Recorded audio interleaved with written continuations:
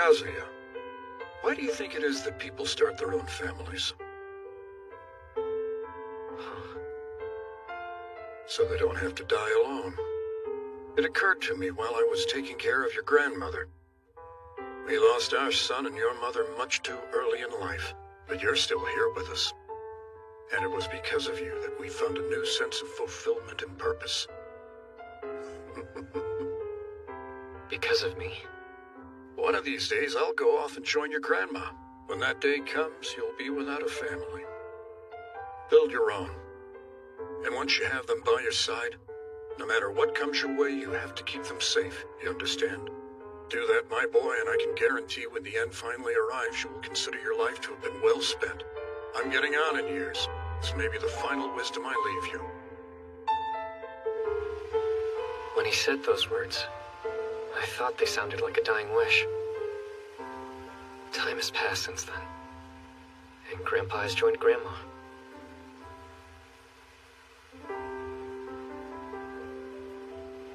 But I'm still here, all alone.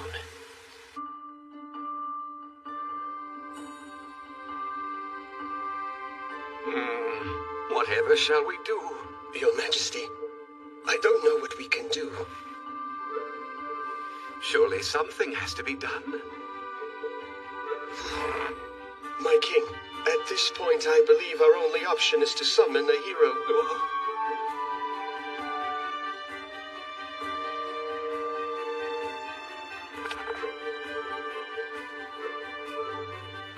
You understand the procedure, correct? Yes.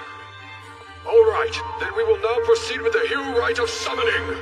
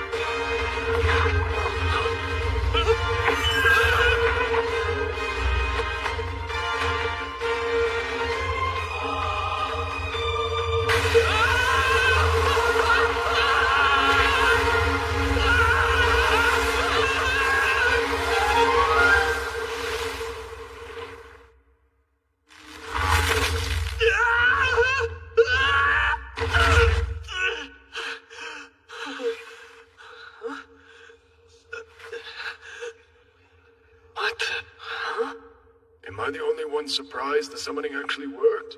I guess everything is worth trying at least once. Wait, summoning?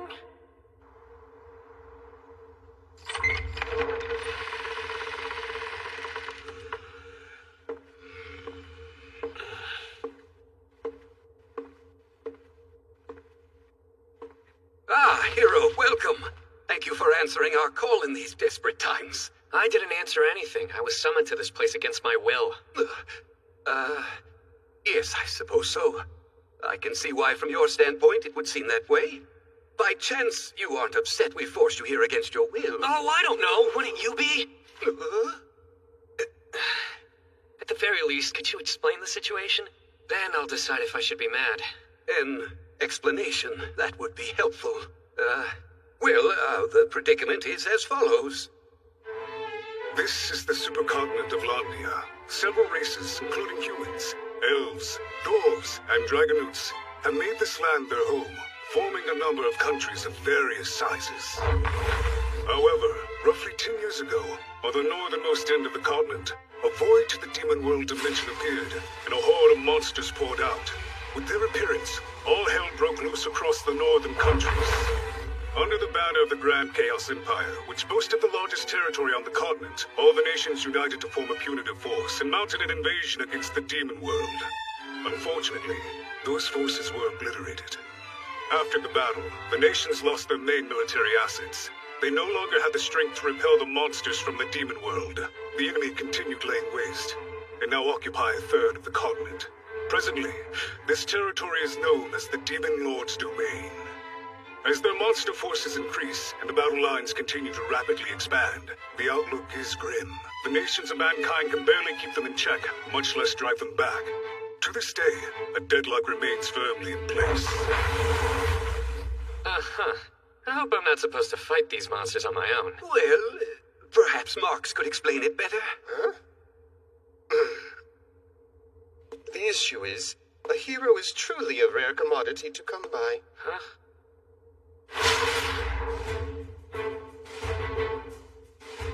As of this moment, the Demon Lord's domain remains mostly quiet. However, our forces are stationed at his border, and have been informed to remain ever vigilant. The soldiers' morale is high since they've been charged with protecting the world of men. But the longer the troops remain there, the more money's required. It's becoming problematic. Also, there is the other matter. The Elfrieden Kingdom. They've been asked to contribute to the war effort. The deadline is approaching, but they have yet to respond. You're going to turn me over to the Empire in the place of financial aid? I'm terribly sorry about this, and hope you can forgive us. You see, while the Demon Lord's domain doesn't border our own kingdom, it abuts the Grand Chaos Empire, which happens to be the largest country in all Landia. Because of their brave efforts, we see many benefits and few monster attacks. But it costs. The Empire requires financial assistance from countries that do not share the border with the Demon Lord's domain. So the issue ultimately comes down to money. If the Empire's willing to fight them, you have to pay them. We'd love to. The only problem is we can't. Right. Our country has been experiencing a continuous shortage of food. The expansion of the Demon Lord's domain has sent us refugees who were chased from their homes, and the cost of feeding them is astronomical. As things currently stand, we are in no position to supply any financial assistance. However, within the Empire's request for aid, there is a clause that states that if we cannot contribute financially, we may perform the hero rite of summoning. The sacred ritual of bringing forth a hero has been handed down in our kingdom for generations. We can send you instead of funds. That's tradition. It's with the utmost reluctance we... You'd be more than willing to sell off your own daughters if it meant paying your debts, right? So, after handing the Empire a hero, what will happen to me after? Well, we're a little murky on the subject. All right. Then what makes a hero in the first place? Legend says that a hero is the one who will lead the revolution into a new age. The what? No disrespect, but that's more than a little vague. The thing is, information is scarce, so the who and what of a hero are shrouded in mystery. Seems like the Empire has an interest in them, though. I hope they don't want you to hand me over for dissection. Or anything else equally as macabre. Not reassuring. There isn't a chance in a million that they would do such a thing. Yes, 1,000,000. Well, 1,000. I'd put the odds at about 100. Why does the possibility keep going up? Seems as though I'm stuck here for the moment. My original life plan was to become a civil servant, but now here I am, at risk of being dissected in some fantasy adventure. I could run, but without any knowledge of the castle, that's easier said than done. Plus, if I screw up and get captured, this whole situation will only get worse. Which basically means the next thing I say pretty much determines my fate. If I may, permit me to ask one more thing. I suppose so. Are requests made by the Empire limited to this one, or are you expecting some more? Well, of course they would need to. Actually, the way I see matters, there's no end to these requests in sight, as long as the monsters persist in their attacks. I'm sure you're right about that. So, I have another question.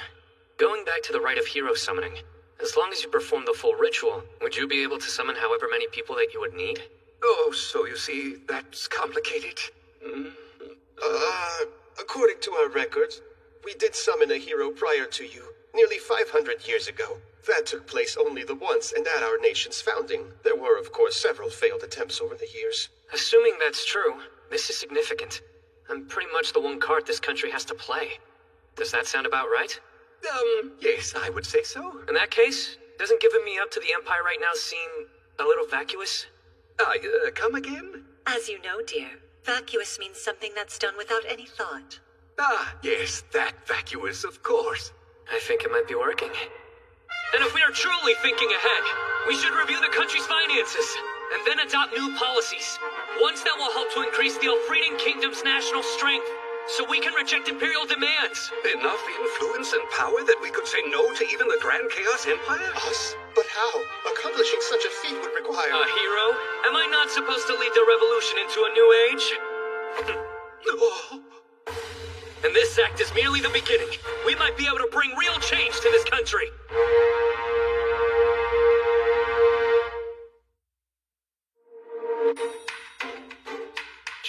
country. That was the idea. Only problem was I didn't have a plan. Still, all I need to do is find a way of coming up with the aid money.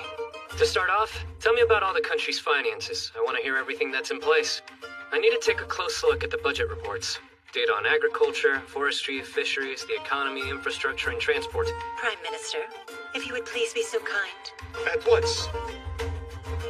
And so, a wide range of topics were discussed. The conference between the Elfrieden King, Albert, Prime Minister Marx, and the hero Soma went on longer than expected, lasting for 3 days and nights.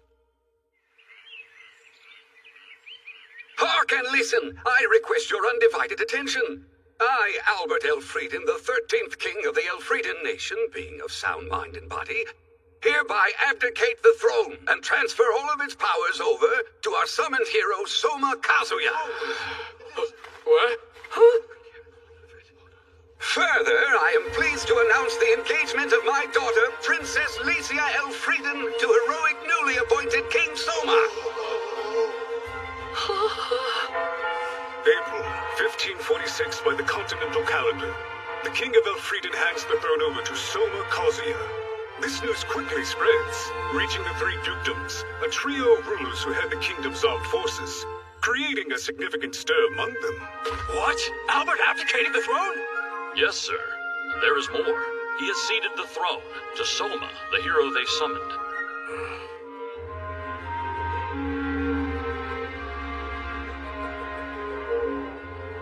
That's certainly a bold move, and coming from King Albert of all people. When this news reaches her, I bet Princess Lycia will be beside herself.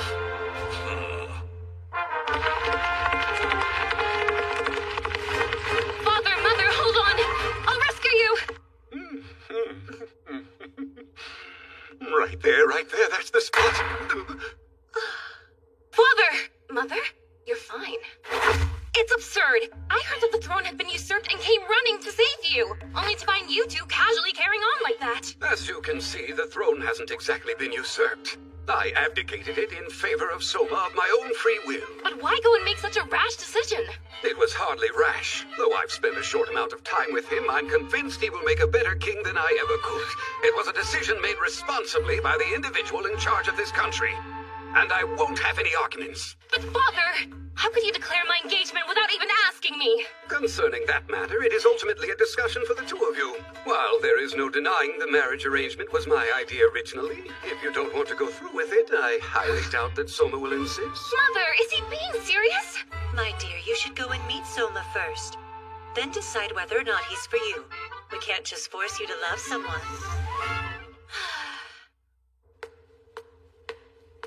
They can't expect me to discuss the matter civilly with him. Obviously, this Soma guy is up to no good. I'm coming in. Hey, whoever you are, give me a hand. Pardon? Hold up. You are able to read, right? Please, I'm not some idiot. I've had an extensive education. Then what's 3 plus 2? 5. And 6 times 2? 12, obviously. 42 divided by 7? 7 or, I mean 6. I got confused. Good enough. Get over here and help me with the budget. What help you? Just who do you think me to be anyway? Reserves to help me with these finances? I am Lycia Elfrieden, the king's... former King Albert Elfrieden's daughter, and you will show me respect. Seriously? You're a princess? Isn't it obvious? Well, not really. That looks like a military uniform. Because it is a military uniform. I'm stationed with the army under the command of Duke Carmine. I was out there performing my patrol duties and rushed home when I heard the news. Now that you mention it. Yeah, I should have known. There is something princessy about you. Oh, right. Name's Soma. And for better or worse, I'm the new ruler here. And I used to be this kingdom's princess. Before you came along, that is, and stole the throne away. I'm not quite sure what I am now. Excuse me, stole? If you'd been here, you'd know the king was more than happy to push the crown on me. Perhaps you can explain that. I realize you're the hero they summoned to trade to the Empire, but you just arrived and suddenly my father makes you our sovereign? I'm just as confused as you. I was just looking out for my own safety and suddenly I'm running things. Oh? I do wonder whether the two of them will find common ground. They'll be fine, dear. Trust me. When I brought up fiscal reforms, I knew I might be put in charge of the kingdom's financial management or something like that. but I never expected to be made its king. So listen, I'm sorry for how I acted. You have nothing to apologize for. Hey, you're the victim here. No one asked whether you wanted to get engaged. Yeah, concerning that, Don't worry about the whole betrothal thing. I'm only keeping the throne warm for a little while. After a few years, I'll probably retire from this king gig. Really? All I want to do was fill up your coffers. It was the only way I saw to keep myself from being handed over to the Empire. Then again, now that I've been given the throne, can't waste it. Least I can do is get this country's finances back on track. But, after it's on the right track, I'll let this country handle the rest. Of course, you can cancel our engagement. Such arrogance. You say you're going to quit being the king after only a few years. Can you really do anything for the kingdom in that short amount of time? And before you answer, let's start with all the aid to the Empire. Oh, that. I've already secured the necessary funds.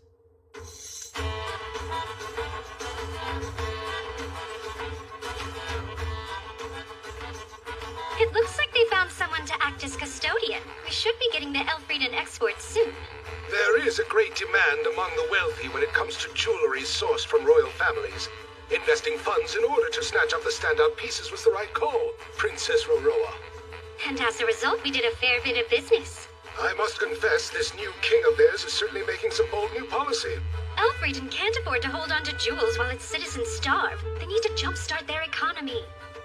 At first, I wasn't sure why they made that hero their king. But based on what I've seen so far, he could be a formidable opponent. Yes. You sold off our national treasures? The national treasures belong to the whole country. You can't just give them away. Come on, would you take it easy? If they belong to the whole country, then it's fair to sell them for the sake of the nation's subjects, right? Yeah, all right, but there were numerous cultural and historical pieces. True, which is why I made sure not to sell those. In Group A, I placed national treasures that have historic or cultural value. Those with neither went into Group B. The remainder were put into Group C. Only B was sold. When it comes to A's fundraising potential, they have more long-term value put on display in a museum. It wouldn't make much sense to sell them off. It was smart of you to categorize them, but what about Group C? Magical tools, which frankly I'm not sure how to handle. I would label those more as weapons. You can't put them on display, or risk the wrong person buying them. Speaking of, there is a full set of antique hero gear. If we find the right buyer, it should fetch a ton of cash. Sound good? You wouldn't dare. Just what kind of hero are you?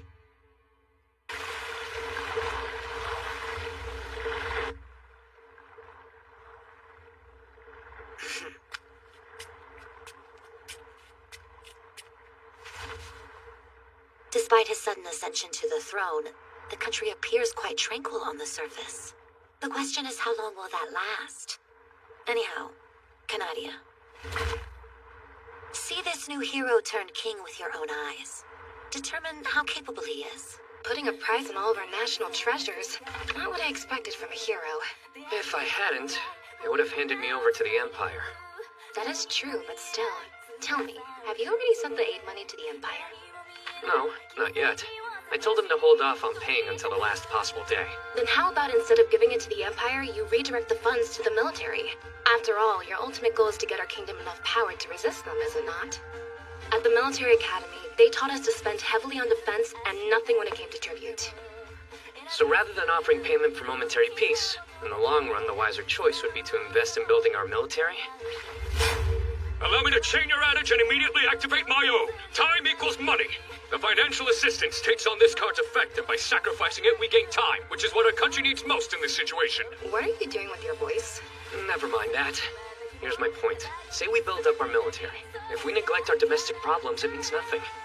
Until we resolve our food shortage and refugee crisis, we'll continue losing the people's support. It wouldn't take much work for an outside force to instigate an uprising. The country would be in a vulnerable state. A revolt? Not the people of Elfrieden. They love their country. They wouldn't dare. That's idealistic thinking. The fact is, when people go hungry, morals and patriotism vanish. You can't show concern for others if you have no breathing room yourself. Agreed? It's true what they say. You really are a huge realist. Know what? Perhaps I am.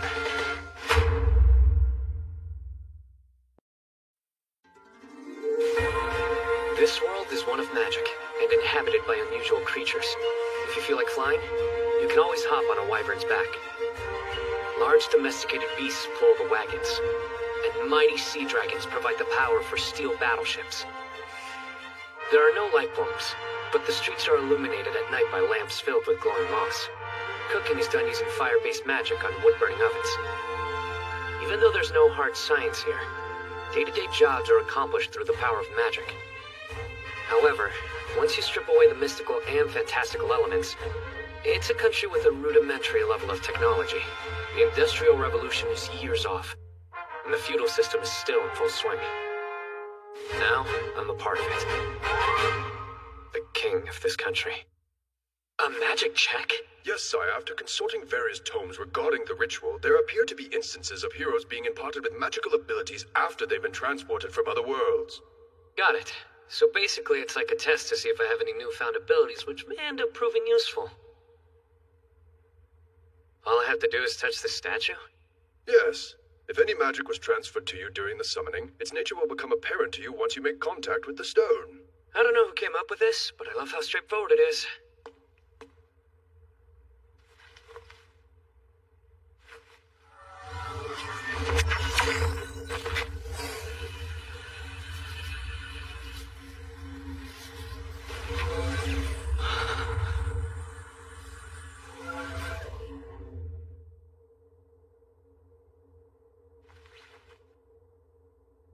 How did it go, my king? I never thought I'd say these words, but apparently I'm a magic wielder now. Oh. The question is, what sort of practical applications does this power have?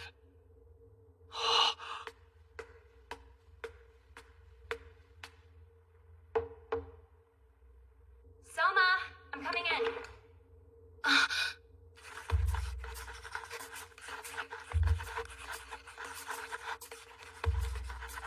What is going on? Licia, good you're here. Looks like everything's handled.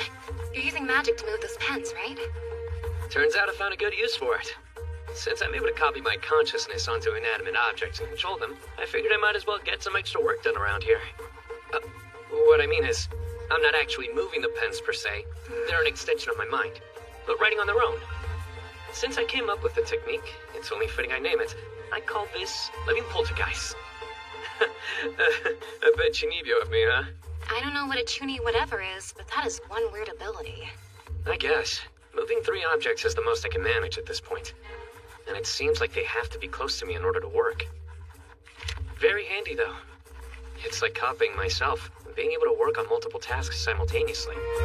In short. Oh, go on. Super convenient for doing paperwork. So, yeah, my newfound power's making certain tasks easier. Without it, you'd probably find me buried underneath a mountain of paper in here. Even with your extra help, it looks like you're barely avoiding a bureaucratic avalanche. Just what sort of work are you doing, by the way? Let's say we're digging for buried treasure. Buried treasure? More precisely, we're tracking down unaccounted for expenditures. We take the budgetary requests, then look at the financial statements. Even though the amount requested and spent may seem to be a perfect match, the itemized expenses will sometimes be different. That can indicate 2 things. First, wasteful spending in order to use up the budget, or 2, misappropriation of funds disguised as an investment. We are poring over every request form the kingdom has received and keeping an eye out for any glaring discrepancies. If any embezzlement is discovered, the guilty party will pay the amount back. And if they refuse, they'll be arrested and their property seized. Is it necessary to go to such lengths? After all, you solved our financial woes by selling the national treasures and paying the Empire. Sure. For now, at least I don't have to worry about being turned over to the Empire anymore. Still, if we want this country to get back on track, we can never have enough capital. Same goes for manpower. I can't help but wonder if Soma and Licia are getting along. Knowing the 2 of them, I'm sure they're doing just fine. You think so, dear? Yes, you're right.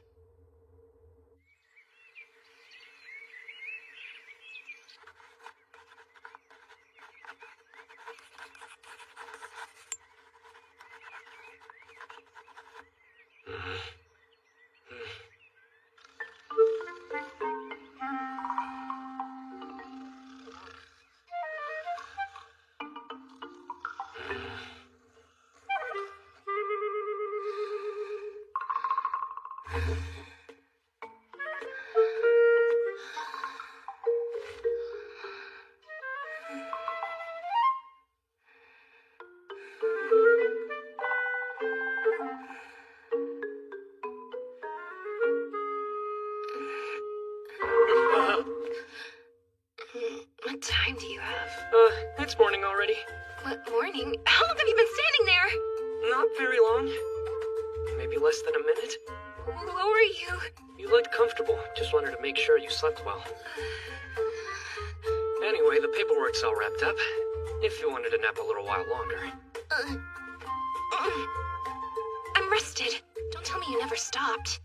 By the looks of it, you haven't slept in ages. I was planning on catching a few winks later. But in the meantime, would you care to join me?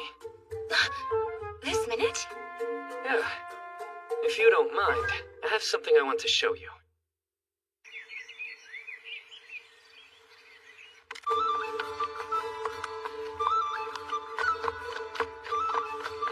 Easy. It's not like you have to hold on to my waist so tight. Sorry, but this is pretty scary for me. Some hero you are. Traditionally, the man should be up front holding the horse's reins. I can't help it. This is my first time riding on a horse. You're joking. We get around other ways. Like where I come from. We travel using machines and don't rely on animals. Sounds like quite the place. Soma, tell me something. What is it? The place you're originally from, do you have family there waiting for you to return? Or, friends, girlfriends, anything like that? There's no one. My grandpa was the last of my relatives, and he passed away before I came here. Sorry to ask. No reason to apologize. My grandfather lived a full life. Basically, there's no one waiting for me to return. I guess I'm in no hurry to go back right away, either.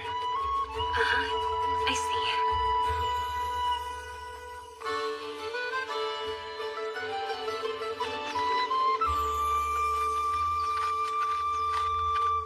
You could stop here.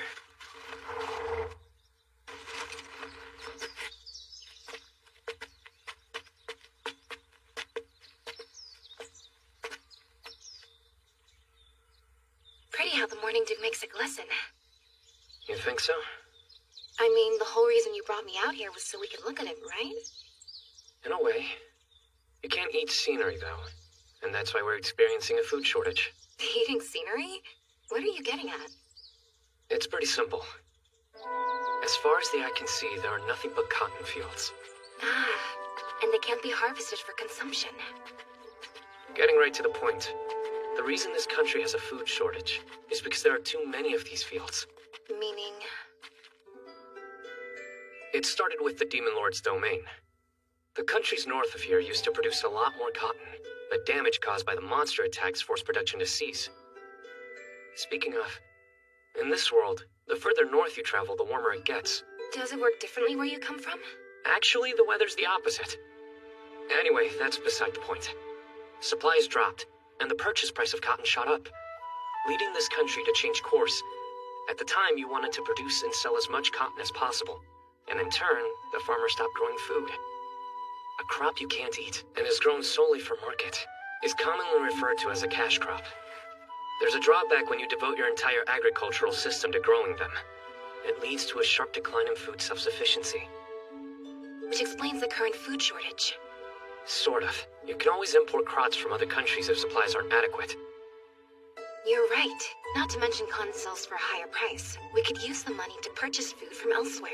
Yes, just one problem. Cotton prices have considerably fallen. There was profit to be made, so other countries realized this and rushed to produce cotton. As a result, the global supply far exceeded the demand. And now, the cash crop this kingdom had been relying heavily on is practically worthless. Meaning less funds to import fruits and vegetables from other countries. And since we're importing less these days, the cost of domestically grown foods have continued skyrocketing. The most vulnerable classes are the people who've suffered the most.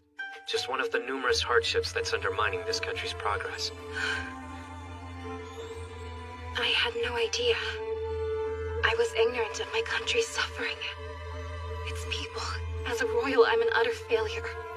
Don't talk like that. Hey, nobody said that leading a kingdom would be easy.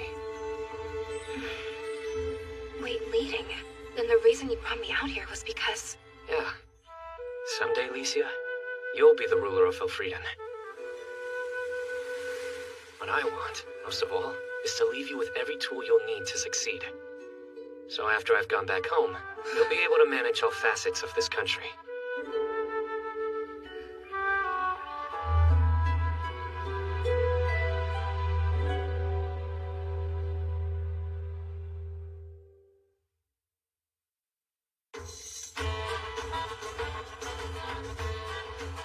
The first step is to limit the acreage for cash crops and start planting food again, so we end the shortage and no longer have to be as dependent on other countries. The kingdom will provide farmer subsidies to support the changeover. Also, we need to prioritize planting soybeans and potatoes. They have a variety of uses and also can survive harsh weather. Alicia, you listening? I was paying attention. It's not like agricultural reforms just happen overnight. For the time being, no matter whether all the food was imported or domestically produced, the kingdom will purchase it and sell the goods for less than we bought them for. Sounds like that's gonna leave us in even more debt. And I'd like us to make up the deficit with our exports. But given the current market value, we will need to find a new cash cow that isn't cotton. Easier said than done.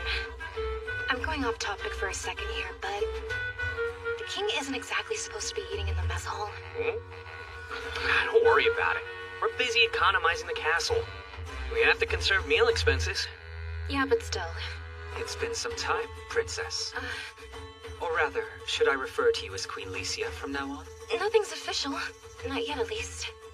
Soma, this is Sir Ludwin Arx. He's the captain of the Royal Guard. It's Soma Kazuya. I'm sort of the country's acting king at the moment.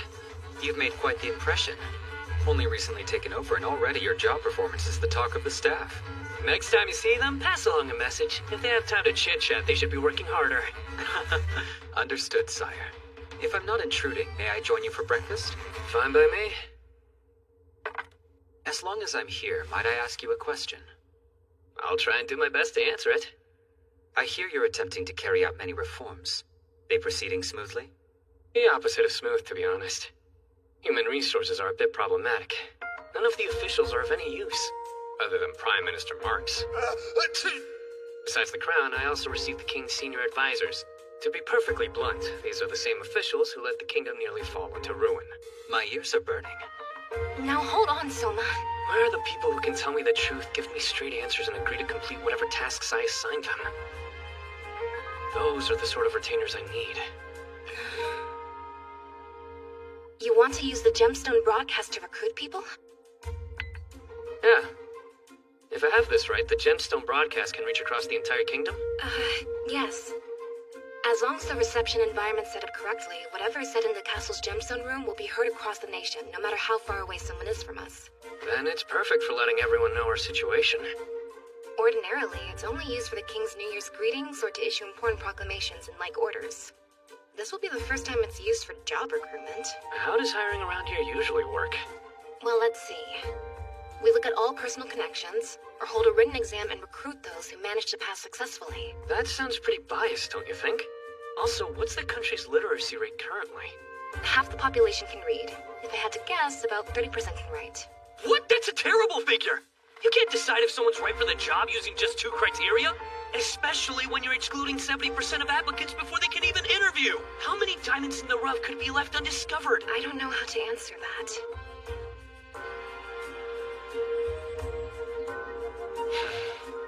No worries. Once the financial situation stabilizes, we can solve other issues as time permits.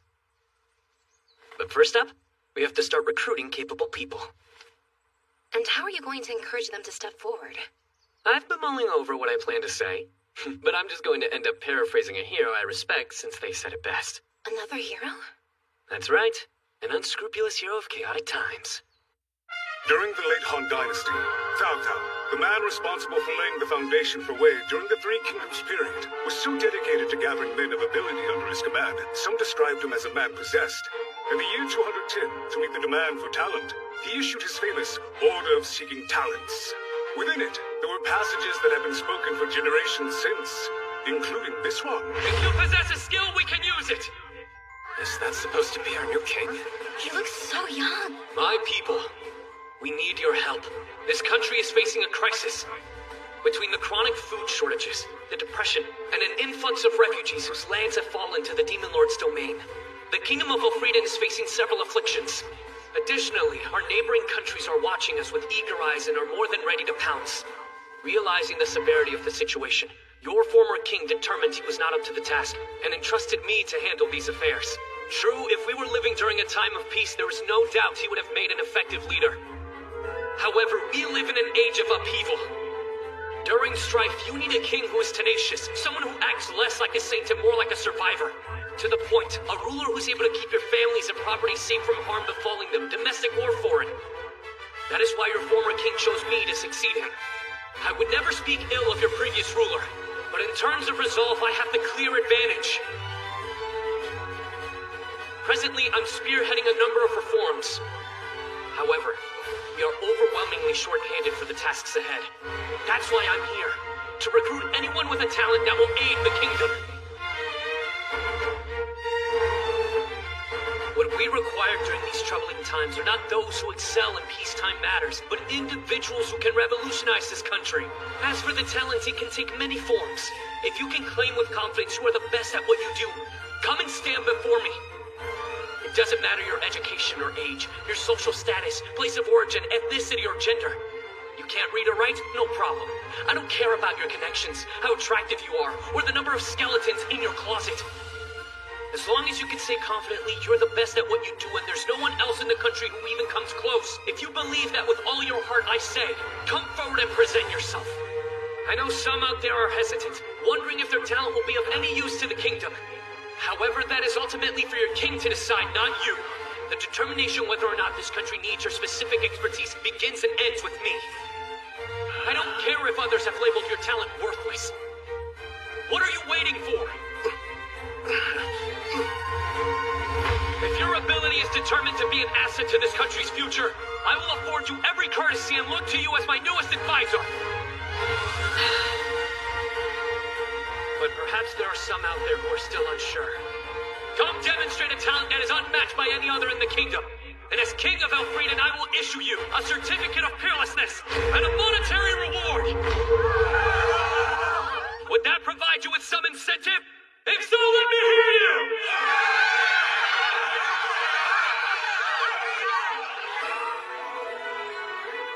You may recommend yourself for someone else.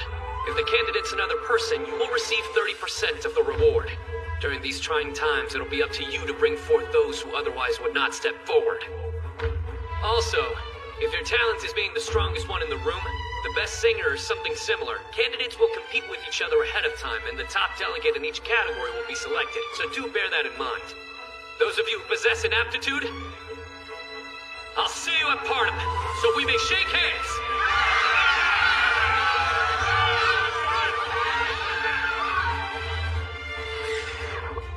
What was that bit at the end? You thought it was too much? Just a touch.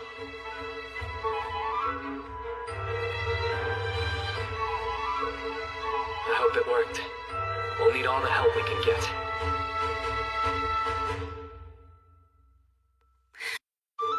The fact that I can understand the language spoken in this country, and similarly that people here understand my native language, is not a coincidence. Apparently, this is some strange power imparted on heroes. Not only that, I can read and write the language of both worlds. Don't ask me how. It's like it automatically gets translated inside of my head, and then I write it out. On that note, it seems no matter where you're from in this world, the entire population uses a single language. Which is hard to believe, given the diversity of cultures that call this world home. Out of everyone here, it looks like I'm the only person who has this auto-translate ability, so it may be exclusive to heroes. For instance, I can play recordings saved on my phone, but when I do, the only thing the people of this world hear is an incomprehensible language. It's all so strange. Someday, Licia, you'll be the ruler of Elfrieden. What I want, most of all, is to leave you with every tool you'll need to succeed. So after I've gone back home, you'll be able to manage all facets of this country.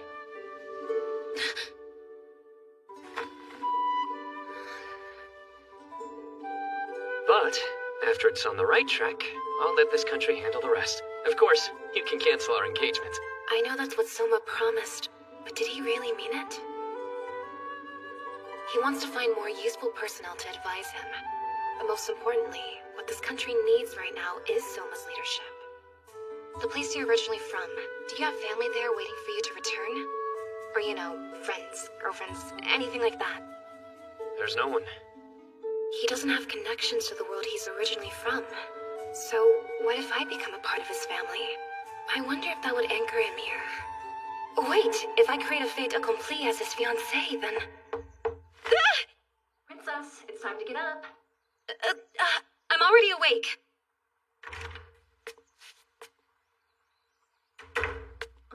Princess? Is there something wrong?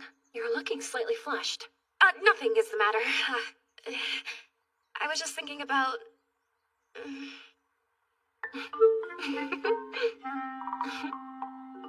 Today is the day. His Majesty is going to honor the 5 subjects who proved to be especially outstanding among the recruited talent. Yes, I remember. The king wishes for you to attend as well. So please hurry and get ready. I understand numerous people responded to his invitation. Yes, so many. The screeners were complaining, grumbling how there was no way they would ever finish. I'll bet if Soma heard that, he would say, if you have time to complain, get back to work. What is with that expression? Don't tell me you're having second thoughts. No.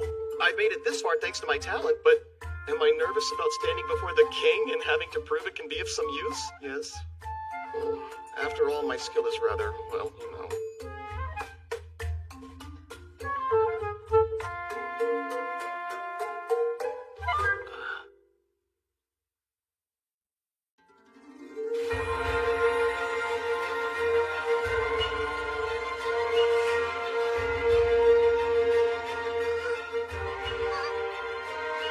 You are in the presence of the king, and you will bow your head.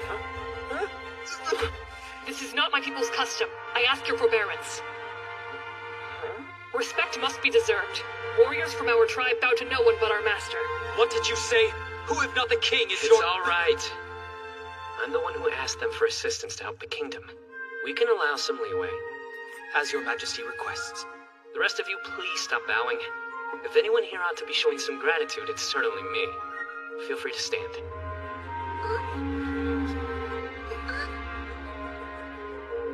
By order of His Majesty, the gifted and exemplary citizens of the nation have gathered at the capital. Those present today have shown they have rare abilities that set them apart from their peers across the land. We will now announce the talents these people possess and present them with their promised awards. Aisha Utgard, Dark Elf from the God-protected forest. If you would step forward.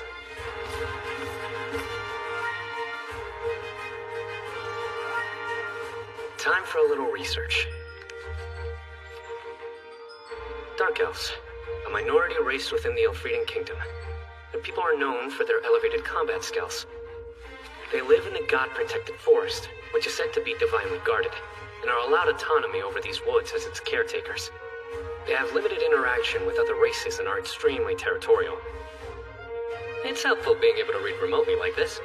This living poltergeist thing sure does come in handy. Pun intended. Your Majesty, she excels in the art of combat. It is fair to say that her fighting abilities are unmatched by anyone in the kingdom, and we commend her for that. The foremost military prowess in the kingdom. I have high hopes for you.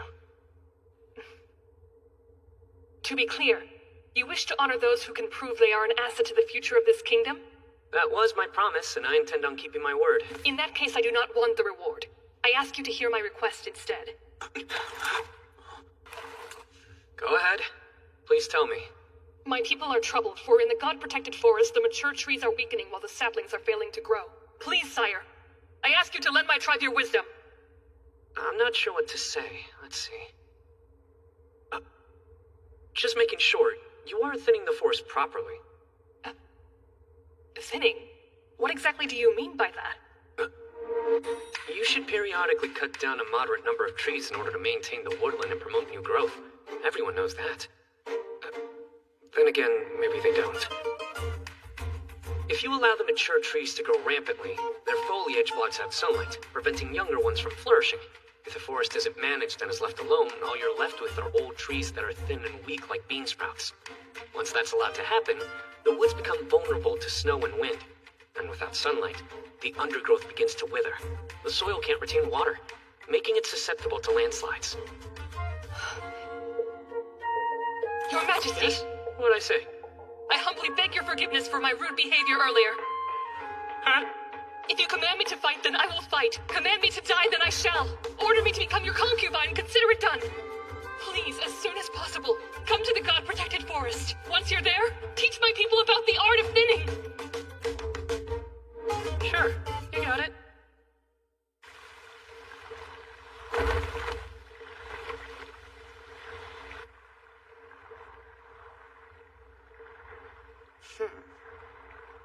By the sounds of it, things are getting interesting over there. Junadoma, you shall be next. Step forward. Yes, sir.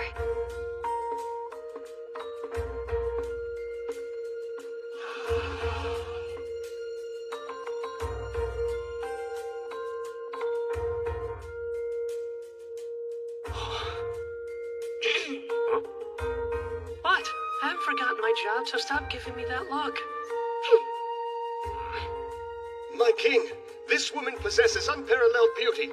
In addition to this, she has an incomparable singing voice. She may rightly be called the greatest songstress of our time. A beautiful appearance and voice. God does have favorites, after all. I don't deserve such praise, Your Highness. From the information I've been provided, the Doma family's ancestors were Loreleis, so a talent for singing most likely runs through her blood. Loreleis. Legend says they were creatures from the deep, who beguiled sailors with their beauty and enchanting voices. The singing voice of a Lorelei. I would very much like to hear a song. If that is what you wish. I know. All of Elfrieden is watching, since the ceremony is being transmitted far and wide via the gemstone. Could you sing us something that will help to energize the nation's people? As in something lively? Let's see. Several songs have been passed down in my family, but most of them are melancholy in nature. Honestly, I can't think of any energizing songs, but if I were to hear one, I'm sure I could sing it right away. If you were to hear one, huh? Oh. Well, in that case...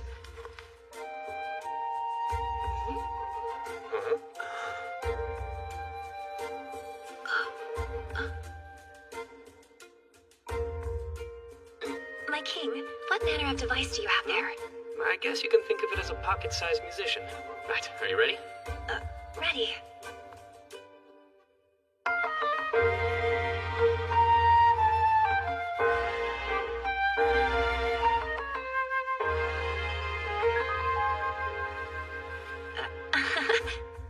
The song I played you is one from my homeland. Does that mean the language I just heard is from a completely different world? Yeah, since it's foreign to you, it'll probably be hard to sing. No, I'll be fine. I remember the song phonetically after hearing it, so I should have no trouble at all. You memorized the whole thing after hearing it only one time? Amazing. Most kind of you. Very well. I will sing for this land.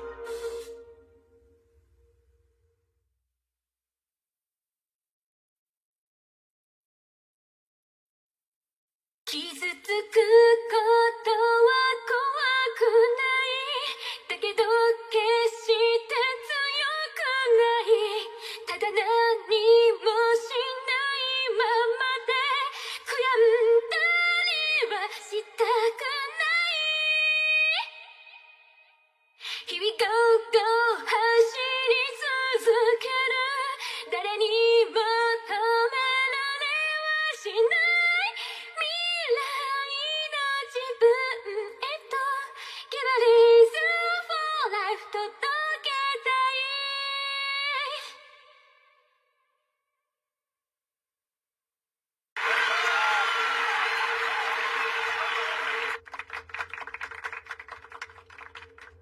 Thank you very much for giving me the chance to perform for the whole kingdom.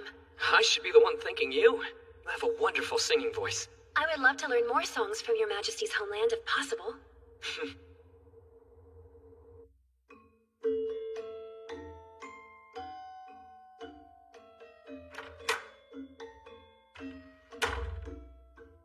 I see you're as intent as ever on gathering intelligence from all quarters. Valuable intelligence is worth more than gold. Information is the lifeline of any good merchant. And has there been any news of interest? Apparently, the King of Elfrieden is doing an overhaul of his advisors and recruiting talent across the country. Seems he didn't think those musty dynastic retainers could fulfill his new agenda. Certainly looks that way.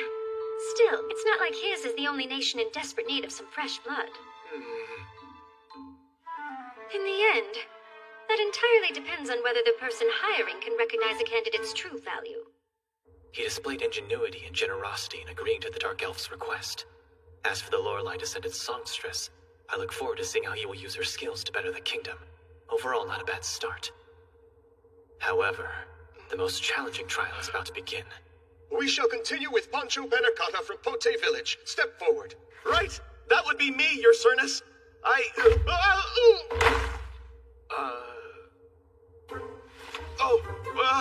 Pardon my clumsiness. This man's talent for eating can be called legendary. While there were several applicants who answered the call claiming to have a true gift for gluttony, none could match this man's insatiable appetite. Furthermore, his search for food has been no ordinary one. He has traveled the world, eating specialties and rarities along the way. According to him, he has consumed just about everything there is to eat. What? It's terrific news! Thank you so much for answering my call. I've been waiting for a person with your expertise. More than any of the other talented people here, I'm delighted that you stepped forward. Your Majesty is delighted I'm here. You know, everyone, they called me Fatso and said I was a fool to throw my money away for the sake of eating. They're wrong. Your well-honed gluttony will save this kingdom. So hold your head proud and high. Are you sure about that, my kingness? Yes. Your insight from sampling the specialties and rarities from all over will be the key to solving multiple hardships. I need your help, Pancho. Let me use your vast knowledge. Yes, sire. If I can be of any assistance to you, by all means use my experience. Please. Hey, Marks. If there's a distinguished subject, this country has a tradition where the king can grant them a specific title, right? Indeed. You are most correct, my king. In that case, Pancho, I will dub you with the name Ishizuka. Back where I'm from, it belongs to an insatiable hunter and master of cuisine. I trust you'll work hard not to tarnish the name. When the sight of King Soma receiving Poncho was seen throughout the nation, it encouraged the reluctant. There were still those of exceptional talent who had not stepped forward, but after witnessing how all manner of skills were praised by the king, they gathered themselves to Elfrieden. Your Majesty, the preceding three nominated themselves, but the next man was recommended by someone else. And now, Hakuyu Kwan Min, step forward. Sir. This man has exhibited a talent for intellect. It is believed that his knowledge and memory are unrivaled throughout the kingdom. Who was it that suggested your skills could help out in some way? It was the uncle I live with, sire. He said I was old enough to stop reading books, and should serve my country in a meaningful way, so he put my name forth. That's funny. No, I was just remembering how I used to get that a lot myself, believe it or not. So then, what genre of books do you tend to read? I do not prefer any one genre. I read literature, of course, as well as history, law, and military tactics. Assimilating knowledge unknown to me is my reason for living. Interesting. In that case, how would you like to be a librarian in the castle library? You would have free access to books authorized to only catalogers. Oh, that is most generous, and I graciously accept. Yes, I suppose that is what I would have said just a moment ago. But not anymore, I take it? No, I've changed my mind since. Fine, then what would you prefer? If you'll permit it, using my knowledge, I would like to underpin your Majesty's hegemony. Pretty bold to use the word hegemony, and I wonder what he means by underpin. Does he want to be my military strategist? And you believe you're gifted enough to do that? I would like to think I am. You said that you changed your mind. Explain. Begging your pardon, but since the ceremony began, I've been sizing your Majesty up, judging whether you were a ruler worth serving. Seems I passed. What criteria were you using to determine if I was worthy? It was dependent on whether you appointed Poncho. That was my litmus test. Even if you had not immediately recognized his value, but had appointed him for some future use, you still would have passed as a king. If you had judged Poncho's talent as worthless and rejected him, you would have failed. That was my line of reasoning. I never expected you to welcome him as you did. I'm pleased that I was wrong about you. There's no doubt your talent is sensing what this country desperately needs and seeking it out at all costs. I will echo those sentiments. I also believe I know what this country needs during these trying times. But tell me, are you the sort of advisor who can help me get the job done? I believe His Majesty must be the one to judge that for himself.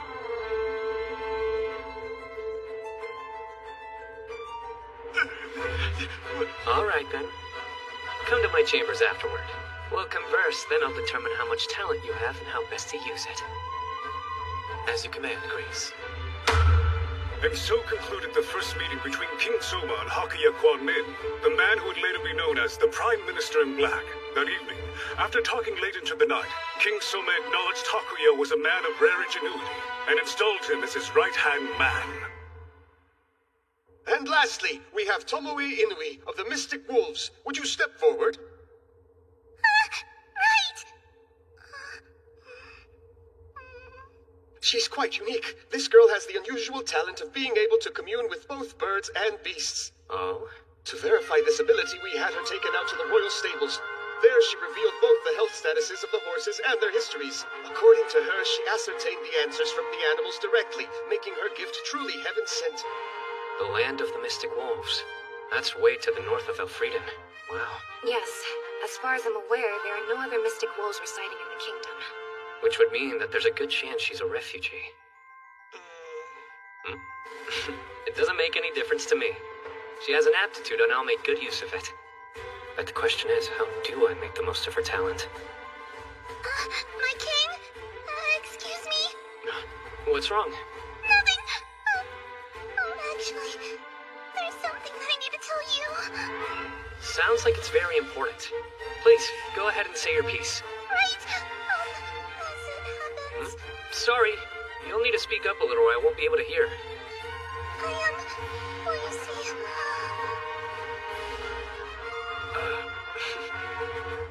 No problem. I'll come down there to you.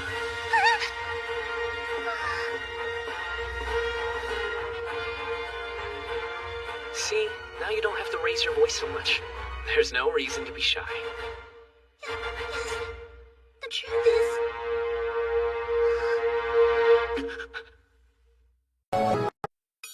When it comes to how people view so-called monsters, there's a distinct difference between this world I was summoned to and the one that I came from. Back in my world, monsters are not seen as people or animals, but basically a separate class of creature. Things are different here. They fall into both categories. Some are seen as people, some as animals. To be more specific, humans, elves, beastmen, and dragonoots all exist under the label of mankind. As for the wildlife, even though they look like dinosaurs, giant lizards are seen nearly as common reptiles. An ant the size of a person isn't the least bit shocking, and man-eating flora are still regarded as simply plants. Incidentally, dragons are known as god beasts and are treated differently. The reason they're not called monsters is because they're incorporated into the world's ecosystem. So Jellins, a slime creature which to me looks like something out of a sci-fi movie, are treated here as a common animal with an important role to play. So what does qualify as a monster here? Mostly creatures that look like fusions of various animals. Among their ranks are many beings that are relatively human-like in form, but no different from a common beast in terms of intelligence. Or so I thought when I started recruiting talent. Until a mystic wolf girl responded to the call and told me something that threatened to shake this world to its core.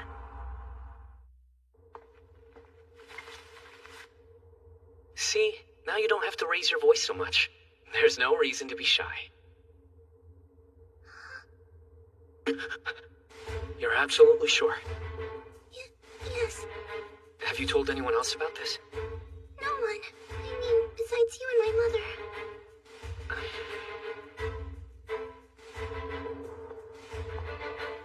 Remain calm.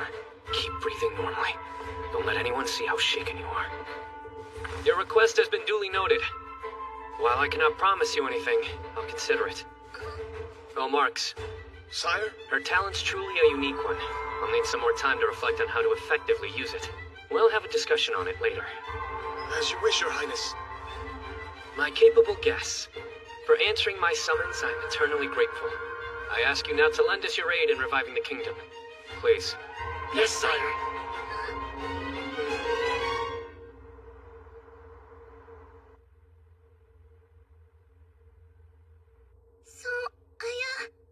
You said you wanted to talk to me about something that was important? Back in the chamber, when she whispered to me, is it possible anyone in the audience heard her? I know I didn't hear anything. No, she was speaking far too quietly, sire. My ears didn't pick up a single word either. Sounds like there was no danger that it went over the gemstone broadcast then. I don't think we have to worry. You shouldn't be sensitive enough to pick up whispering. Whatever she said to you must be serious if you're this concerned about it getting out. Yeah. So she can converse with the animals. You heard that part, right? Yes. Not only does she know what they're saying, but somehow they're able to understand what she says in return. It's no stretch to call her talent phenomenal. Yes. Even more so because she can also speak to demons. Up to this point, it was thought the monsters of this world possessed intelligence equal to that of an animal's. However, among the Demon Lord Domain's ranks were those who acted in teams, using weapons and magic, and behaving almost as though they were no different than people. The humans began referring to these particular beasts as demons, to distinguish them from the others. True, these demons were different from other monsters, but despite being able to demonstrate intelligence, there was still one crucial component that separated them from the other races and breeds of the land. Demons could not be understood. Their language was unlike any tongue used by the rest of the world. Unintelligible. You spoke to a demon? But that isn't possible. No one can understand what demons say. Tell us everything that happened in detail. Well, the demon I spoke with in the woods was pretty short. And he had a face that looked pretty much exactly like a dog's. I went into the mountains to pick wild vegetables. That's where I ran into him. Before I could think, I yelled out, "Help!" Then, to my surprise, he said, "You can understand me?" He seemed as shocked as I was. My guess, he must have been a scout. At least, that's what it looked like he was doing. He said we had the same scent. I couldn't bear watching you die. Go on and run away, quickly! And so that's what I did. Meaning a demon actually showed sympathy? It's possible this was an isolated event, and only a handful of demons would let a mystic wolf escape. But even if it's only a fraction, there are demons we can communicate with, which could alter a situation dramatically. What do you mean by that? Are you saying we can negotiate with these demons and take back the lands lost in the war? It would be nice if things took a turn in that direction. But as of this moment, the nations of mankind are joined together facing off against the Demon Lord's domain. Simply because the demons are seen as our enemy, one that is irreconcilably at odds with us. As soon as people learn we have a way of communicating with their kind, there's a big chance one or more nations around us will try and forge an alliance with them. No, they would never do that. I'm no expert, but our worlds have similarities. There are conflicts between nations here, aren't there? Those who would want to gain the upper hand. Yes, just to the west of us. There resides the Principality of Amadonia. Under our previous king, we had a conflict with their country.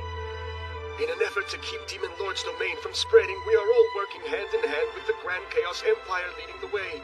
However, mankind is not unified or immune from warring with itself. You're right. There are those who'd exploit her power.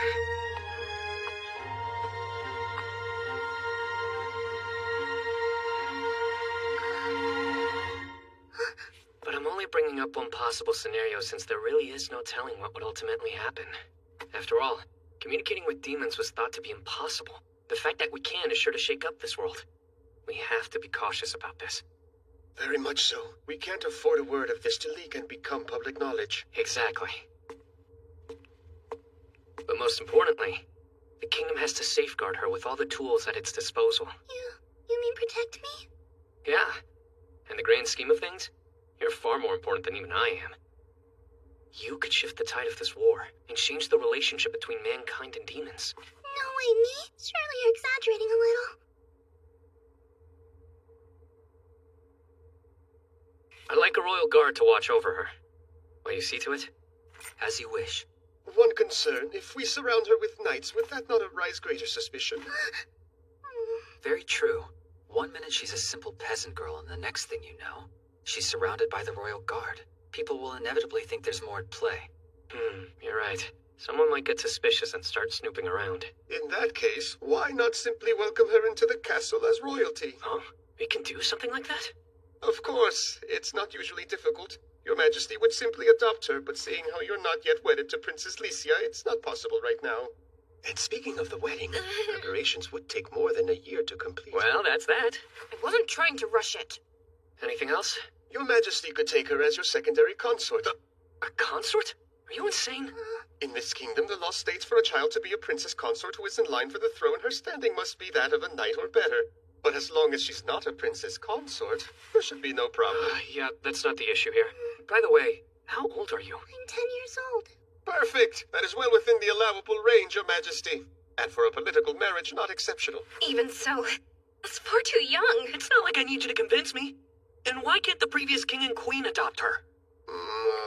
Yes, I suppose that would work. It absolutely will. I've always wanted a little sister. Wait a minute! I'm sorry, but I'm not so sure about this. Cause I already have a family of my own. My mother and brother are waiting for me. Back at the refugee camp. It's all right. You see, Tomoe, it's more of a formality just to make sure you're well protected. If you become my little sister, your mother and brother will also become my relatives. They'll be able to live here in the castle with you. Oh, well, in that case, I agree. Marks, we'll have some time to pass before the adoption, and then we'll make the announcement. If we rush into this without warning, it'll look strange and pretty much defeat the whole purpose. A wise decision, Your Majesty. In the meantime, I would still like to keep her safe. You wish to give Miss Tomoe a role, which would require her to stay within the castle, correct? I do. Let's see. Then in recognition of her ability to talk to animals, how about putting her in charge of the horses that draw Your Majesty's carriage? Great idea. Let's go with that. Sound okay to you? Yes.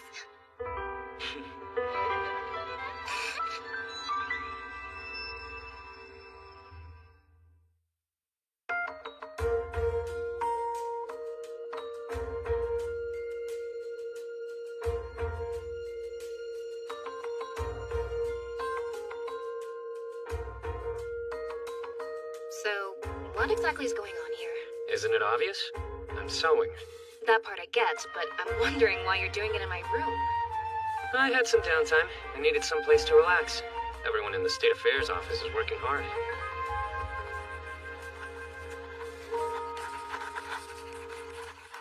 Why don't you just have my father give up his room already? So you can use it as your own. Maybe. And again, for efficiency's sake. It's probably better for me to sleep in the office I have to work in every day. There are definitely other rooms in the castle. By the way, what has Tomoe been up to? Ever since she got here, you've been doting on her like a big sister. Lately, my mother has taken a liking to her. She won't leave her side. Sure, Tomoe was a little hesitant at first, but now she's delighted to have a second mother, so I guess everything worked out fine. It's okay, you may enter.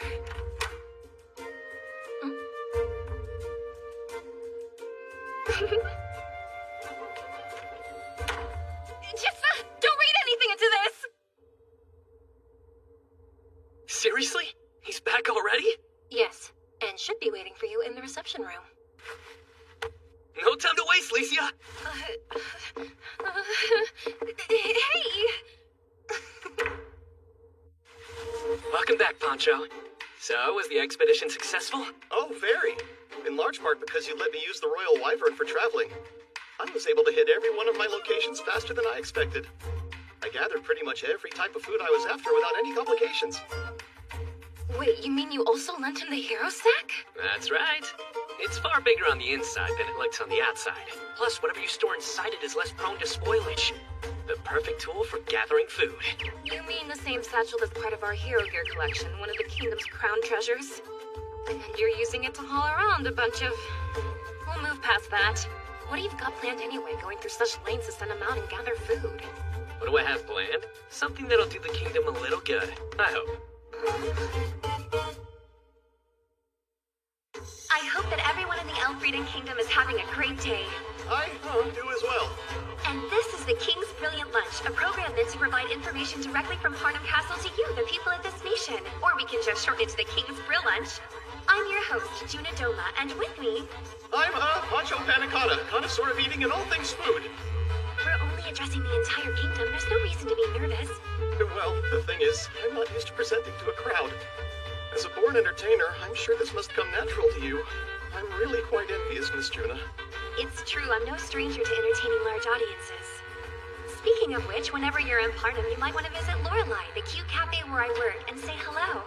I sing there from time to time, so stop on by if you're around. If we could refrain from any blatant endorsements.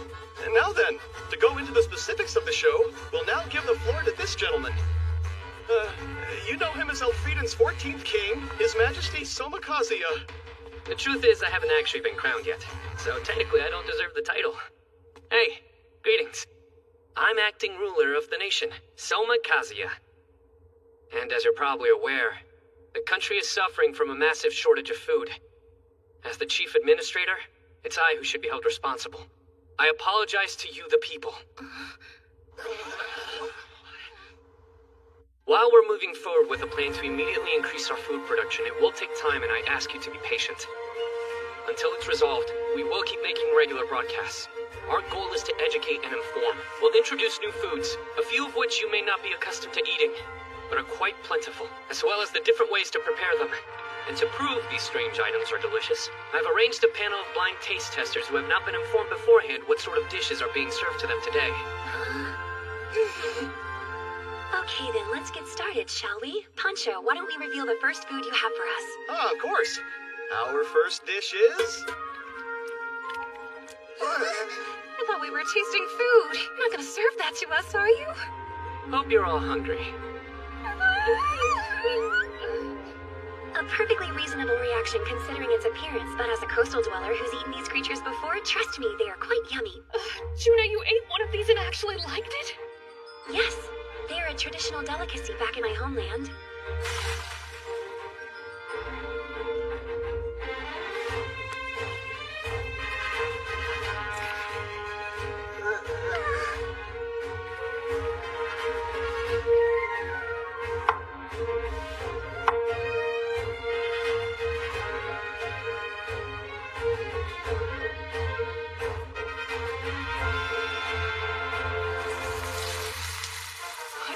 I'm not gonna lie, that's starting to smell pretty good.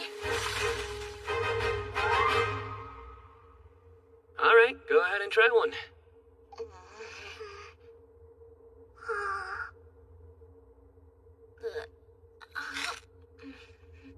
It's delicious, whatever it is. Hey, you're right. This really is yummy. Wow, those are pretty tasty. One serving isn't enough. Would you mind if I helped myself to one as well, sire? Please, be my guest. Oh, so good. They're incredible. They're so full of flavor, aren't they? When you bite through the crispy coating, inside's the octopus, and it's so juicy. Daddy, we caught a whole bunch of octopuses in our net today, didn't we? Sure did. Usually we toss them all out, but let's give them a try. Moving right along, here is our next food item. I know these. They're tree roots, right? They don't look all that tasty if you ask me. Are you sure that we can even eat them?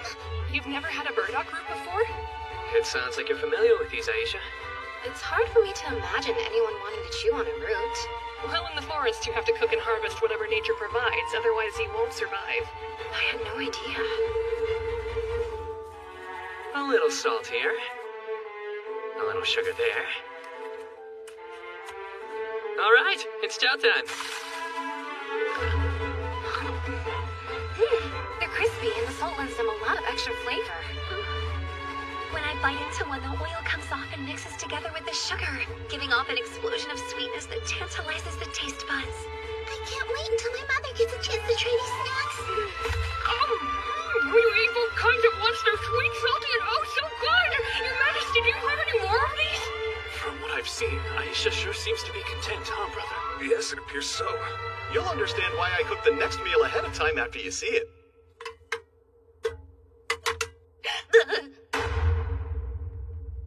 You do not expect us to eat insects. Honey, I could have sworn you were just telling us how you had to eat everything in the forest to survive. And for some reason you assumed that extended to bugs? You would have to be mad to eat these. That hit the spot. And I was like being back home. Yeah, being boiled locusts. Being boiled? So did you use some kind of extract? Precisely. I primarily seasoned them using a combination of both mash water and sugar. Never heard of it. Mash water is a condiment. I find that mystic wolves greatly enjoy the flavor. More specifically, it's referred to as bean mash water, which is made from salting beans to ferment them. They continue skimming layers of liquid that forms during the process, and after fermenting it, you end up with mash water. Both of them are extremely unique flavors not typically known or available in the kingdom, truly. In other words, the bean product is miso, and the mash water is soy sauce. Soma, you really going to eat that?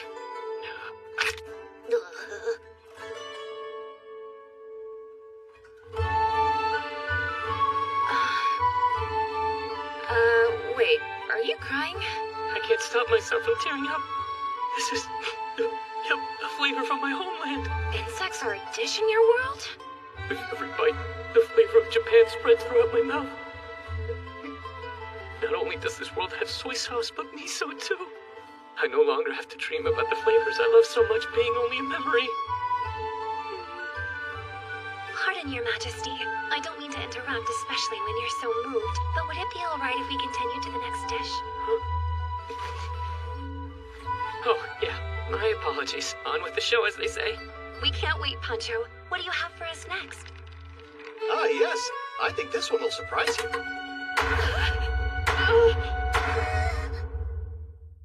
We can't wait. What do you have for us next? Ah, yes. I think this one will surprise you.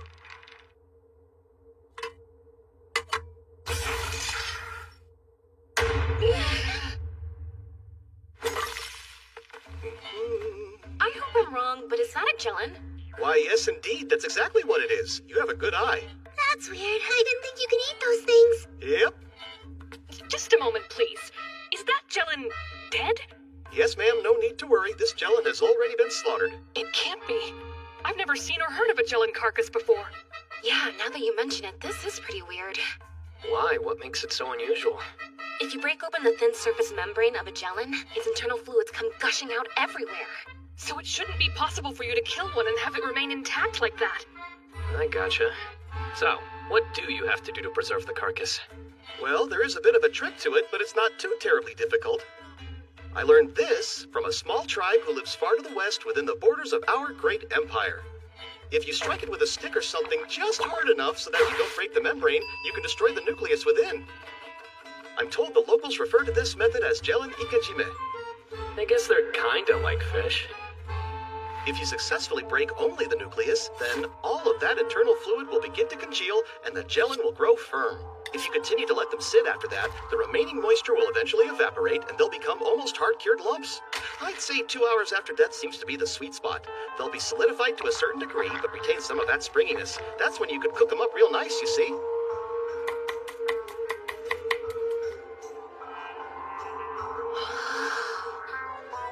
Now, you can simply boil these strips in some salted water, and they'll firm up even more. Huh. It looks like he's adding stock. Ta-da! Please, give it a try. They look like udon noodles. Oh? What's udon? Oh, right. That's a back home thing. We have a thick wheat flour noodle that looks a lot like this. Though, the ingredients and preparation are completely different. You don't say. Then I think you should have the first bite. Huh? You've eaten something a lot like this before, so go ahead. She's absolutely right. After you, Your Majesty. In that case, Highness, here you go. Yeah, thanks. But I don't. Well, I did give the others food they weren't accustomed to. It's not fair if I'm the only one who gets out of this.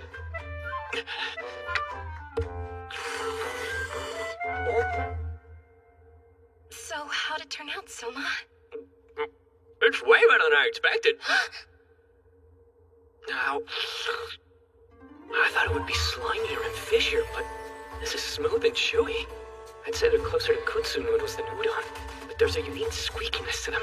It's not bad at all. Then I'll try it too. Wow, this is something else.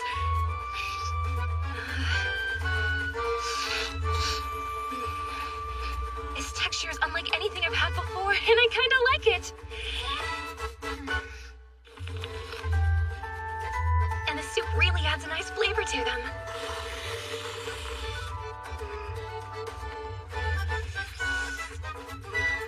Wow, I can't believe this came from a Jellin! That's amazing!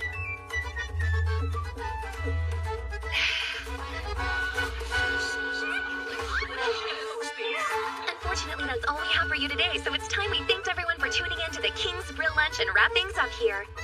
I hope you enjoyed acting as our host, Pancho dear. Yes, although I'm afraid it may be asking a little bit too much of me to do this again. Sorry. Someone please trade places with me next time?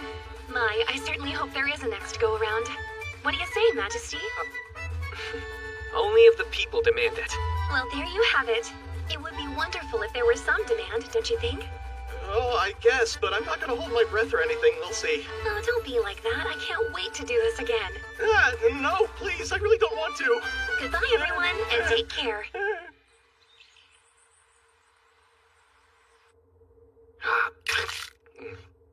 Who knew there would be so much demand to keep the Kingsborough lunch running regularly? Oh, we have to at least do a follow-up now. Come in. Marks wants me? Yes, sir. He says he has something important to discuss. What's going on, Marks? Why are we having to meet in here? Why not talk in the State Affairs office? Do forgive me for interrupting your busy schedule, but I wanted to discuss the possibility of stepping down as Prime Minister. No, you can't be serious! The former King Albert recognized your Majesty's talents and yielded the throne to you without hesitation. I have given a considerable amount of thought to following his example. I have done what I can in your service for as long as possible, but I believe your needs have outgrown my abilities. Unexpected. Have you thought about a replacement? Hakuya has proven himself most talented and deeply devoted to the throne. I believe this man is the perfect candidate to take over my position as your new right hand. He has my full support.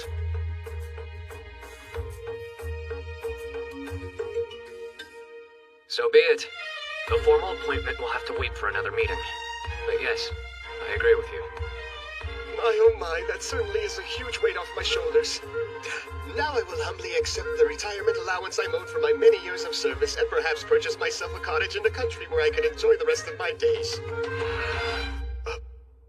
At least that's what I had been planning, but I am well aware that the National Treasury is still in dire straits. So in lieu of my retirement and in service of the Crown, I will remain at your side and accept a salary commensurate with a new position. How about that? You are a wise minister. Even more than you previously thought I was?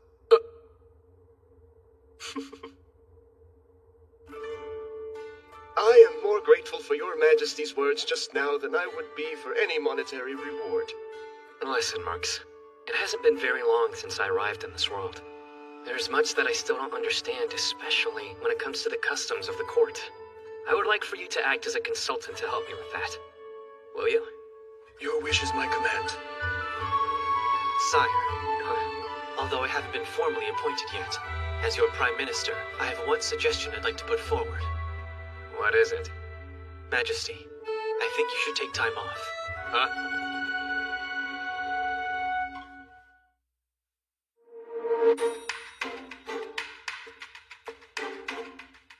Honestly, if all the things Hakuya could have suggested, why did it have to be that? I get that when the boss won't take time off, it makes it harder for those under him to do so. But it still feels weird. If I had my druthers, I would prefer that you take a substantial break, an extended stay in a quiet location outside the castle. But we don't have time for that, do we? No, we do not. I figured as much. Alright, what do you want me to do instead? Take the rest of the day away, and leave the grounds before you're tempted to continue working.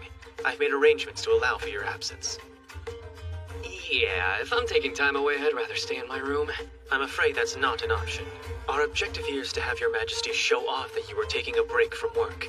You need to enjoy this time in a way that the castle is able to see and appreciate. I don't think you can call that a real break, then. If I may, sir, use this opportunity to take Princess Licia on a date in the castle town. A date? Oh, yes! By deepening your intimacy with her in that way, it will surely hasten your succession, sire. Don't get ahead of ourselves! But I guess it would be kind of nice to go out together. So what should we do about an escort? I think Aisha would be the perfect choice. Brilliant, Hakuya. With such a mighty warrior to accompany them, their safety is guaranteed. Sure, but if it's supposed to be a date, should I really bring another girl along? You'll have a flower in each hand. I couldn't be more envious. Indeed! Damn him. He didn't mean that, right? Oh, just who I wanted to see.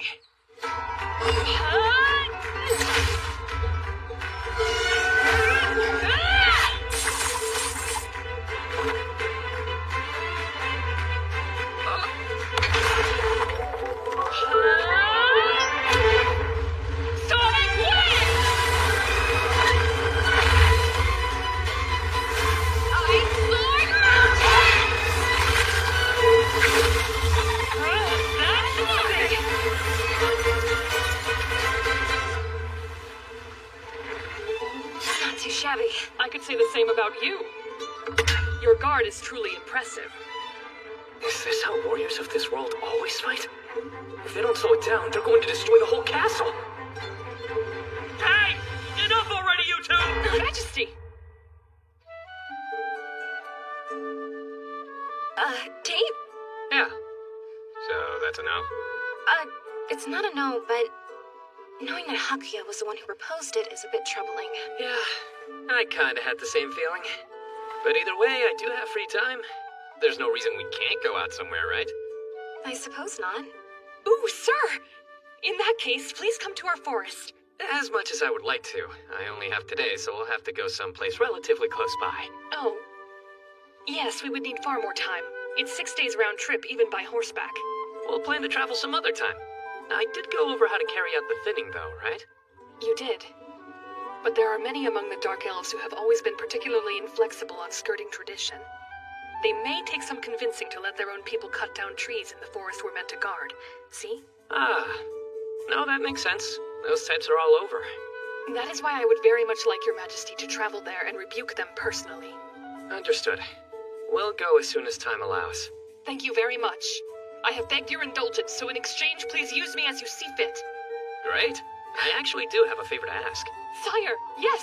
Shall I to bed? Why would you assume that? Because I just finished offering myself to you. Was that not clear? Soma. Hey, don't give me that look. You know I wouldn't. I just wanted to ask if she would be our escort down in the castle town today. Wait, you don't really want me to come along on your date, do you? If Licia and I go alone and something happens to one or both of us, we'll be in big trouble. And when I say date, really just having a look around town, so no worries. Well, I, for one, am a little concerned. It's nothing, forget it. So this is a military academy uniform. Sorry to keep you.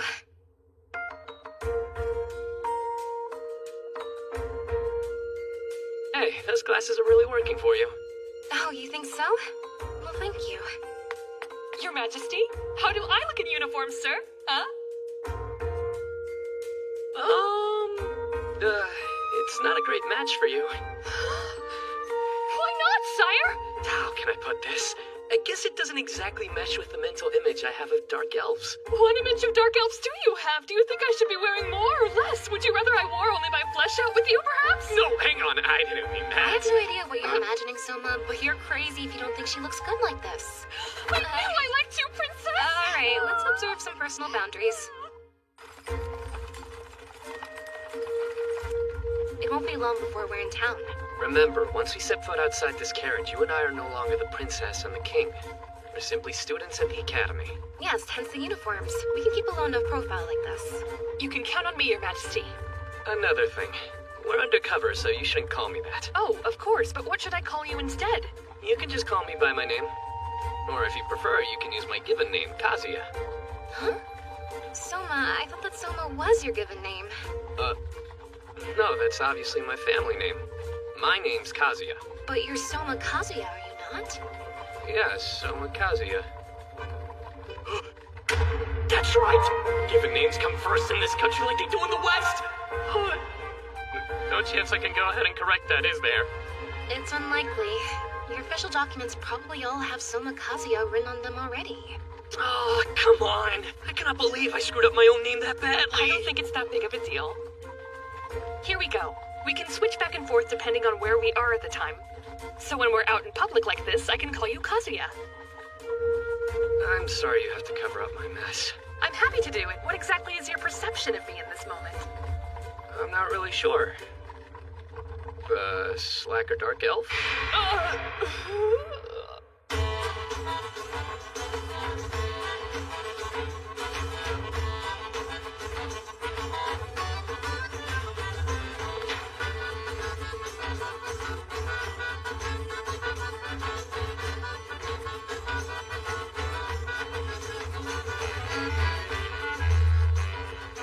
I've only ever seen this town when I passed through on horseback. Getting to walk around and explore is actually refreshing. It's been a nice break in the monotony. Lord Kazuya. What's up? Something wrong? No, but I am getting quite hungry. In that case, How about we go get something to eat at Juna's Cafe?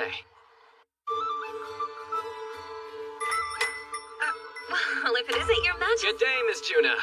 It's been a long time, so I do hope you remember me. But if not, I'm Kazuya, the son of the silk crepe dealer in the kingdom of Echigo. Ah, yes, of course I remember you, Kazuya. How could I ever forget? Your father is doing quite well, I hope? Oh, yes. Although there was quite a scene when Mother finally learned of his unfaithfulness. I can imagine. I do hope you're more mindful of how you treat women than he is, dear. I'm glad she caught on so fast. Thank goodness for Juna. I'm still surprised at how much I like this stuff. So, has gelatin udon already become an official part of the menu? It has. You would not believe the number of people who've asked to try it ever since the broadcast. And since it will still be quite a while before we recover from the food shortage, I'm so relieved to have such an affordable new ingredient. I promise we're doing all that we can. Sorry if it's not enough yet. Oh, please.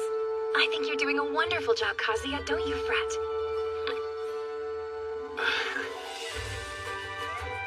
Why does it always seem like you treat Juna differently than everybody else? Oh, yeah. That's something I noticed earlier myself.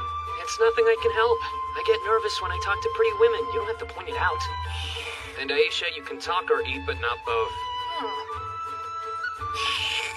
She's made her decision, folks. You know, Miss Aisha, the first time I saw you in the royal castle, you struck me primarily as a gallant woman of action who would never let her guard down. But right now, you seem much more like a harmless slacker. Hey, that's not true, is it? From this angle, it looks like you just want to outdo Poncho at the gluttony game. Yeah, it makes you wonder whatever happened to that gallant Aisha of yore. Is it possible?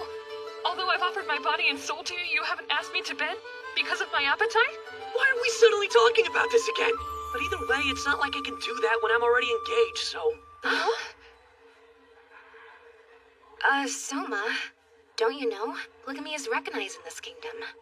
Recognized and embraced. Sometimes women will take multiple husbands as well. But that's not as common. If you try to limit yourself to one husband and one wife, you run the risk of your household dying out rather easily.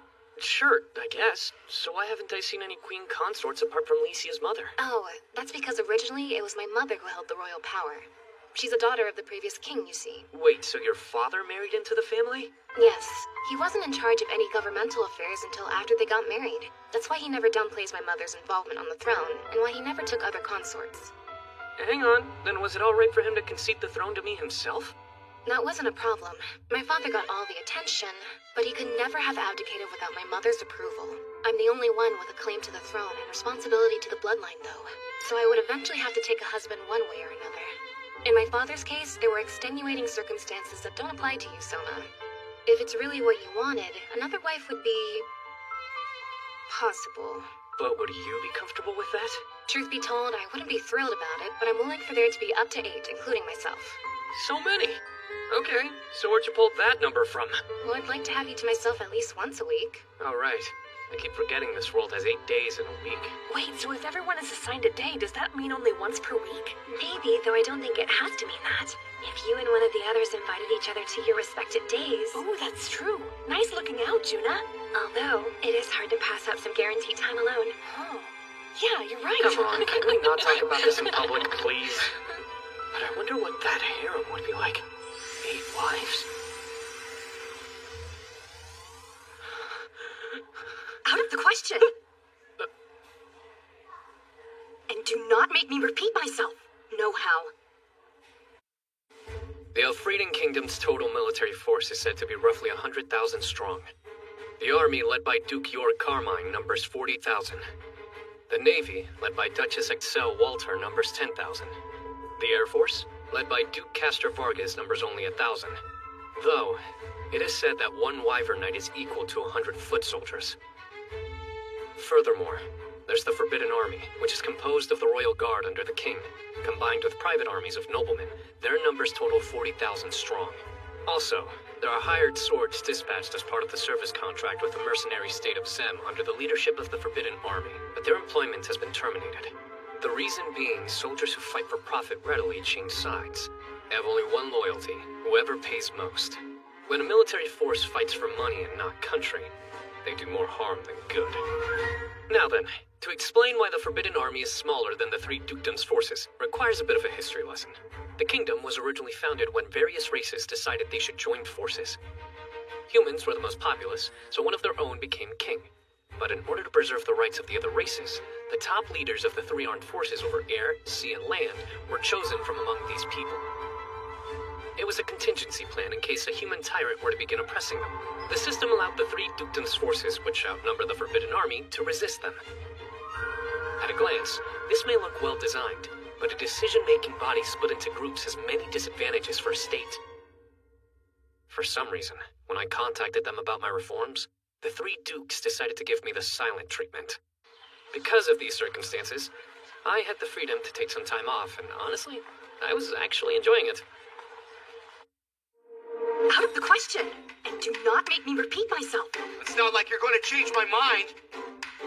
Going off those ears, maybe another mystic wolf like Tomoe? No, she isn't. That girl's a mystic fox. Huh? You can easily tell by looking at her tail. Clearly belongs to a fox. Oh, right, definitely. You wouldn't want to mistake mystic wolves for mystic foxes. That's an easy way to make both races mad. Oh, thanks for letting me know. Other worlds are hard. Of all people, I wasn't expecting to see Halbert Magna here. You know him? He's the oldest heir to the prestigious Magna family. Ever since his days in the academy, he's shown himself to be an outstanding horseman. Ah, that's a challenge I cannot pass up. Now, Aisha, she said he was outstanding, not the best. After graduating, he was supposed to take a post in the army. Why is he in the capital? And what about the girl? Don't know. That is Miss Kaeda Foxia. Actually, she comes in here relatively regularly. If I remember right, she said that she was a mage with the Forbidden Army. I'm begging you, Hal, please! You mustn't go over to the Carmine Duchy right now! You know the Duke is outright defying the new King of Elfrieden. Worst case scenario, we're looking at potential civil war. That's the whole reason for switching. If there's going to be a war, this is my chance to finally make my mark on the world. I hope you realize there's more to war than just advancement. Your father's worried about you. He requested you come back because he doesn't want you doing anything rash. My old man has nothing to do with this. He served under Duke Carmine's command for years. But when it's time to confront this new king, my father refuses to fight. Instead, he hides away in the capital. I don't have to listen to a word he says. He clearly understands the situation better than you. When it comes to Duke Carmine, he refuses to heed the king's call and stays in his own lands. It's insubordinate. He hasn't been acting like himself lately. If we fight amongst ourselves, it only benefits the neighboring countries. The Principality of Amadonia will do whatever it takes to win back the territory that was seized by Elfrieden 2 kings ago. Most of the Republic of Turgis' land is frozen. They want rich soil and a harbor that won't freeze. If a civil war breaks out, I guarantee they'll invade us. Duke Carmine hasn't figured it out, otherwise he wouldn't be acting this way. First, let's go over the surrounding countries. They're the nations that border our kingdom in the southeast end of the continent. They include the Union of Eastern Nations to the north, and the Principality of Amadonia to the west. To the southeast is the Republic of Turgis. Also, in the sea to the east, there is the Nine-Headed Dragon Archipelago Union. Then, west of the Principality of Amadonia, lies the mercenary state Zem. There are no countries with whom we have friendly relations. 4 of them are neutral, while 1 of them is hostile. So basically, you don't have any allies. With all due respect, because of the chaos from the Demon Lord's domain expanding, this is not uncommon. Presently, each nation is wary of the other's intentions. The truth is, the only allies they see as trustworthy are their own tributary states. So, which territory's hostile? Is it Amadonia, Zem, or perhaps Turgis? First of all, we can exclude Zem. To be frank, the choice to terminate the mercenary service contract left relations with their country somewhat strained, but still I would not call them hostile. However, Amadonia is antagonistic towards us, and if we requested reinforcements, they would likely send mercenaries. Getting in some payback while also getting paid, is that it? Come winter, Turgis will be isolated by the ice and snow, so geopolitically they adopt a policy of heading north. But why north? Right, I forgot in this world it gets warmer the farther you travel in that direction. They may be watching carefully for an opening, but if we gave them one, I doubt they would be openly aggressive towards us. Basically, we have to guard against Amadonia, which is strange. They did offer to send assistance, if I remember right. Yes. The stability of our neighbor, Elfrieden, is directly related to our own national defense. Thus, if requested, we will send reinforcements to put down the hostile 3 dukedoms, as they so eloquently put it. Thing is, it wouldn't surprise me if they made very similar offers to the dukes as well. Let's work together to overthrow the false king Soma, usurper of the Elfrieden throne. About right? Obviously, their plan is to exploit the strife with the 3 dukedoms so they can expand their territory. They'll see their chance to send troops into our lands, calling them reinforcements, then capture several of our cities. Amadonia will weigh their options, whether their assistance to your majesty or the duchies is more advantageous, then aid that side. And after they've occupied various cities, they'll come up with some reasoning to annex them as part of their country. Sadly, it's a rather common tactic, but quite effective nonetheless. I'll bet. This is a real problem. Well, all the dukes are likely wise to Amadonia's true motives.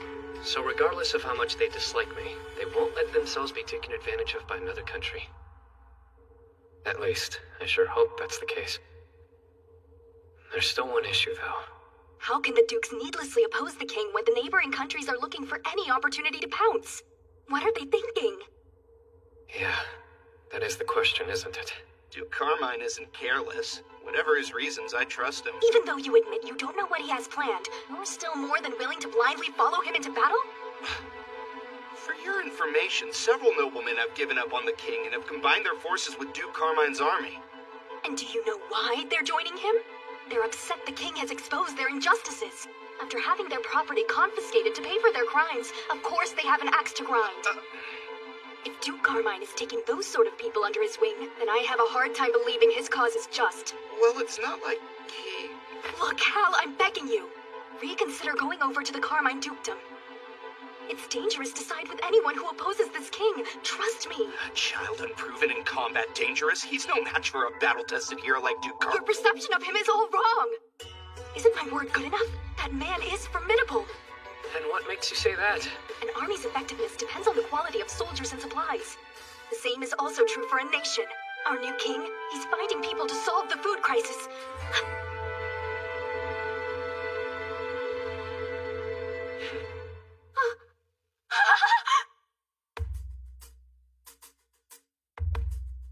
So, pardon, but why are we here?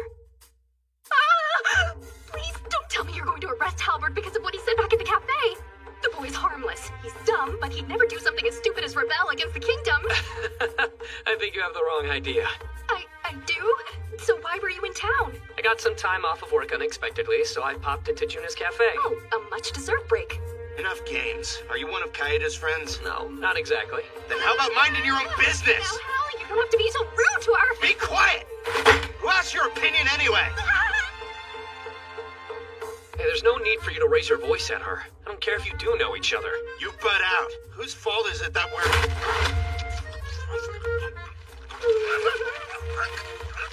I can't... Call her up! Aisha, that's enough.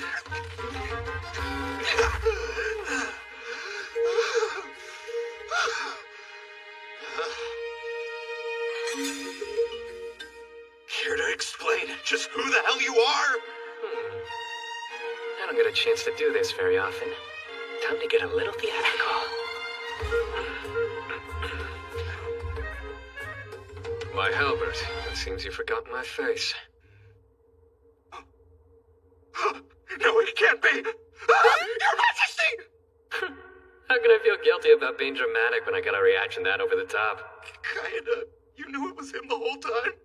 Then how come you didn't tell me to shut up sooner? Let's continue our conversation. Huh? I'm curious, is your intention to actually side with Duke Carmine?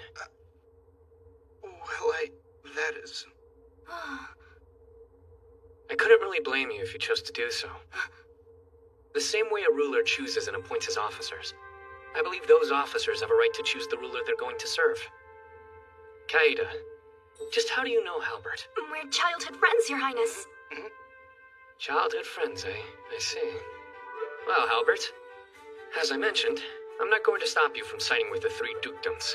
However, I'm sure you already realized an inevitable fact. After I retaliate against them for their betrayal, you'll be forced to fight your friend. If I understand, Kaeda's a mage with the Forbidden Army. meaning that she's in a unit that reports directly to me.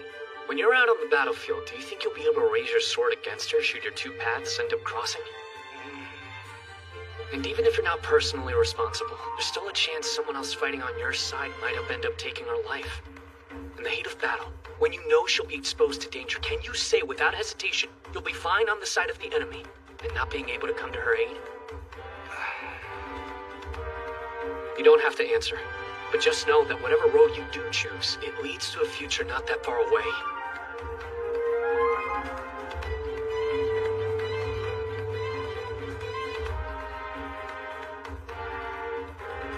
Before you're swept up in the moment and do something that might prove rash, just ask yourself, what is it that you want? What you truly desire? For whom and why you want it? What I desire, and for whom.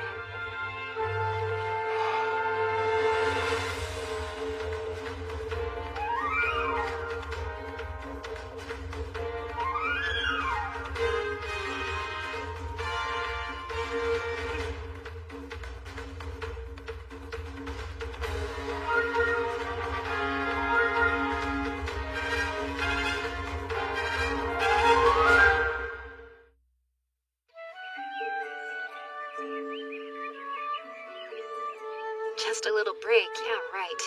The moment she lied down, she passed out. Sounds like she's having a nice dream, at least. Say, Soma. Hmm? Earlier you seemed really intent on trying to change Halbert's mind. And laying it on pretty thick, to be honest. Like you didn't want him and Kaida separating. Well, I mean, I was just thinking realistically about what would happen if they fought on opposite sides. You look tired. Why don't you lay on my lap? Huh? On your lap? Don't make it sound weird. Besides, this is supposed to be a date after all. You do have a good point. Not like it'd be out of the ordinary.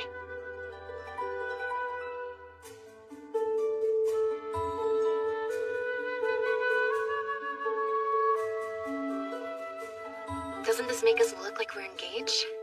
Yeah, in name only at least. Name only. Don't worry about the whole betrothal thing. I'm only keeping the throne warm for a little while. After a few years, I'll probably retire from this king gig. Hey, do you even want to be engaged to me? It's not very fair to ask me like that. Huh? And why not?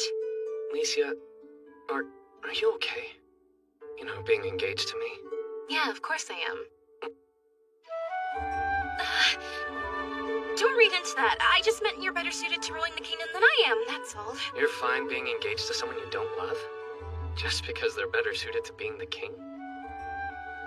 That's what it's like to be royalty. Maybe so, but I'm not royalty. Not really. Anyway, I would rather marry for love's sake. So, in other words, you don't like me. Can you say for sure you'd never fall in love with me?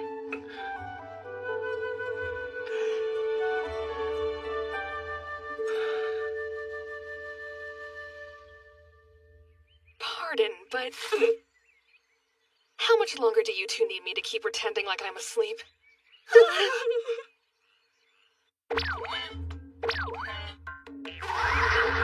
Told ya, I'm pretty good at this.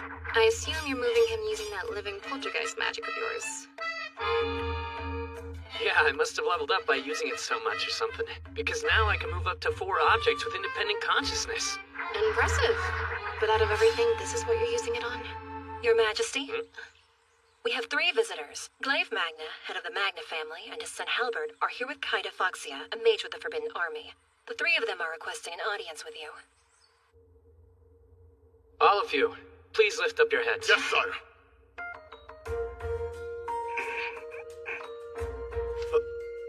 Oh wow, Halbert. Looks like you saw combat sooner than you were expecting. I ask you forgive my son's misconduct. No, I beg you, have mercy on him, sire.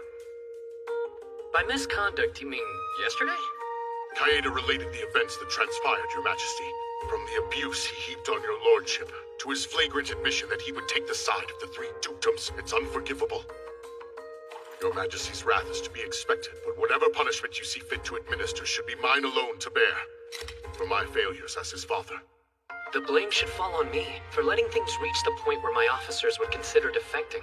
I won't censure him. Majesty! And besides, by the looks of it, he's been punished enough already. Such magnanimous words! You are merciful! Once we return to our mansion, I will see to it immediately that my fool of a son has this lesson pounded onto him by my own hand. Yes, well, don't be too harsh.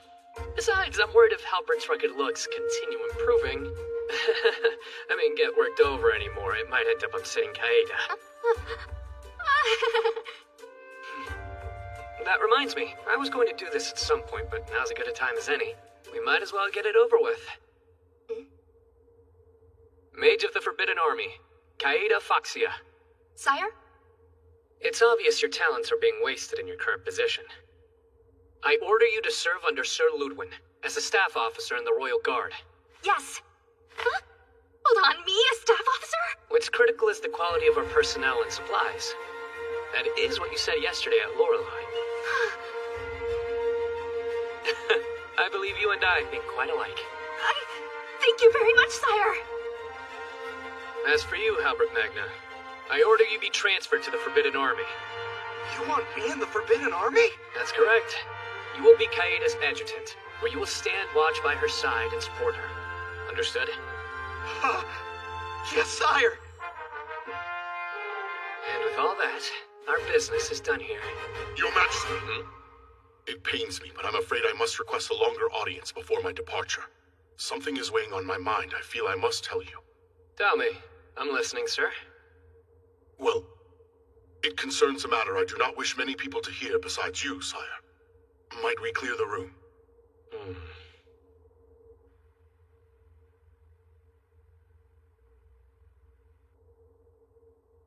All right.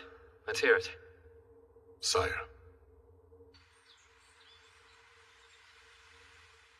This is surreal. I can't believe I'm actually having tea with the princess. It would have been incredibly dull waiting around until Glaive and the king finished their business. This is a much better use of our time. Lovely idea, Princess. Might I suggest that our two guests provide some insight how a young lady and gentleman can maintain such a strong friendship without certain entanglements. I'm sure it will prove most instructive given your situation. Serena, please! Well, if it helps your highness, then... No, she wasn't being serious. Now that you've told me this, just what do you expect me to do with the information? That's your choice. I just wanted your highness to be aware, and I have completed my task. This is heavy.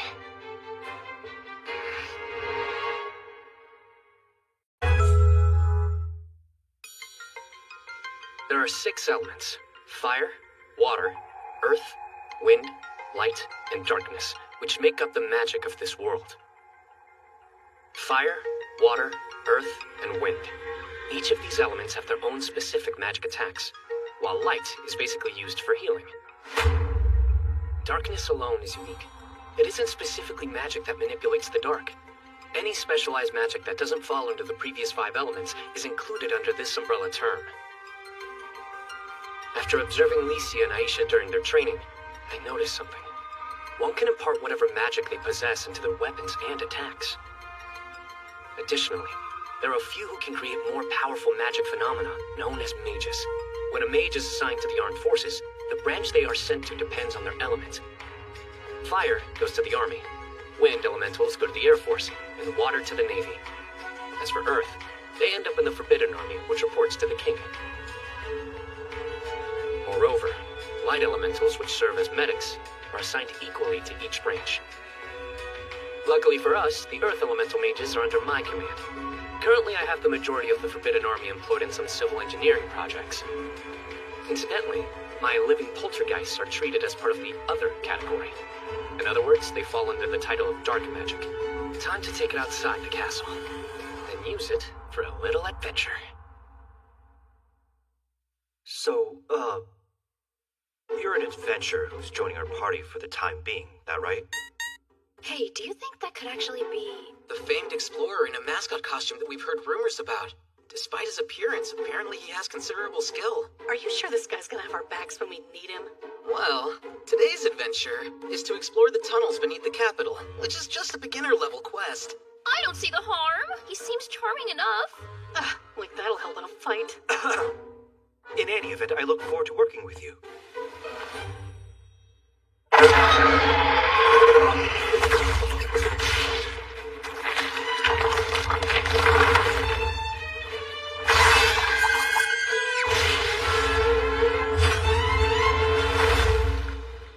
He's a lot more agile than he looks. I told you there was nothing to worry about. Can't believe you were assigned such an easy task. All we have to do is walk the tunnels beneath Parnham looking for blocked passageways. And of course find out what wildlife calls this place home. Stay alert since we don't know what we'll find next. Everybody, stop. What is it? Something's ahead. And it's huge, whatever it is.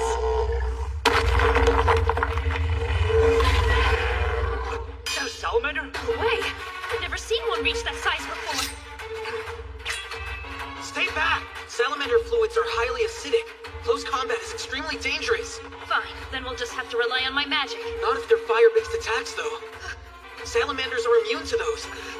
One choice. Ready? Everyone retreat!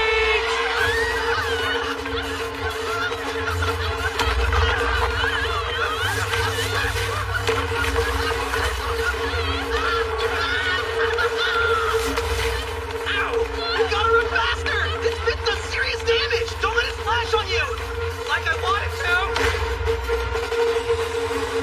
Master Mascot! Cover your eyes, quick! Where are you getting up?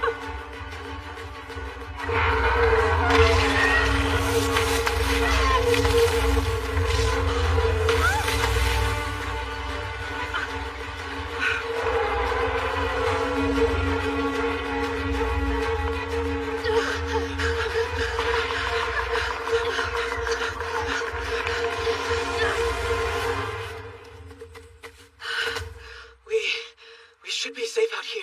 Wasn't this quest supposed to be a breeze? That was too close. We made it out just barely, but is Master Mascot all right? It looked like he took some major damage from that salivating salamander. Honestly, of all the times you could have tripped, I don't even want to imagine what would have happened if I didn't come to your rescue. Huh? There's no reason for you to go and beat yourself up over it. You're welcome. Still, I did get saved by you, so I suppose that means we're even. Excuse me. Are you saying you're glad it was you that got burned by the acid instead of me? Ugh. Well, you shouldn't be. I'm an adventurer after all. When it comes to picking up scars, I'm no stranger. It's almost like she's discovered a way of carrying on a conversation with him. Even though Master Mascot didn't say a single word, how is it possible for Yuno to know what he's thinking? I have a theory. Could it be the power of love? No way.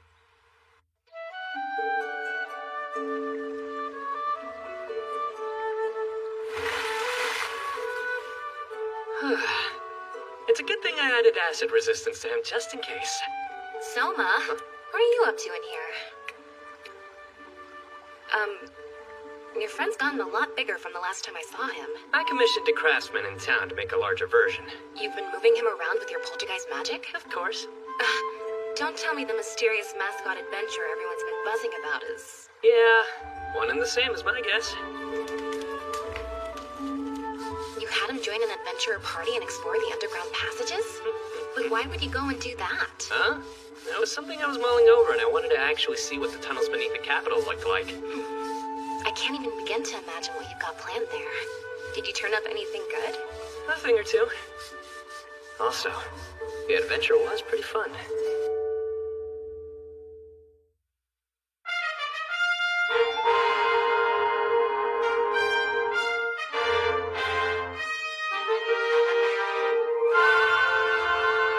I couldn't be more proud of these faces, eyes sunken, showing no signs of life. Your gaunt faces look like the spirits of the dead, haunting their own graves. For several days now, you have eschewed your bedrooms to work, battled with numbers from morning till night, and ignoring your family's pleas to stop coming to the castle. To put it simply, you are this kingdom's true treasure. Take pride, for all of the mental strain you've endured was for the sake of saving Elfrieden and guaranteeing its future! It's thanks to all of your work just now, we've secured the capital desperately needed, which will allow us to earnestly move forward with the much-anticipated Project Vanity Nova. Vanity Nova? Yeah, that's the name of a new city we're going to put here. Since it's on the coast, does that mean that you're building a port? Just wait. I'm planning on making it the largest base city in all of Elfrieden. But Lagoon City in the Walter Duchy already serves as our main seaport, so why do we need another? Soma, you don't mean... It's nothing like that.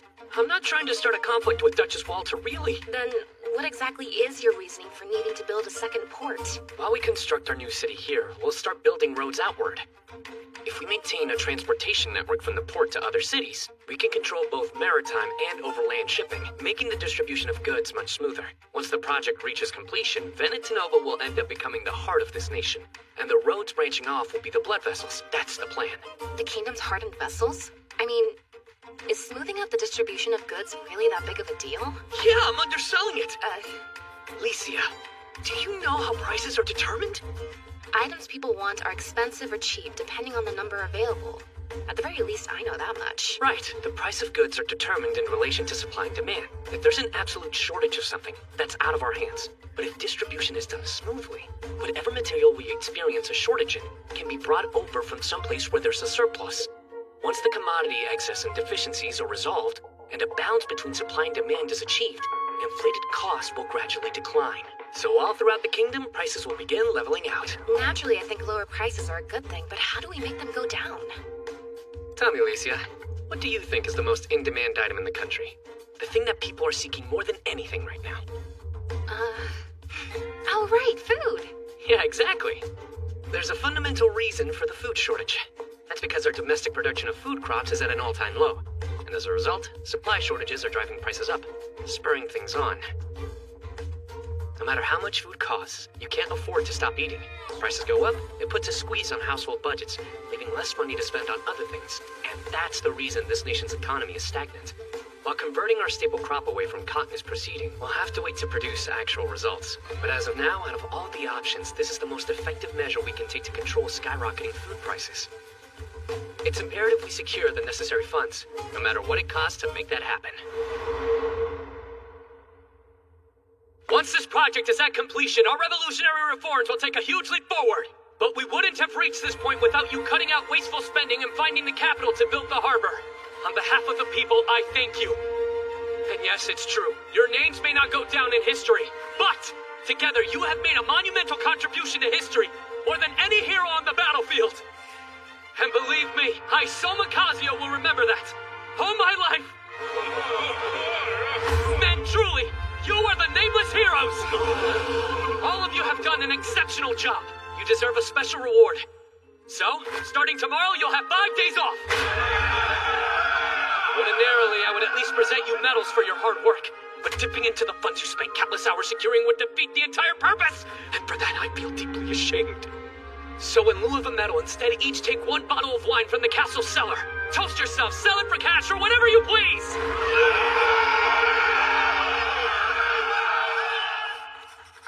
What was all that?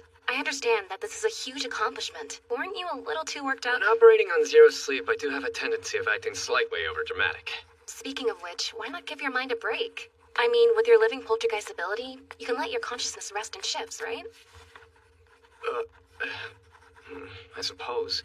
But then again, we were right on the cusp of securing the budget necessary to begin construction, and time was of the essence. So I kinda needed each consciousness running at full strength. I realize this is important for the kingdom, but don't make me worry. There's no one else who can take your place. If something happens, you could always summon a replacement hero, can't you? For now, I need to get a little sleep. Afterwards, let's go inspect the planned construction site for Vanity Nova. Goodwin's there now. He and his men should already be starting their work. I need to go check on that. I'll prepare a coach. In the meantime... He's already passed out. Must have been more tired than he thought. It is true. We could always try and summon another hero if we really needed to, but they would be someone different. And I want you. Soma Kazuya.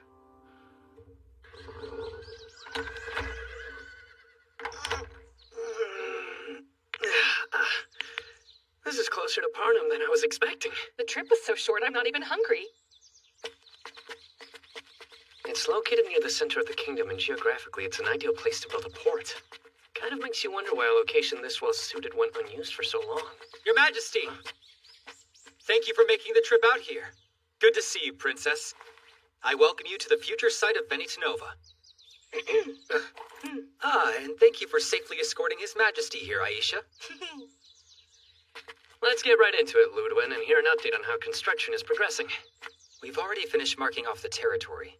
As for construction, it was on schedule. What happened? You ran into trouble? Yes, well, let's not discuss here. I'll explain the details inside. There are people who are opposed to the construction? Yes, sire. They live in a small village located a little farther inland from this point.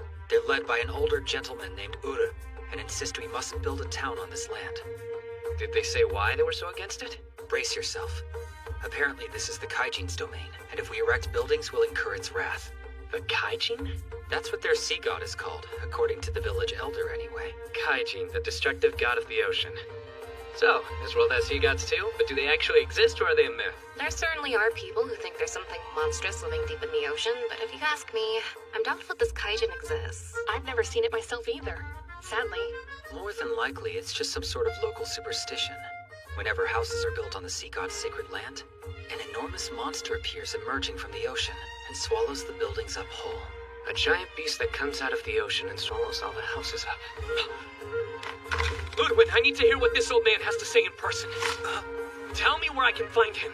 The village he lives in is relatively close by. If you'd like, I could take you there now.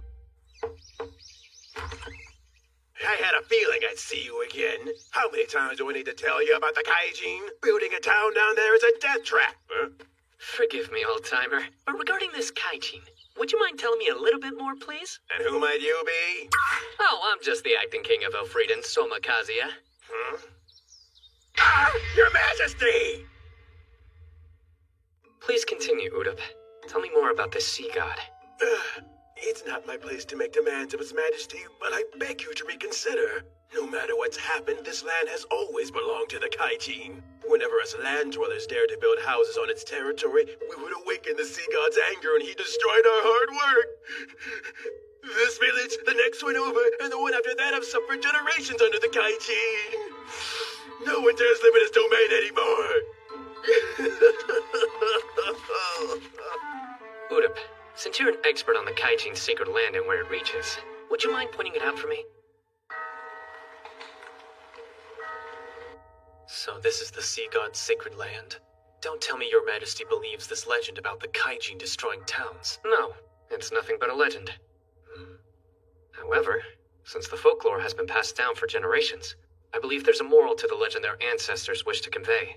A warning. So in reality, the sea god's wrath is a metaphor. Yeah, and the story has one crucial lesson. Don't build houses in this specific place.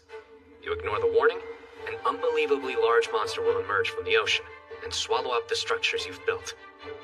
I suspect that this sea god's wrath is really a tsunami. But sire, as long as I've lived, I've never heard any tales about that area being struck by a tsunami. Most likely because the intervals between storms are so huge. 100, 200 years? Maybe longer. We're talking about a millennia. 1,000 years? Before returning to the castle, I visited the other villages surrounding the construction site and asked them about the folklore passed down. I received a rough estimate as how much area the tsunami would cover. Which is represented by the slashed out portion on this map, right? It completely overlaps the proposed construction site for Venitanova. Yeah, and almost impressively so. Then, Your Majesty, knowing this, do we cancel building the city? The project will continue moving forward. Except, we're changing the construction site. Change the site, but this far in? While this V-shaped topography is suited to being a harbor, there's just one major problem. Should a tsunami occur, people are at risk of being harmed. I'm thinking of moving the planned construction site to this side. There? That area did actually come up as a possible replacement site for Venitanova. But sire, you're talking about planning for a tsunami that might not even come for 1,000 years. Aren't you being overly cautious? If there's a 1 in a millennium chance it'll strike, who says it couldn't be during our lifetimes? As long as there's a remote chance, I'd like to make Venitanova a city that can withstand disaster. Wise decision in line with your motto, to provide is to prevent. When I consulted the elders about what preceded the sea god's wrath, every one of them mentioned how the ground would suddenly begin violently shaking. Meaning, earthquakes? Precisely.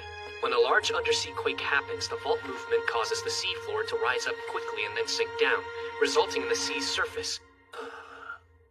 Well, never mind the reasons why. What's important is that if the ground starts shaking even just a little bit, there's a risk a tsunami's on its way. Very well. To be safe, let's factor in a storm hitting the shoreline. Knowing that's a possibility, how does that event alter our current plans? Short version, people need to flee the coast as fast as possible if an earthquake occurs. Ideally, they need to seek shelter on higher ground. It is imperative we spread this information, especially to the people residing near the coastline. As you wish, sire. May I also propose we consider appropriate locations for the citizenry to retreat to and prepare routes there in the event of an earthquake? Please do. Now, as far as changes are concerned to the construction, first of all, we need to create a bank here and elevate our proposed site. It shall be done, but that is going to require some time to finish. I'll have the Earth Mages in the Forbidden Army make it a priority. May affect the construction schedules elsewhere, but still can't be helped. Here's a possibility to consider. What if we place the residential and commercial districts further inland? Best to do the same for any consulates and other important facilities. It begs the question, what do we do around the port facilities? I've never met anyone as fired up about building a port as His Majesty. We both know how he worked like crazy securing the budget to get this project off the ground. Naturally, he would be passionate. It's admirable just how much His Majesty really does care about the kingdom. Yes, Aisha, he really does. May I ask you a question? What is it? Do you have feelings for Soma, as in, like him? You bet! I have immense respect for him. And that's how you feel? Then let's support him in every way we can so he can stay happy. Oh, you better believe I will.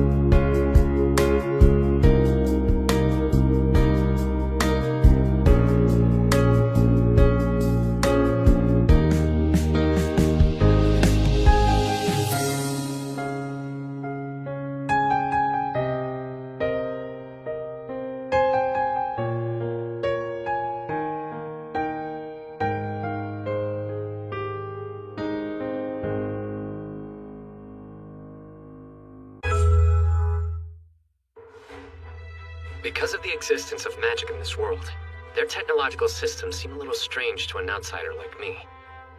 For example, there's the Battleship Albert, the only ship possessed by the Forbidden Army, which bears the name of the previous king. Looking at it as a whole, you would probably find its modern aesthetic strange, especially for a world that hasn't even reached the Industrial Revolution yet. However, despite being made of iron, as long as its buoyancy is taken into account, it can still float on the water. In other words, a battleship can still be fashioned, even with only a medieval level of technology. In my world, the reason they weren't built until after the Industrial Revolution was that there were no engines that could propel an iron craft. In this world, though, there are sea dragons that have the brute force necessary to tow an iron vessel, no engine required. By taming them and having them pull a dreadnought, long-distance voyages become possible. That is how they were able to build iron ships. The same goes for the large cannons mounted to the front of the vehicle. While this world has gunpowder, firearms haven't been invented. Since intermediate magic was used as a means of launching long-range attacks, guns were never necessary. Also, there's something called infusion spells. You can impart various effects on an object using these abilities, like making them stronger or increasing their ability to cut through targets. As for the cannons, this was done out of necessity. That's because any non-water-based magic is greatly limited while on the oceans, lakes, and rivers for some reason. Instead, these weapons were developed as a means of making long-range attacks. In short, technology is developed when it becomes needed. It's a world composed of backward systems, and here I am, attempting to advance my own civic projects.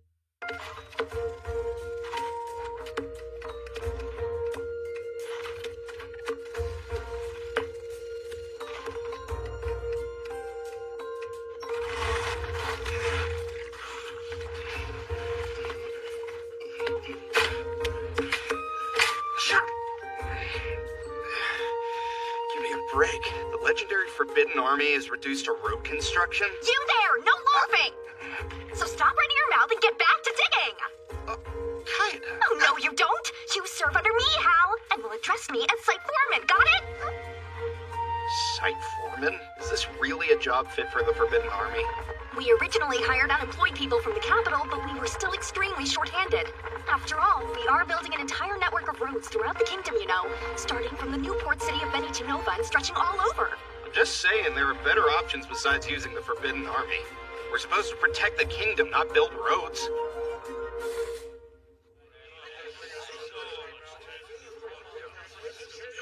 Ow! Yum, this is good! The sauce that got mixed in with the meat is sweet and salty. The king himself invented this dish. He calls it shogeyaki. I gotta hand it to him. If nothing else, the guy is a real talent in the kitchen. Oh. After the Mystic Wolves came to the country as refugees, a settlement was set aside especially for them. That's where they make seasonings called shoyu and mirin, both of which are used in this dish. It's basically how they established themselves in this kingdom, providing us with these seasonings. A policy that houses them and gives us delicious food. That's killing two birds with one stone. What's more, it's amazing we can eat fresh vegetables for a change. These came from the village closest to here, which is connected by the road to the capital. Creating a direct route between cities lets us manage our supply lines more easily. Sounds like the construction efforts are already paying off. With this kind of transportation capability, we're making a huge contribution to solving the food shortage. We are? Seriously? Once distribution gets smoothed out, imbalances in supply and demand will be eliminated, and we can expect to see the price of food become more reasonable again. That's the reason the king has us building all these roads? The acting king is an incredible man. He has so much foresight, it's almost frightening. Once we're finished eating, are you gonna catch a wink? Yeah, I guess. The king does recommend getting some sleep after a meal to increase productivity. Seeing how His Majesty comes from a different world. Oh my gosh, he's here! And the princess also! Tell me, Albert, have you settled in all right? Sire, no problems at all! Why are you acting so formal? Where's that candid spirit you had the first time we met each other? I'm terribly sorry for how I acted that day. It was an unforgivable act of rudeness against your highness. Listen up, all right? And that's a royal decree. Also, no more your highness. Call me Soma. Oh, but, sire, Hal, I wasn't asking you, I was giving you an order. Understood, Soma? That's much better. I've been hoping to find a guy my age that I can just chat informally with.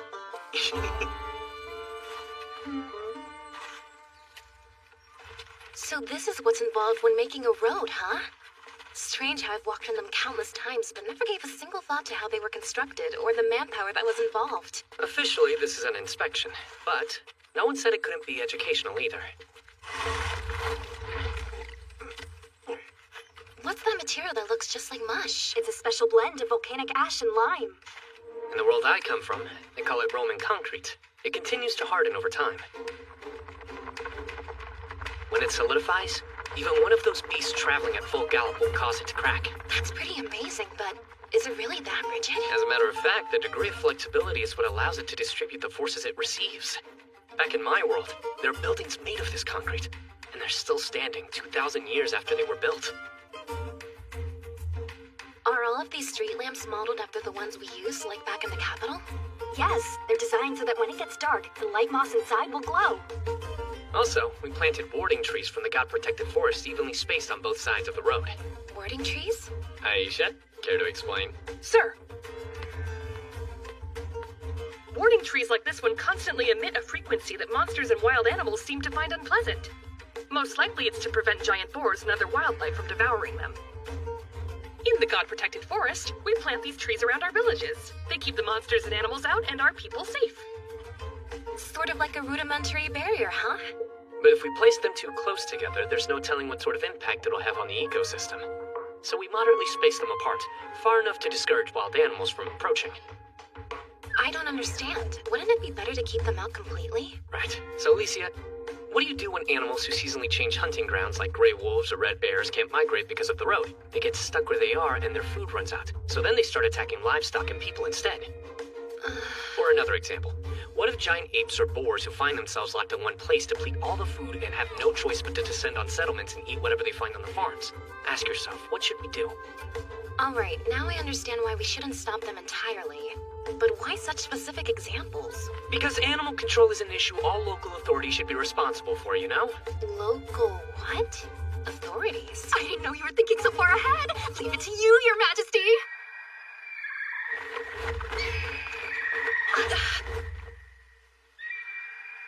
What was that? A messenger cooey. Cooeys are birds that have a homing instinct as well as the ability to detect the frequency of their masters from across tremendous distances. Impressive. They exhibit behaviors that would make them ideal as long-distance message carriers.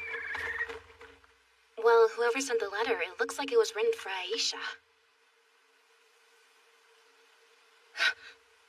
No, it can't be. What does it say, Aisha? It's a message from my father, the chief of the Dark Elves. This is terrible. He says last night there was a massive landslide in the God-protected forest, and it ended up swallowing half of a village. Before it happened, he says the forest had been experiencing a long stretch of rain. There's so many of us missing. Soma. What do we do? Shush. Hal, please. The king is thinking right now. Don't break his train of thought. Kaida, how many do we have constructing roads? Sire, there are 54 from the Forbidden Army and 4 engineers on loan from the Civil Engineering Guild. Of all of those, there are 6 who are Earth mages, including myself. All right then, this group is going to the Dark Elves village to rescue them. Majesty! Aisha, one-on-one, there's no question that you're stronger than I am. But I can mobilize a lot more manpower. So let me handle this. I guarantee you we will save as many lives as we can. Not now. Crying will have to wait. We need to carry out the rescue first. But if we're going to enter the God-protected forest, then we need you with us. Show us the way in. Right.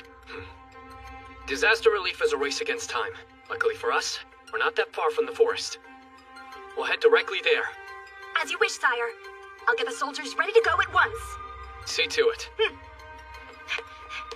Alicia, please return to the capital and request that they send a rescue party. When you get there, also ask Hakuya to send relief supplies to the Dark Elves village. Understood. I'm on it. Leaving now. How long till we reach the God-protected forest? With a quick steed, half a day. At a normal military march, it will take 2 days, no matter how fast we hurry. What? 2 days? If the landslide happened around midnight, about half a day has elapsed. No matter our speed, we'll arrive 2.5 days after it occurred. Only half a day before the 72-hour threshold is going to be tough. Why a 72-hour threshold? During natural disasters, about 3 days after the incident, or 72 hours, the number of likely survivors decreases dramatically. Then let's let's not waste time and head to the god-protected forest! I'd like to, but a normal military march will take too much time. Isn't there some kind of magic that can instantly transport a large army? Are you kidding? If anyone could do that, do you think we'd be out here pouring this much sweat into building these roads of yours? Damn it. Surely there's some way to get up there fast.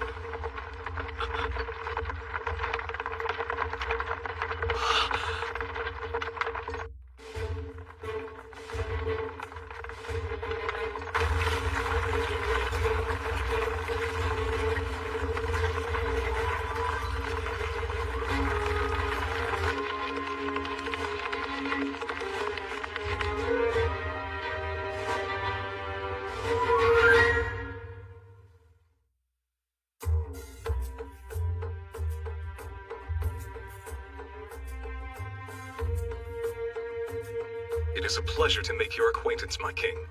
I am the Dark Elf Chief and Aisha's father, Wodan Utgard, at your service. Please, let us dispense with the formalities. Right now, the recovery effort comes first. Currently, I have just under 50 Forbidden Army soldiers accompanying me. But in the coming days, a second unit equipped with relief supplies should be arriving. Explain the details to me. Certainly. The landslide occurred on a slope here to the east of this village. By our count, over 100 are dead. But there are still more than 40 people unaccounted for. All right, please compile a list of those who are still missing. If we cross off names as they're found, nobody will slip through the cracks. Very well, my king. I'll arrange that at once. Also, post lookouts to stand watch over the mountain. If it moves even slightly or there are any unusual sounds, have them warn us. The last thing we want is another landslide during the rescue mission. Your Majesty, please allow me to carry out this duty. Aisha has played in the god-protected forest since childhood and knows the area like the back of her hand. You'll be much safer taking her along. There were others as well who once roamed the forest with you, correct? I have no doubt they will be equally as indispensable in reading the terrain. Find them and take them with you. Yes, it'll be done, Father. We're counting on you, Aisha. But please, don't do anything crazy. Listen up! We're about to embark upon a search for the missing. While looking, if you hear any voice in the dirt asking for help, work carefully to rescue them.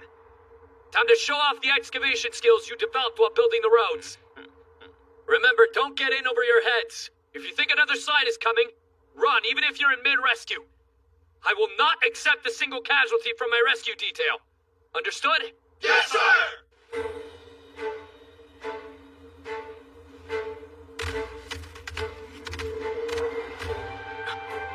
I just heard someone.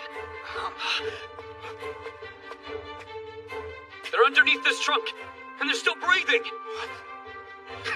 I don't hear anyone. They're under here. Hurry up and dig.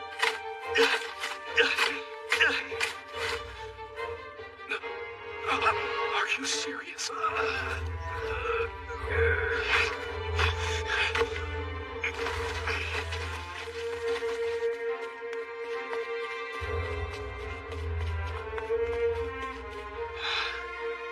How you could tell someone was buried there. It's all thanks to these. What is that? Like a mouse? Carved out of wood. Watch.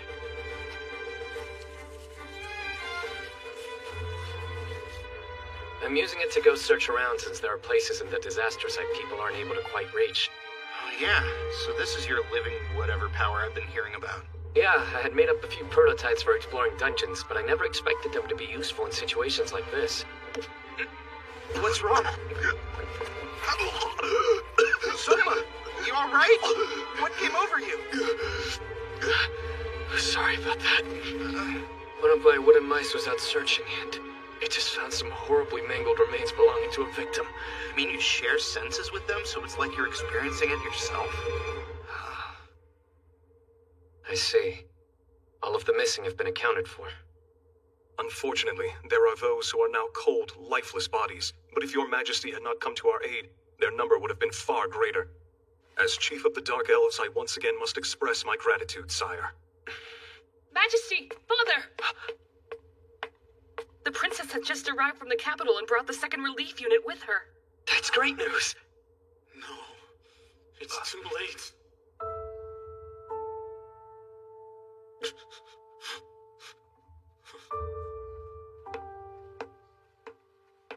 It's true they weren't here in time to search.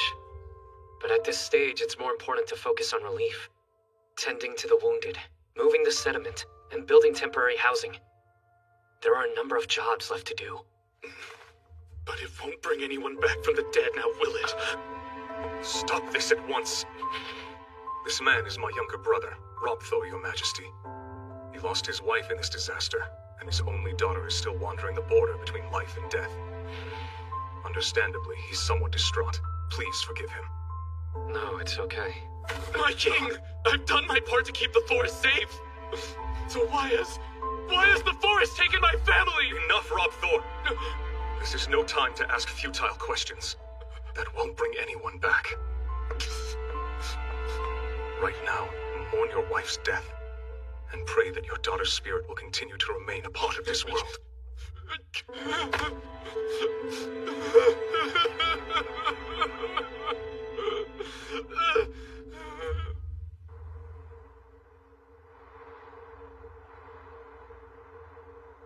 My uncle was opposed to thinning out the forest.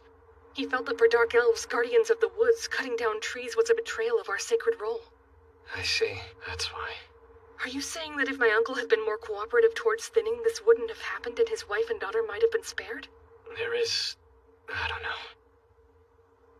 It's true moderate trimming can make a slight difference. Undergrowth comes in and the soil retains water. That way we can create an environment less prone to landslides. Still, at the end of the day, it prevents but can't eliminate them. In this instance, prolonged rains were the catalyst. Truth is, it could happen anywhere. Then ultimately it boils down to bad luck? For the location of this landslide, I'm afraid so. However, thinning is a constant operation within the forest. Hearing any unusual sounds, or noticing the forest appearing to move, signs of an impending landslide would be easier to notice. Once they were spotted, a plan could have been formed, and evacuation would have been possible. Protecting the forest. Sounds noble, doesn't it? But the belief it requires guarding is a mistake. Nature is not weak and in need of protection. It's egotistical to think we can destroy it. So is the idea that it needs us watching over it. It goes through cycles of destruction and rebirth all the time. People merely attempt to keep it in a state that best suits their own needs. All mankind can do is make slight adjustments. Thinning and maintaining the forest makes it possible to coexist with it.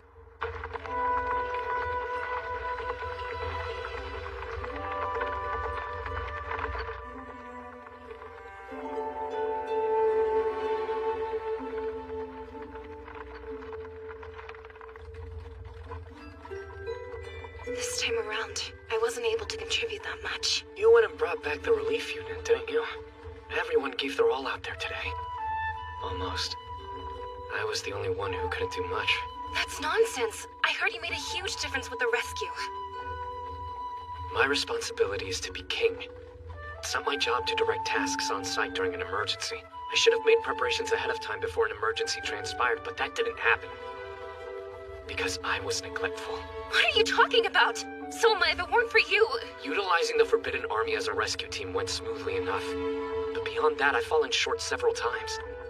A clear means of communication, long-distance shipping, stocking rescue supplies per area, medical teams assigned to search parties. I overlooked all of it. I was so occupied with the food shortage and the 3 dukedoms, I failed to prepare for anything else. Soma...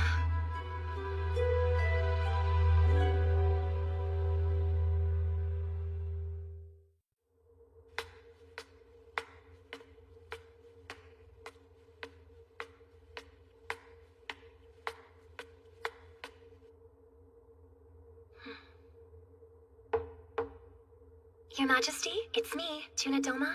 Juna? Come in. Please excuse me.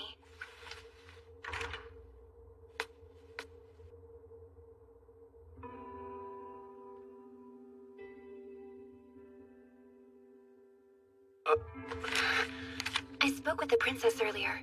She said you had not been sleeping lately. Don't get me wrong, my body wants to. But my mind's too active going over things to let me shut my eyes.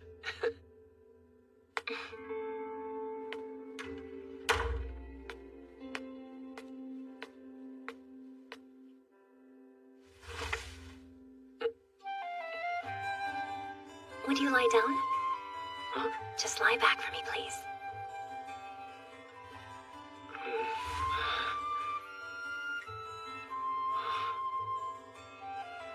You really need to get some rest. I realize you don't like showing any vulnerability, but I am on your side. I've noticed how you do everything you can to avoid looking miserable in front of the princess, and the tremendous effort you put into appearing strong for her. But sire, when it gets to be too much, please call on me. Oh.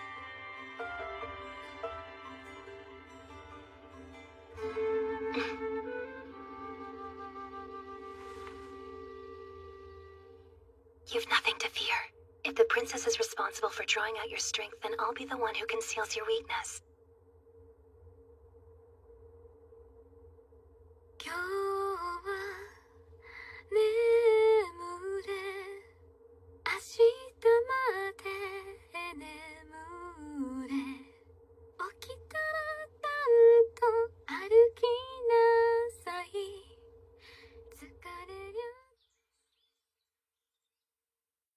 If we plan to act before opinion tips in Soma's favor, is now not the time? Then I assume you're still planning on rebelling against the king, Castor? Absolutely. I could care less if he's a hero. And what about you? You dislike the king, which is why you refused his request for assistance, remember? What comes first for me, above all else, is the peace and safety of Lagoon City. We're acting as though our neighboring countries aren't waiting for their opportunity to strike, yet here we are quarreling. Preposterous. I assume you mean Amadonia. What about there, Arthur? If you wish to dethrone the false king, we stand ready to send reinforcements. I'm sure they sent the same offer to the king as well. Obviously, they're hoping we'll bring each other down. Care to tell us what you have in mind, Jorg? Be specific. For one who claims to be loyal to this country, some might see your decision to take action against its new ruler as peculiar.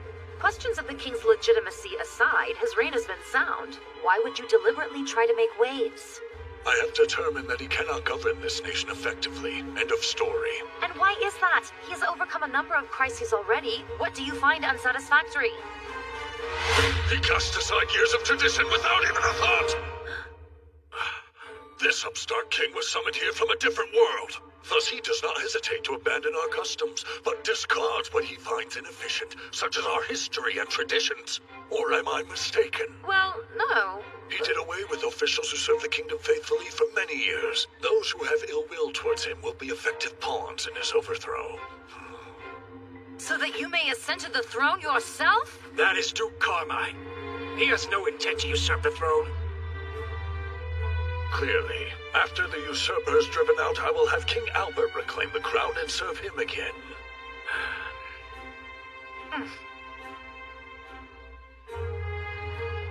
Castor, in case anything should happen to you, it'd be prudent to sever ties with Excella, Carla, and Carl. You're implying I'll be bested by that lightweight child? If you stand against the king, you should make preparations in case things don't turn out the way you had hoped.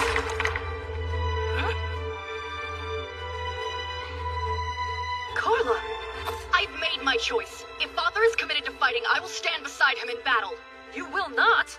Do you intend to turn traitor at such a young age? After deposing King Albert and trying to violate my friend Lycia, Soma cannot be allowed to continue ruling. You misunderstand the situation. King Soma... You needn't be concerned for me.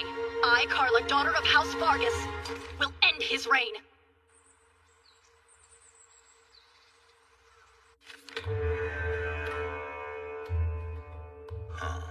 What do you have there, Father? A message from Jorg Carmine. It seems he's finally taking a stand.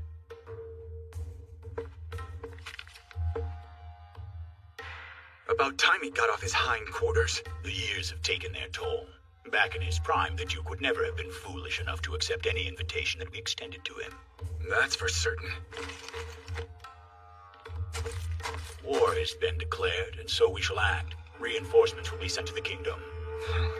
And to whom will we be sending them? Whom, you ask? Why, to King Soma against the three dukedoms. And we'll send the three dukedoms' troops to overthrow him, of course. You really are the worst, Father.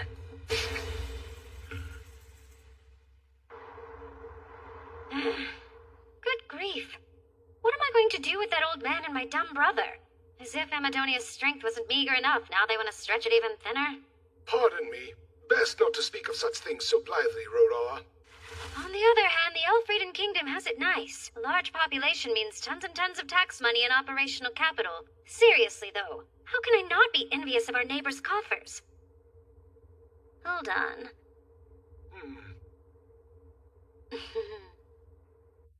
As the documents state, we can look forward to a plentiful harvest this fall. I think it's fair to say the crisis with the food shortage has been largely remedied. That's a relief to hear. Now that we've resolved that, we can move on to the next step.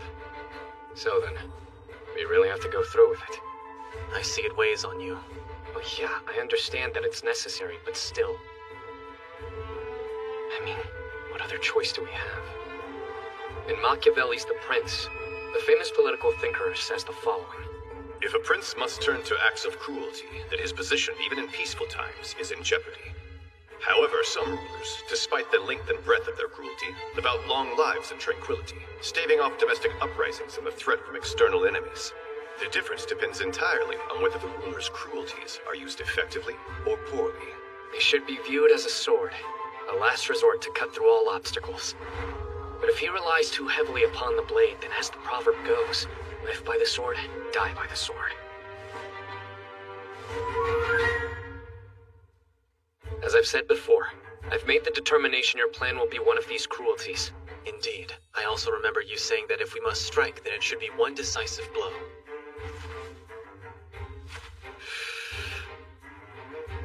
One of these days, I'll go off and join your grandma. When that day comes, you'll be without a family. Build your own. And once you have them by your side, no matter what comes your way, you have to keep them safe. You understand? Now's the time. Let our subjugation begin.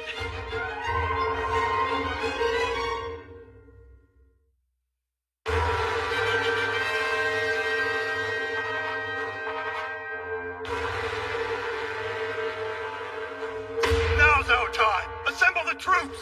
As soon as Duke Carmine begins his revolt, we will commence our invasion of the Elfrieden Kingdom. Our target is the grain belt in the southwest. 50 years ago, our land was stolen from our forefathers. It's time we reclaimed it. A moment, please, if I may. What is it, Colbert? If I may humbly say so, please reconsider invading Elfrieden, Your Majesty. If you begin a war right now, our people will starve.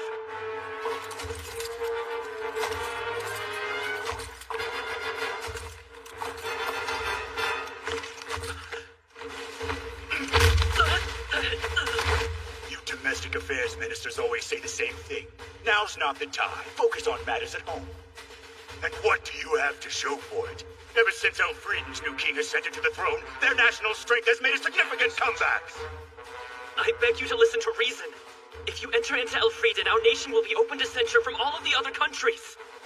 Don't forget, we are signatories under the Empire's Declaration of Mankind's Common Front against the demon race. The Mankind Declaration, huh?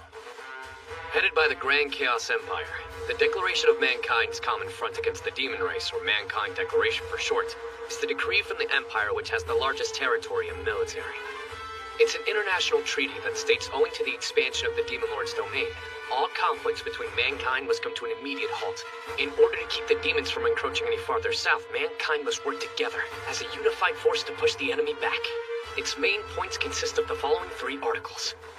Of the 3, the first article states that should there be any changes within mankind's borders as a result of conflict, they will not be recognized. If we invade Elfrieden, we will be courting intervention from the Empire and our allies, Your Majesty. I'm begging you to reconsider!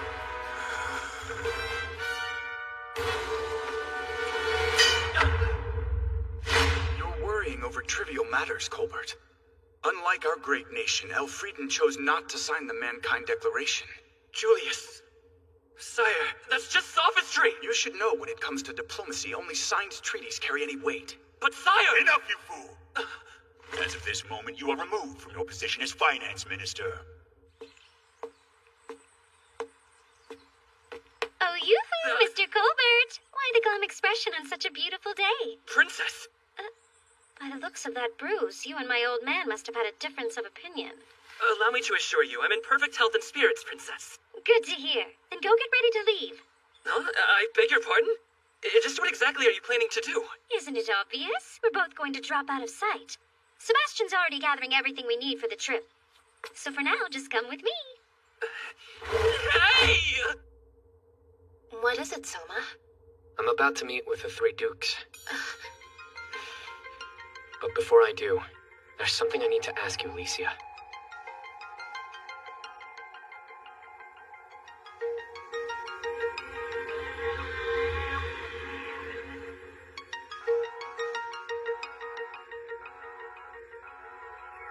I think this is the first time we've met face to face. Duke Siam Somakasia, the interim king to whom King Albert, the previous ruler of Elfrieden, yielded the throne. Duke Castavargas, General over the Air Force. At last I may greet our new king. It's a pleasure. I am Excel Walter, Your Majesty. As you know, I'm Duke York Carmine, Army General. Very well. I am now issuing my ultimatum to the three dukedoms. If you three continue to disobey my orders, then I will have no choice but to recognize you as traitors. I'd like to hear your thoughts on the matter. And you will, but first, a question. Please, go ahead. Kindly inform us what you intend on doing with the three duchies. If you do as I command, I have no intention of taking action against your territories. What about our armed forces? I'll merge your forces into the Forbidden Army, creating a unified military. In doing so, it will abolish your previous right to maintain armed forces within the three duchies. Then it is just as I thought. Even as an outsider, you should know what sort of chaos disbanding our armies will allow. When a despot becomes king and asserts racial supremacy, the other races will face oppression under his rule. To prevent this, our forefathers formed the three ducal armies, checks and balances. This allows the dukes to support as well as watch over the royal family, and, if it becomes necessary, to remove a tyrant should he ascend the throne. What are your intentions? To overturn the entire system? It served the nation well during times of peace, but the state of this world is unstable now. The Principality of Amadonia wants vengeance against us, and the Republic of Turgis aims to expand northward. They seek an opening to claim our territory. And don't forget the nine-headed Dragon Archipelago Union, and the relentless disputes over fishing rights. During times of strife, having a military with multiple command structures is futile. Now is the time to centralize our power. And what if that consolidated power becomes corrupt? If that happens, then you're free to come and claim my head.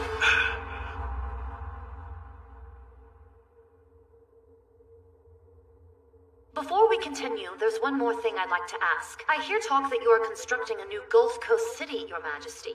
Once construction is complete, what is to become of Lagoon City? Veneti Nova. I plan for it to be used as a port of trade as well as a tourist spot. As for Lagoon City, it will likely continue to serve as our main naval port. I am greatly relieved to hear that, my king. As of this moment, I, Excel Walter, along with the Elfrieden Kingdom's navy, place ourselves under your majesty's command. I am grateful for your wise decision. I look forward to working together for the sake of the kingdom. The feeling is mutual, sire. Now, Duke Vargas, will you extend your hand and help me for the good of our kingdom? Unfortunately, I have to decline. I have defended Elfrieden, not only under Albert, but the previous two generations of kings. On that note, perhaps you can explain why King Albert abdicated the throne, without so much as a word to the three of us. Actually, I'd like to know that too. Princess Lucia, do you know the reason why? I am sorry. My father insists I stay out of such things to avoid suspicion. But if he were here, he would tell you Soma is your king now. Is that so? Here is my answer. I cannot accept you as our king after all. But, Duke Vargas... I will instead side with Duke Carmine. I see. And is that your final decision? Yes, but it's one I reached on my own. Duke Carmine will have my support as well as 100 members from the Red Dragon City Knights. The rest of the Air Force will not be mustered and will continue to remain neutral. Very well. Is Duke Vargas' decision in consideration of his possible defeat? How can this be? Now then, General of the Army York Carmine, I don't need to ask whether or not you'll side with me. The moment you gave shelter to nobles who were guilty of corruption, it was evident that you had no intention of following me. So I would ask you one thing. What is it that drove you to take this stance? It's my pride as a warrior. After living for more than 55 years, my strength may have declined, but I've gained an extraordinary opportunity. Through my experience, I'll determine Elfrieden's fate. But that's... You're being a complete fool! Naturally, one cannot be a warrior without being a fool. And you'll bear witness to the way that I live my life. Are you sure you don't mean the way you'll die? They are the same thing. Those who aim to live die. Those who desire death live on. That is the way of the warrior. You're just an old rotten trunk I need to step over. Though I may be rotting, I am a great tree with strong roots. It makes no difference! You're Carmine, Castor Vargas. I have one thing left to say. Before we head into battle, I'd like to make a proposal. I doubt any of us want the fighting to drag on, or for it to involve innocent citizens of this kingdom, am I correct? So I'd like to establish a rule where if one of us kills or captures the other, the forces under their command will immediately switch allegiances. I agree. If somehow I am defeated, take good care of my men who survived me. And with that, I will excuse myself. Please wait! Princess Lycia. Duke Carmine, watch!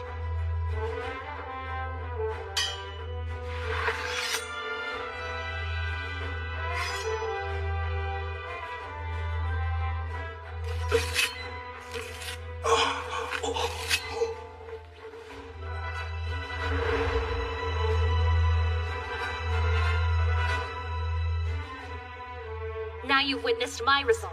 I've chosen to stand alongside Soma. I've seen your courage and I acknowledge it, Princess.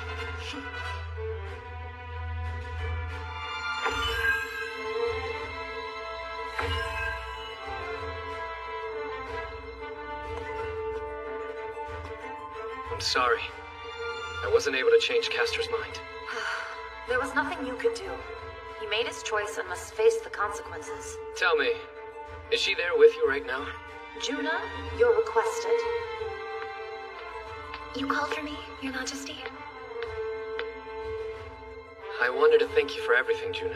Because of your connection with Duchess Walter, we were able to resolve our differences without going to war. I only did as ordered and don't deserve your praise. Sending Juna to spy on you was deceitful, but I needed to show caution and care. For that you have my apologies. It's all right. If you hadn't, I doubt I'd have you on my side now. Soma. Don't forget, we have your back too. Our victory is imminent! On this day, history is written and we will achieve our greatest triumph! The Principality of Amadonia is invading. 30,000 of their troops are moving through the Ursula Mountain Pass. From what I see, based on their movements, Gaius intends to occupy the southwestern city of Altamora. This land has fine, hearty grain. Not even the Forbidden Army's troops could eat it all, eh, Weist? Right, without question, and soon it will be yours. Altamora has no intention of defying you. Basically, you'll surrender the city to us? Yes, we have no other option but to implore your Highness's mercy.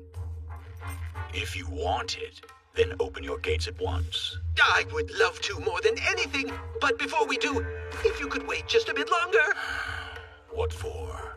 The city is split between those who wish to surrender and those who will fight to the last man. That is why I have come here to grovel at your Highness's feet, begging for his favor. As if we couldn't take Altamore anytime we wanted, whether you're able to sway public opinion. True, there's not a doubt in my mind, but there are fools inside who fail to understand. I trust your Highness does not wish to lose any soldiers to the likes of them. If you will guarantee my life, I promise you, I will make the stronghold see the light of reason. Wisdom states that it takes 5 times as many soldiers to seize an enemy fortress. What if we do as he says? There's no need to compromise our troops without reason. Very well. If you will surrender your stronghold, I guarantee the safety of all those within. My benevolent lord, thank you so much! Once the gates are open, the city is ours. Then I'll hang that rat's head in front of the gates for everyone to see. What are you so worried about? Carmine has 40,000 men. Meanwhile, this King Soma has no more than 10,000. He's hopelessly outmatched. I doubt he'll be able to send them any reinforcements.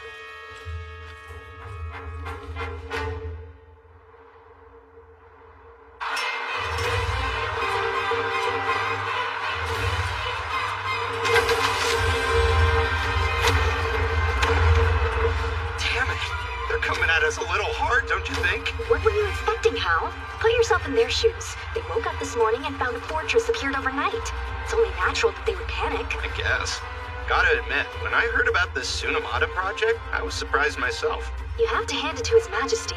As soon as talks with the Three Dukes broke down, he ordered all 10,000 from the Forbidden Army to mobilize. I wouldn't have thought that we could take a position outside Rantel Castle that same day, though. You're not alone, but that's Tomoe's Rhinosaurus land train for you. Not to mention, we had the advantage of using His Majesty's genius 2x4 system. The specs for the fort's materials were standardized and then mass-produced at the capital ahead of time. All that time we spent constructing roads in a city really came in handy getting this thing built.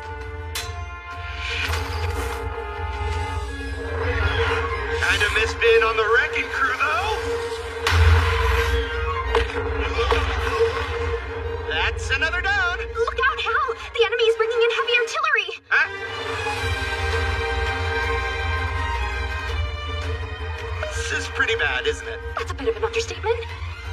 My anti-magic reinforcement only works against spells and flame-based attacks. Hopefully Roman concrete and dirt walls stand up to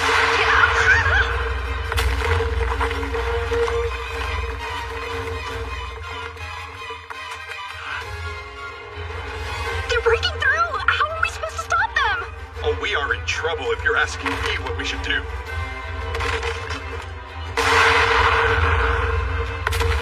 You're positive there's nothing you can do with your magic? Stop yelling at me! I practically used all of it up building the blasted fort!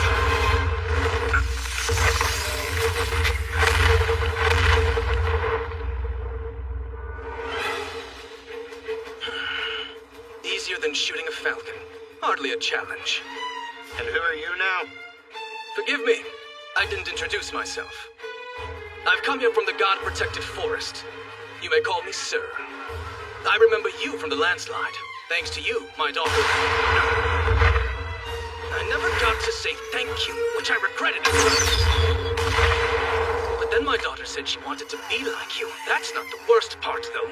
She went on to tell me how she wants to join the Forbidden Army and the Great Halbert. You can imagine my annoyance at hearing that.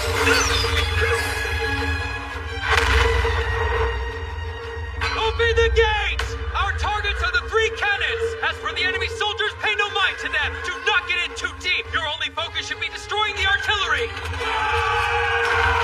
on! Let's show these traitors the Royal Guard is more than just a bunch of pretty faces! Towards the cannon!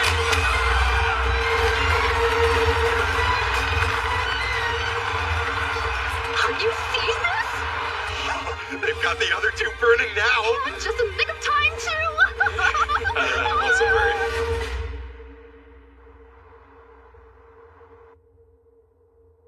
All 3 of the cannons were destroyed. What a sad day! Seeing the great Yorg's army turn to a pack of spineless cowards! That's rich coming from a corrupt aristocrat whose only talent is in amassing wealth. I trust you haven't lost your nerve, or have you? You think there's anyone capable of intimidating me? I'm doubting you understand the situation. The enemy are mere 10,000, while we are 40,000 strong. Why would we ever need to force our attack? They're outnumbered. But if that's the case, should we not wipe out their forces in one fell swoop? You attempted the same strategy and were routed, if you remember. You even took cannons with you, of which we are now down 3. And we are truly sorry about that. And there's no sign someone is even in that fort. Duke Carmine, how can you be sure? Since the fort was erected, their army has been on the defensive. If he were in our position, he would have made some sort of move by now. No, he is definitely on the move. The question is where, and we must lure him out. Do you mean to tell us you're planning on using the soldiers inside the fort as bait? You men must be spent from the battle. This fight will not be over in only a day or 2. I suggest taking tomorrow to rest and regain your strength. A splendid plan. Beowulf. Is all prepared as I've asked? Affirmative. Everything's ready.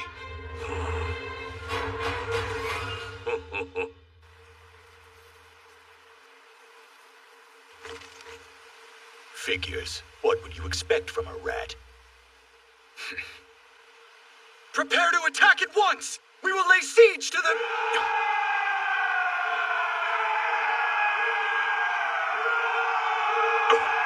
What am I hearing?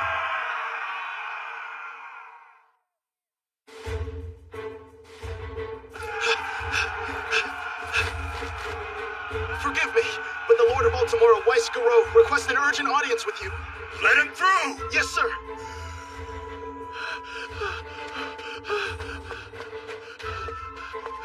I am terribly sorry, my lord. Explain yourself! You promised me that you'd have the Stronghold's gates open by now. The holdouts have become more stubborn, and it's taking longer than expected persuading them to surrender. What? You lied to me. I don't want to hear any excuses. I'll lop off your head and make you an example to everyone behind those walls. Before you do, I wish to inform you that the shouting you just heard coming from Altamura were the war cries of the do-or-die resistance faction I mentioned earlier.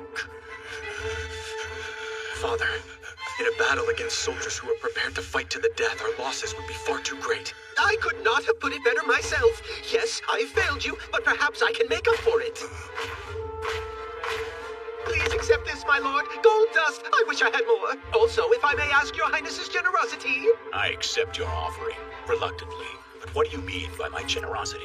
Tomorrow at midday, see that tree?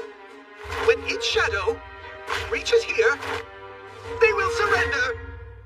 Until then, I beg you to refrain from attacking the city. I promise that this time I will be able to convince the holdouts that surrendering is the only choice. Father, why don't we take Weist at his word and show some magnanimity this one time? Very well. We will refrain from attacking until noon tomorrow. But if the gates are not opened by then, we will take the city by force. Thank you. Thank you. Leave it to me. I can convince them to open the gate for you, sir. Are you sure this is the wisest course, Excel? I mean, Duchess Excel. With that much gold at our disposal, we could have hired a whole division of mercenaries from Zem. Until someone offered them more money. What good is loyalty that can be bought? At the moment, I'm engaging 3 different foes. Time is my only ally. If I can buy a little extra with gold, it will not be missed. But hopefully that much is obvious. Otherwise, you're nothing but a child. I must say, this new king is quite daunting, sending you to act as his personal messenger. Out of the blue, he says, go to Altamura. He really is a slave driver. I'll wager that Duke Vargas and Duke Carmine had no idea that you were attending the conference from here. Masterfully done. Not just them, Gaius as well. It takes 3 days to get here from Lagoon City. 3 non-stop days. Soma doesn't mind driving the elderly ragged. Funny how you play the elderly card only when it suits you. I get a free pass. But I forbid anyone else from ever mentioning it to me. By the way, Duchess Excel, I was only able to buy us till noon tomorrow. Will that be enough time? I'm sure it will be, for if His Majesty doesn't make his move by then, it won't matter. We'll have to die like heroes inside this stronghold.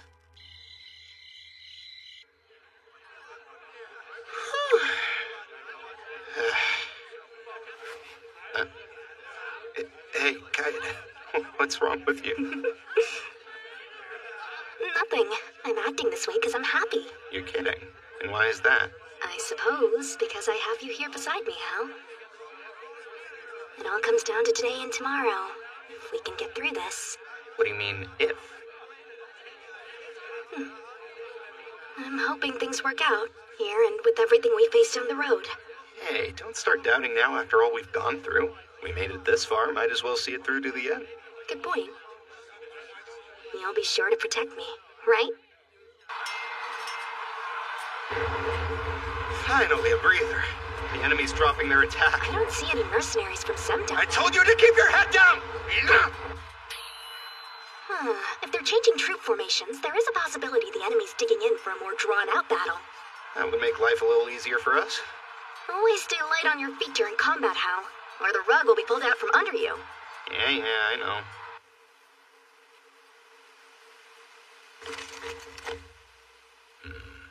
Prepared to launch our assault. Messenger! Alert all units that we are now beginning our attack on Altamura! Yes, sir. Multiple wyverns approaching from the sky to the east! It's the Air Force!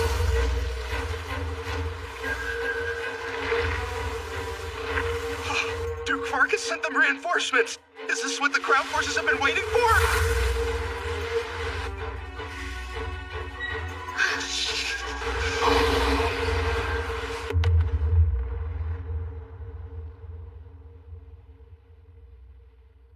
Yes, my lord. Let's hear it. How's the evacuation of the citizens going, Tolman? I'm pleased to report it's complete. As of now, the only ones remaining in Red Dragon City are the Air Force personnel, as well as members of the Vargas household. Very well.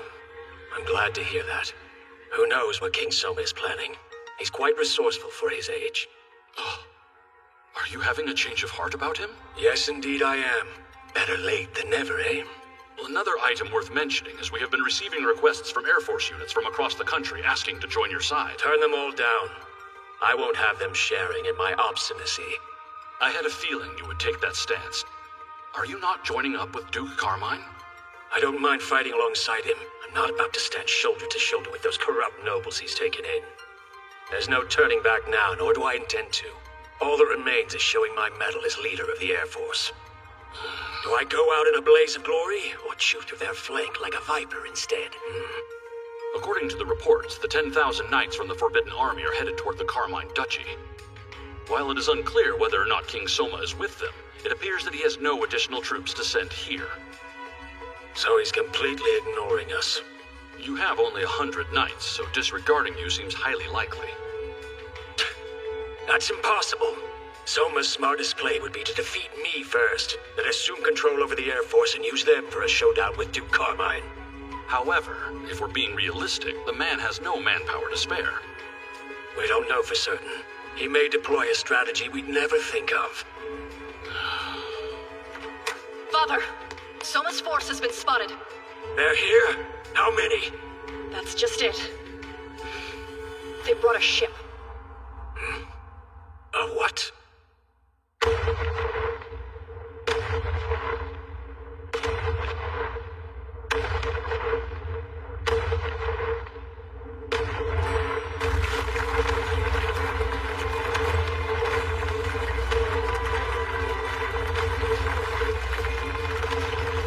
Father, the battleship Albert is heading this way. They put wheels on it and are dragging it over land? Is he planning on throwing away his flagship here? I didn't have any choice. I've already got a shortage of military strength as it is. Duke Vargas, a letter from Soma arrived requesting conference via Gemstone broadcast. Apologies for the hasty arrangement. Out with it. Why have you brought the Albert this far inland? Isn't it obvious? To lay siege to the Red Dragon City, of course. The Albert, it's shooting at us! Incoming fire!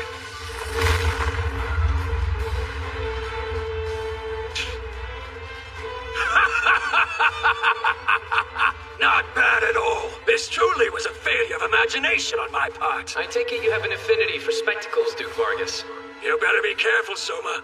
You're in danger of becoming a better king than I expected. You could make things easier for us by standing down. Surrendering at this point would be disgraceful, especially after the show you put on. I see. That truly is a shame, then. Have it your way.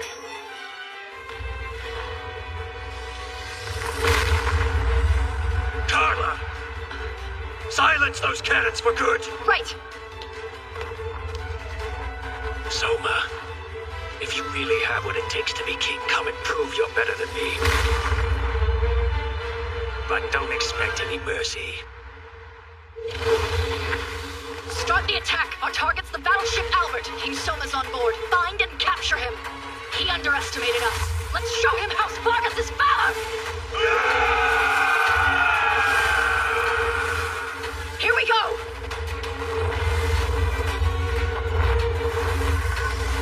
Prepare to drop the bombs!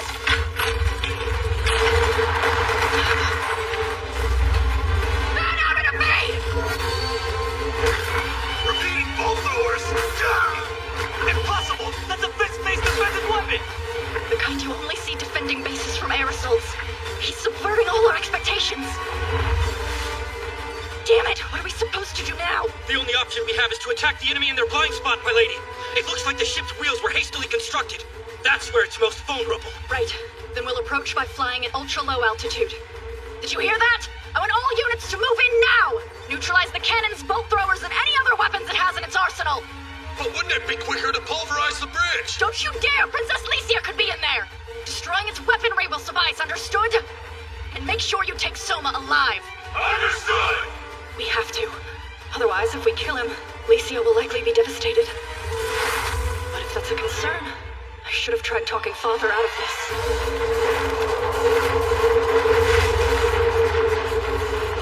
Which means... I should have supported Soma when I had the chance. Well, too late for that now.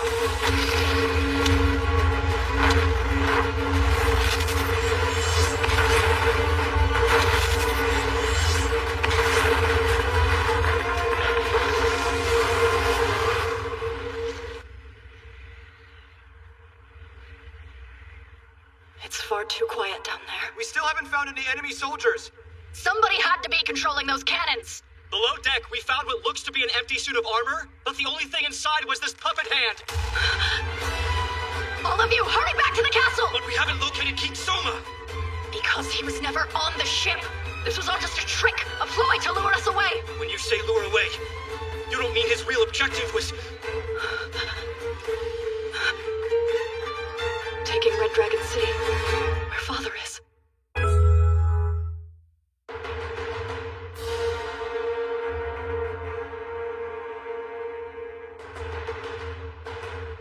How did you find your way in here? I think one should store all kinds of documents in a library for moments like these. In other words, you found the blueprints for Red Dragon City. So I take it you know about the underground escape routes and all its other secrets. This is the first occasion we've met face to face, isn't it, King Soma? Duke Castavargas. And I am acting King Soma Kazuya. You may call me Tolman, a servant of the House of Vargas, sire. On that note, he had nothing to do with all this. If somehow I'm defeated here, you may trust the Air Force to him. The man will serve honorably. If you're going to be this gracious about it, why don't you just lay down your sword? Can a man back down when his mind's set? And no, I don't intend to go down easily. My king, I'll handle this. And you're supposed to be a hero? Care to face me one-on-one? You can't be serious. No bureaucrat who stays locked away in a castle could measure up to her in combat. Castor, just how long do you plan on aiming your sword at King Soma? Careful, you get hurt. I didn't want to reveal this in front of His Majesty, but I've been alive for several decades. Ha! And I've been fighting on behalf of this kingdom for a century.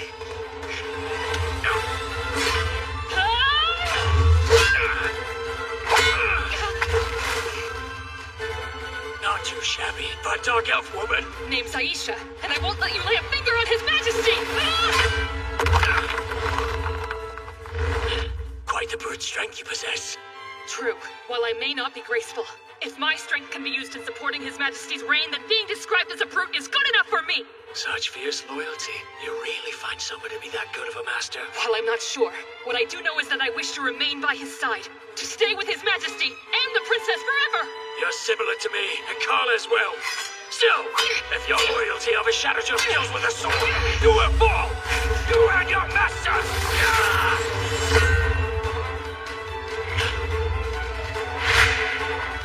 Ice Sword Mountain! Freeze right there!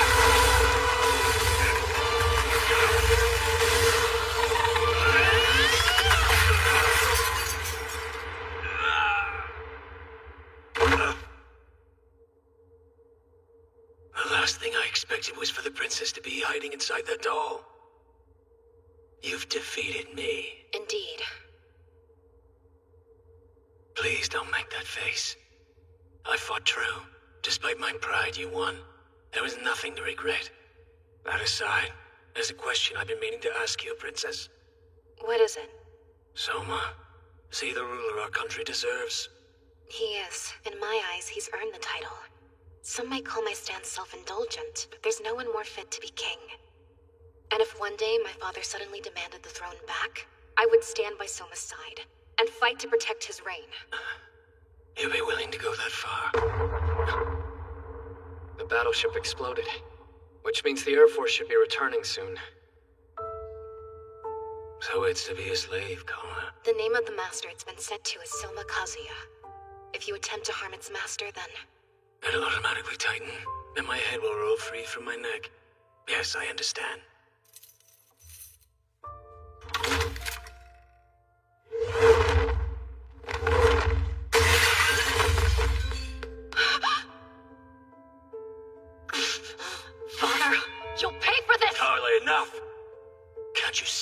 waiting. Your insurrection's squashed, and since a slave collar has been attached to your father's neck, killing Soma will end up taking Duke Vargas' life too.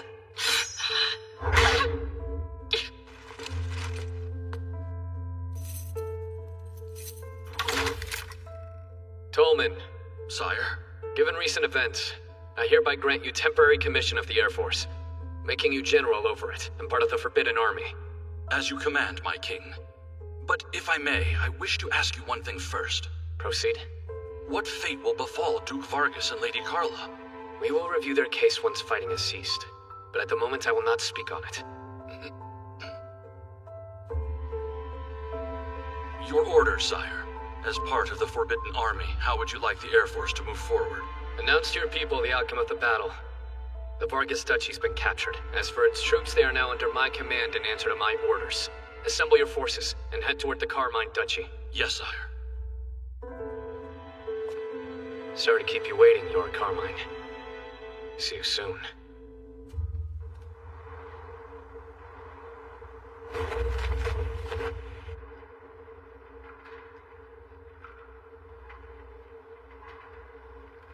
I know you have your doubts, but Carla here is extremely loyal.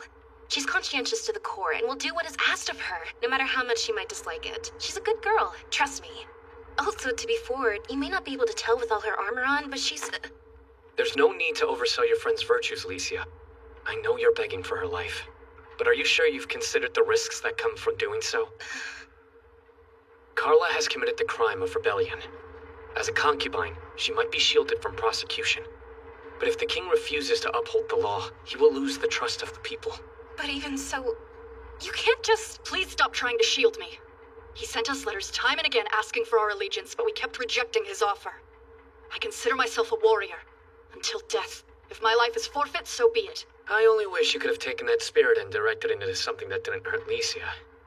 Multiple wyverns approaching from the sky to the east! It's the Air Force! Duke Vargas sent them reinforcements. Is this what the Crown forces have been waiting for?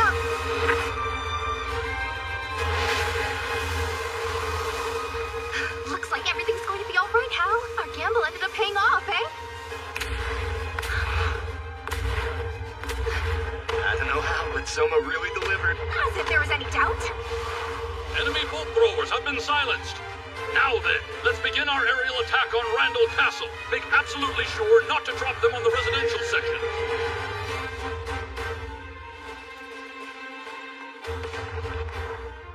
Brought along the air support exactly as I promised.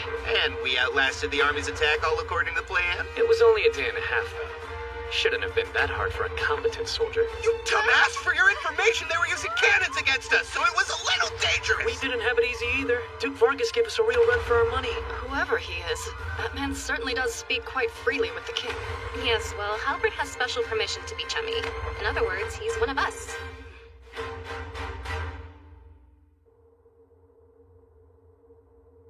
Count Vargas and the Air Force have betrayed us. We must come up with a new strategy. We're awaiting your instructions. Tell us what we're supposed to do now, Duke. Are you going to say something?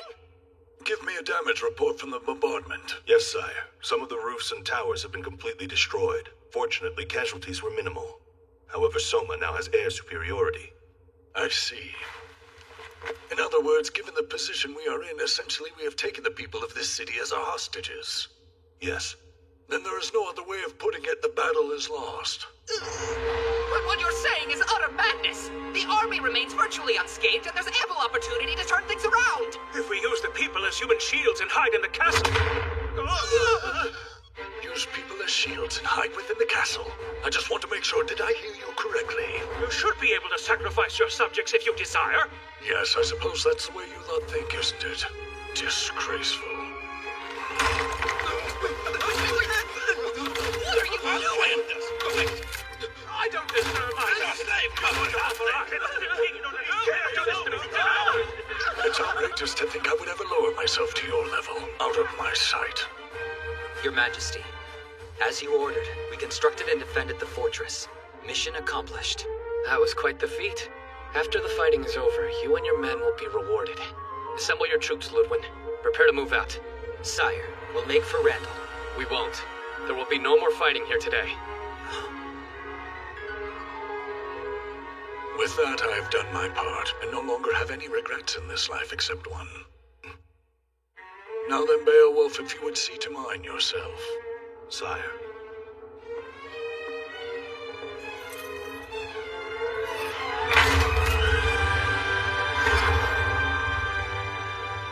Send a messenger to their army with our surrender. Tell them with the exception of the nobleman's forces, our soldiers will only following my orders. I will accept full responsibility. As for the rest, I leave it in yours and Glaive's hands. Understood? Sire. A white flag is waving over Castle Randall! Your Majesty, but how did you know?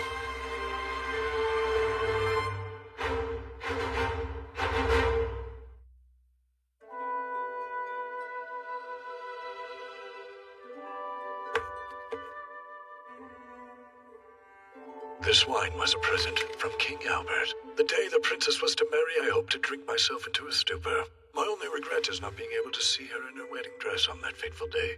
But considering how I'm giving her the greatest present anyone could ever offer, pain is more tolerable.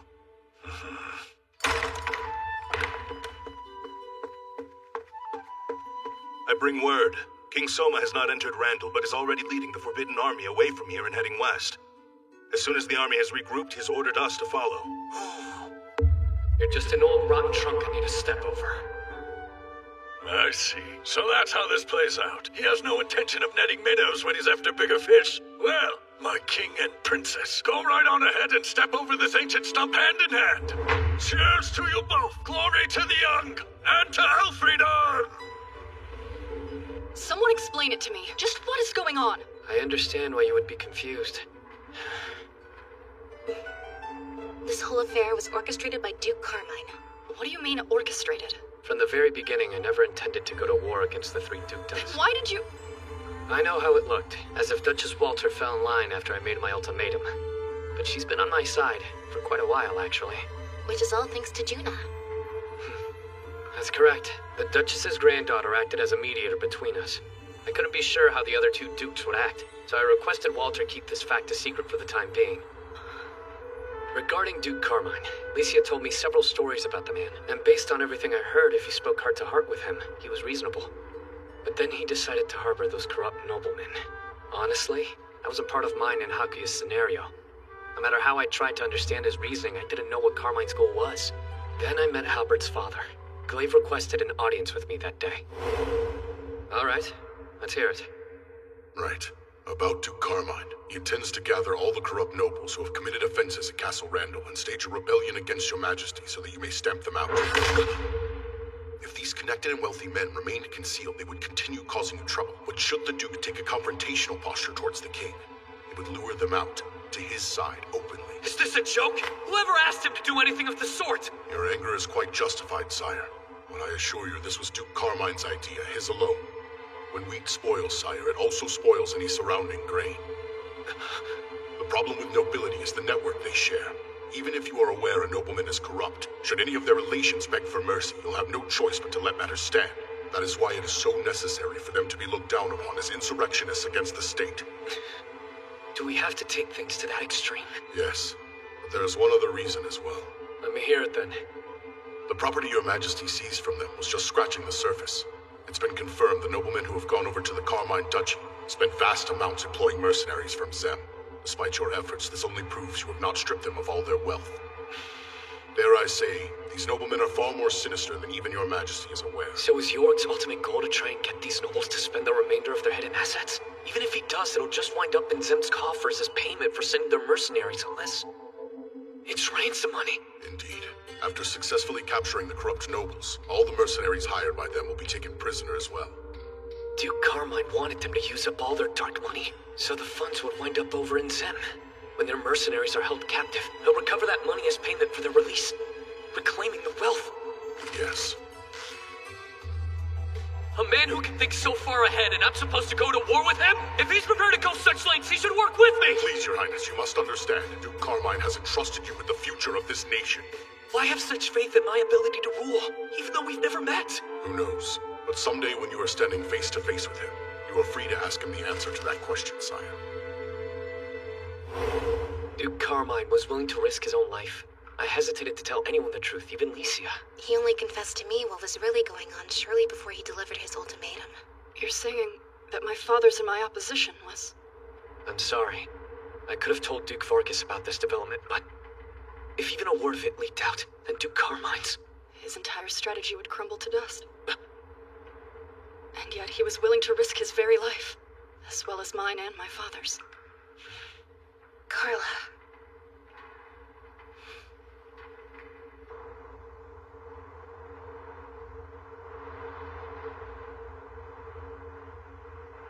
I won't show that damn Weist any mercy. Someone has stepped out onto the wall!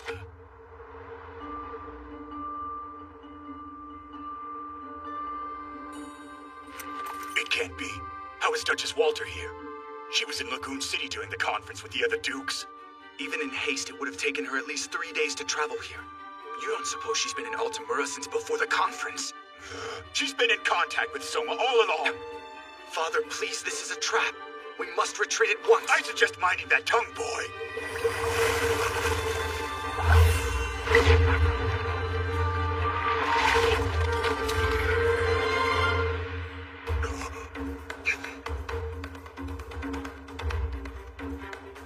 I am the acting king over the nation of Elfrieden, Soma Kazuya. Having defeated Duke Vargas of the Air Force and Duke Carmine of the Army, I am now in control of all the armed forces. This civil war has ended. However, we still cannot sheathe our swords just yet. You see, Amadonia's military has taken advantage of this chaos and chosen to brazenly invade our territory. For generations, they've taken land they lost to us and continuously raised tensions along our border. The current Amadonian prince, Gaius VIII, has been no exception. He has promoted friction between myself and the three dukedoms and operated from the shadows for their benefit. Will merely driving these invaders out suffice? At a time when mankind should be united in the fight against the Demon Lord, can we excuse such barbarism? Nay, it must be called out and punished. As such, the Elfrieden Kingdom condemns the Principality of Amadonia and hereby declares war. Why, you insolent brat! You call 3 generations of noble conquest barbarism? I'm sure you're watching, so Gaius, know that I'm sending my forces westward. As you may have surmised, our destination is Van, the capital of Amadonia. While you and your forces have been dawdling around Altamura, we have made preparations to burn your city to the ground. What you expect? You have raised your hand against my house, and now you will suffer. We must ride back to Van immediately!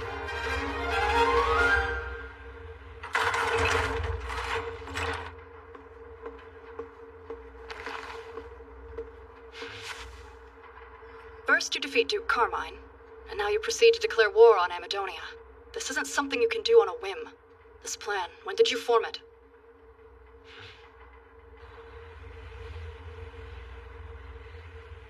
What's my family thinking? Princess, I have received word that Prince Gaius departed from Altamura yesterday.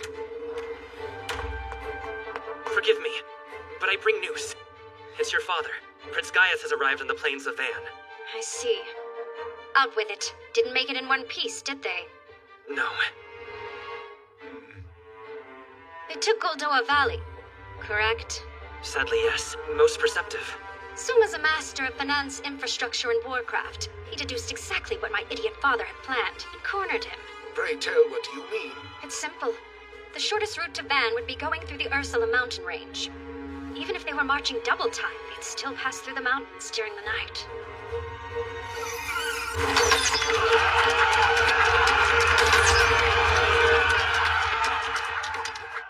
Word is that it was a hellish night. Men abandoning their friends, screaming for help, clawing through blood and muck. The way out of the valley is right up ahead, men! The main force's vanguard is headed through the valley. Shall we give pursuit? There's no need. We've dutifully carried out our orders. Prepare to withdraw. By the time they left the valley, their army of 30,000 men was cut in half. After that, His Highness stopped in villages, gathering troops and supplies, and managed to recover his forces back up to 25,000. Even if he does take back Van, doesn't Father realize he's turning the people against him? He's openly inviting a rebellion.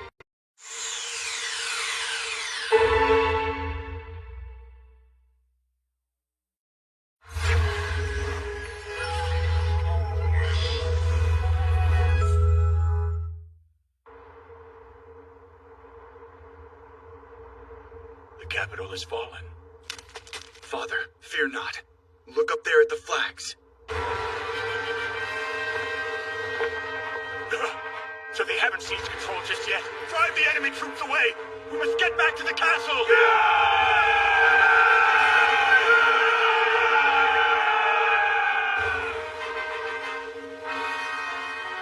I bring word, my king. The Amadonian force is advancing. They're planning to attack all at once. A frontal assault, it's about time.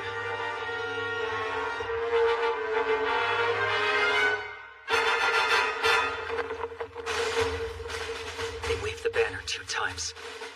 Crane wing formation. Royal Guard and Forbidden Army in the center. General Glaive on the left flank. Princess Licia on the right flank. Let us meet the enemy!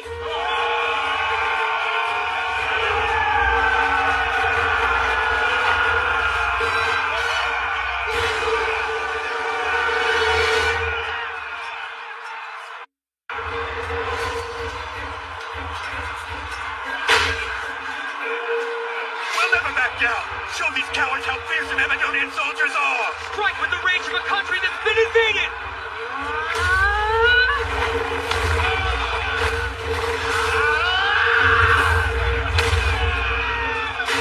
I won't let you lay a finger on the princess! I'm Licia Elfrieden, if you want to claim the head of the daughter of Albert. Then come and take it if you have the nerve, you cowards! Your Highness.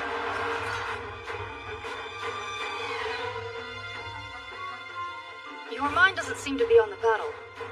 Isn't this what's required of a figurehead, General? His place is at base camp with too much time on his hands. No one expects you to take up a sword. Let others fight for you, right? Then the king's work comes afterwards. Beyond that, let's see. I suppose in the event things don't go as planned, I'll stick my neck out to plead for my men's lives. Are you telling me you're not afraid to die? What? Of course not. It's not as if I have some kind of death wish. But you just said if it came down to it, you would sacrifice yourself for the lives of your soldiers. Oh, I guess I did. That's kind of odd. Are you feeling ill? Carla, there's a chance that I'm a charlatan.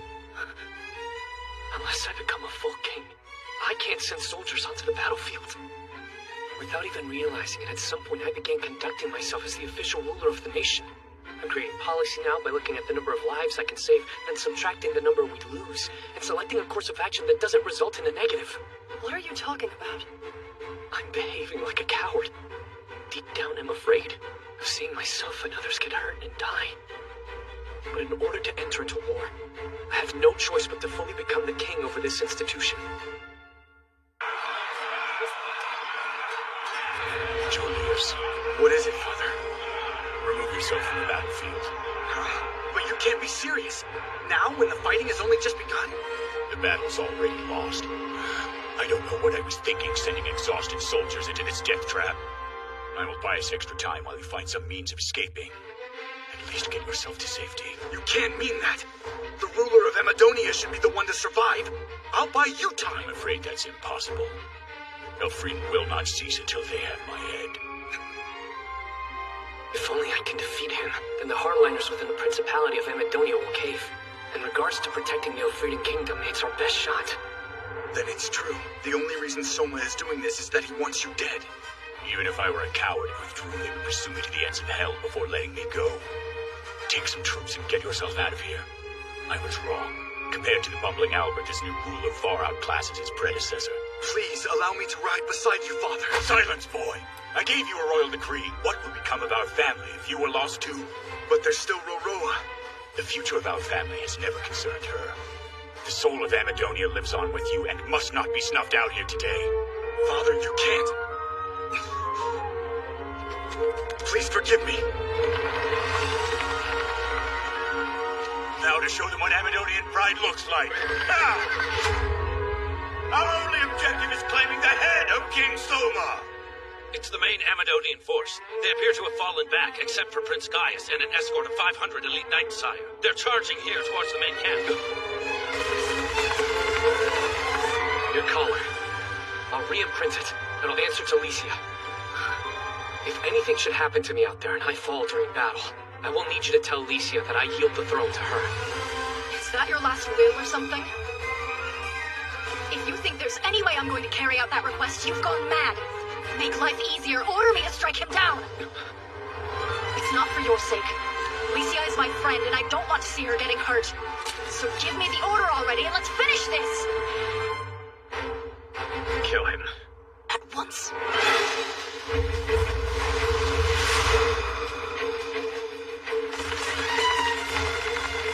That is far enough, Prince Gaius! I won't allow you to come any closer to His Majesty!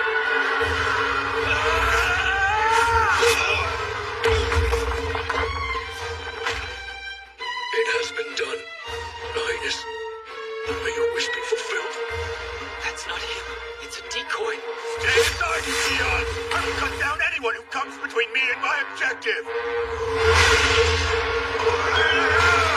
I don't know why you show this king such loyalty, nor do I care!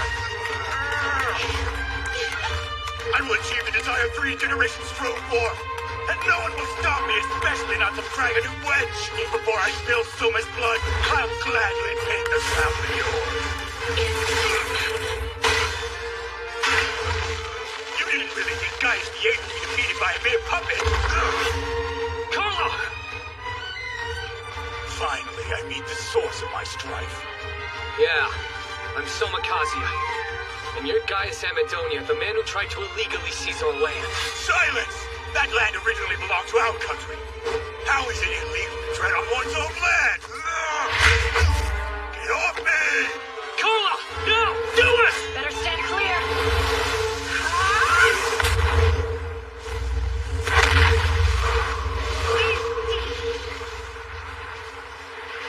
Carla! Are you alright? I thought I told you to stay back. If something happened to you, Alicia would never forgive me.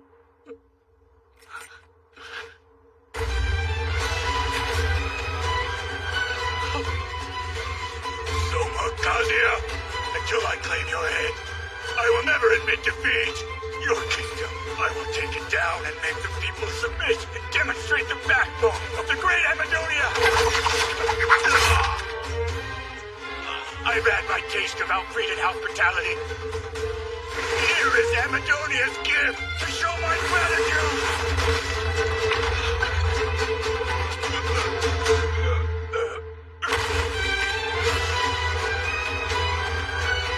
I have seen Amadonian pride! All of you have! We've witnessed the valor of Gaius VIII of the Principality of Amadonia. He will be spoken of for years to come!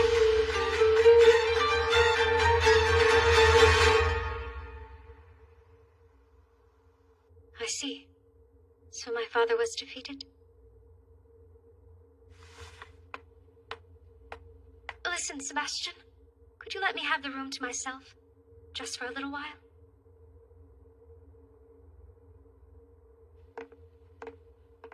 You really were a dumb old man right to the end.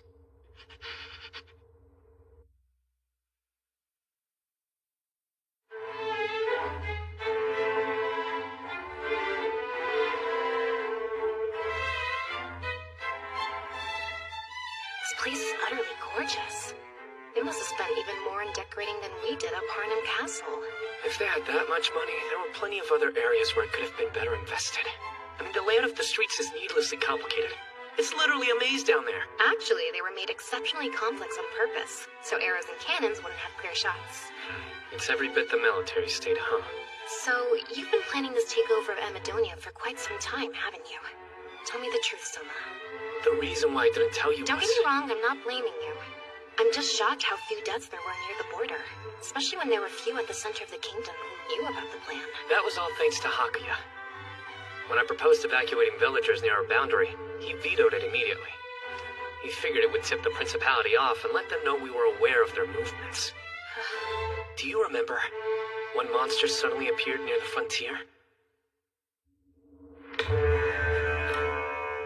They're called Flame Pierrots. The quest is to protect refugees in the village from these mysterious monsters. But such a hefty reward for a simple task. You don't think perhaps there's more here than meets the eye? Not to mention, even though these things are supposed to be dangerous, the force has been oddly quiet all night. You know, go on ahead and see what you can find.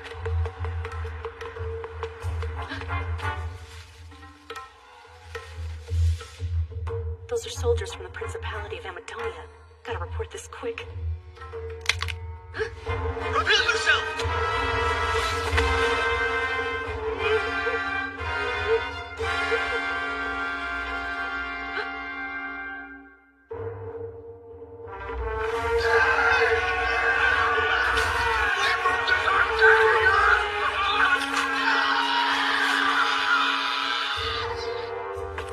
Are we having a repeat of the dungeon incident? Well, those Amadonians got scared. The survivors all ran off. Looks like I owe you again, Master.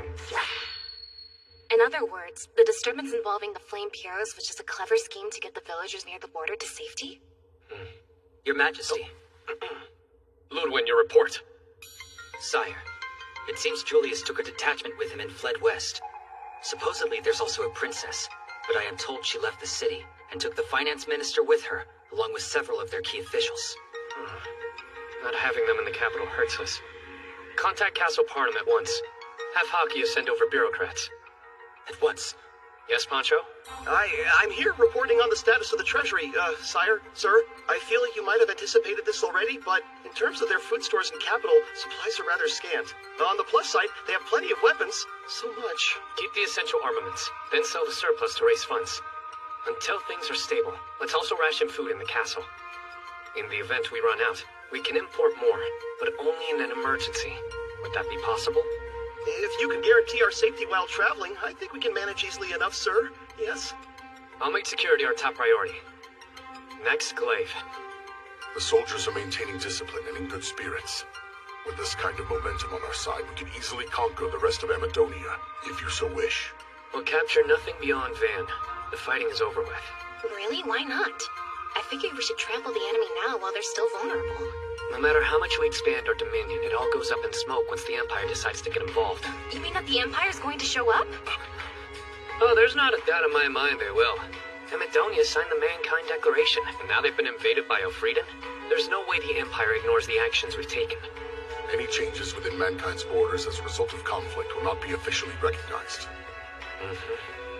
Most likely. They won't stop at military sanctions. But Amadonia attacked us first! Unfortunately, that's just how international treaties work. The Principality will probably assert that it's Elfrieden's own fault for not signing on to the Declaration. Which raises the question, why didn't you? Especially when you had the chance and knew what would happen if we fought Amadonia. Because it turns out the treaty has a catch. Even if I wanted to, I still couldn't sign on, so... But I don't understand. Well, let's just say it could prove dangerous to the Empire, and potentially break them up. We need to hurry up with the post-war cleanup before they decide to act.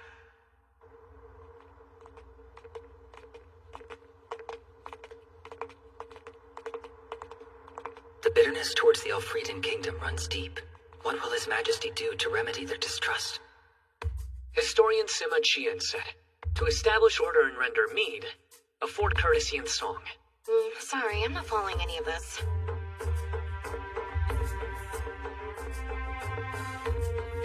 Juna Doma here under the command of Admiral Excel. Reporting as ordered, sire. Juna, thanks for coming.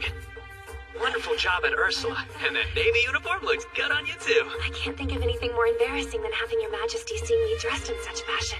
Ridiculous! You pull off beautiful and gallant without any effort.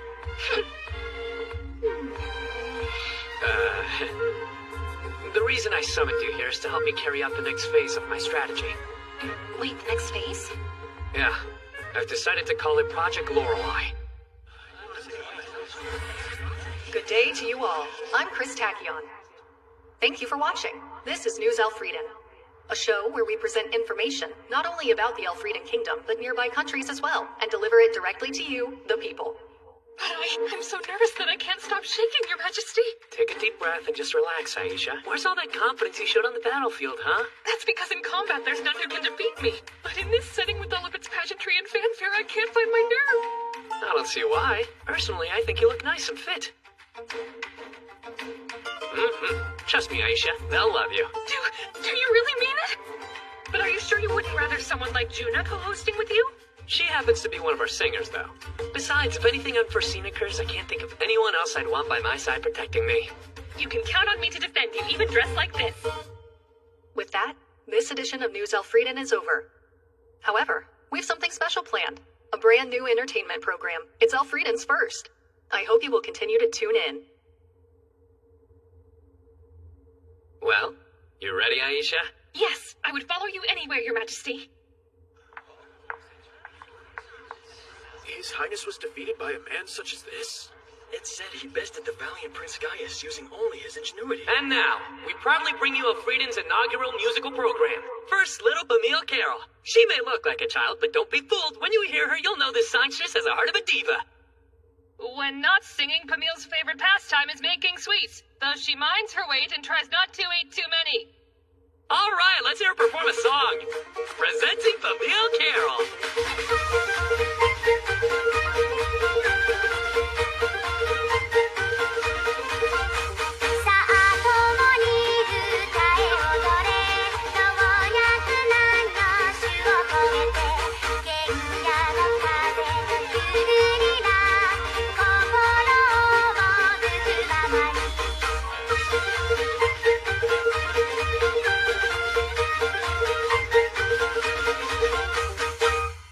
Introduce the Lorelei, who is the pride of the Elfrieden Kingdom, presenting the incomparable Junidoma.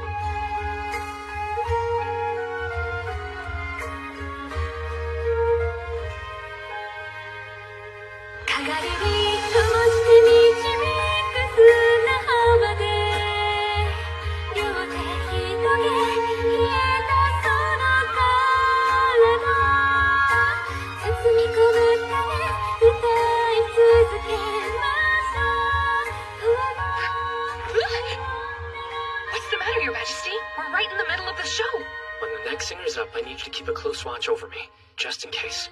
Shh. I haven't told anyone, but I added a surprise singer after Juna's performance. Don't you think you should have told me sooner? I have no idea if it's going to blow up or anything, but it's mostly for insurance. I will safeguard your life with my own and make sure no explosions happen on stage.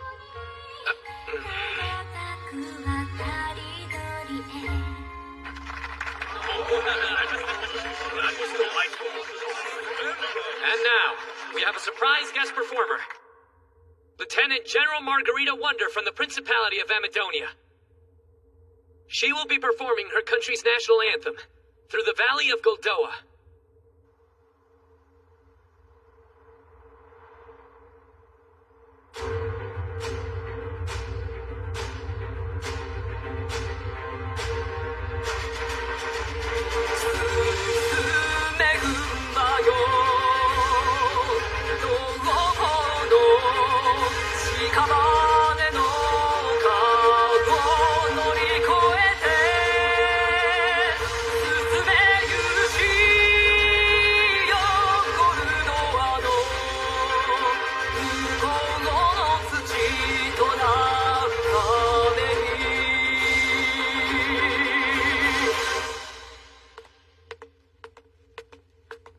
Demonstrated my backbone as an Amadonian. Now you are free to take my head. Why would I? In case you didn't hear, I just sang my country's national anthem. What's more, it's a song demanding the return of the land Elfrieden took from our forefathers. How can you overlook such an outrage? So what if I did? There's no law in the Elfrieden Kingdom that says you can't sing music just because it's from another country. What makes a nation good? It's not an answer that can easily be found. But at the very least, it's somewhere people can express themselves, where one can sing freely.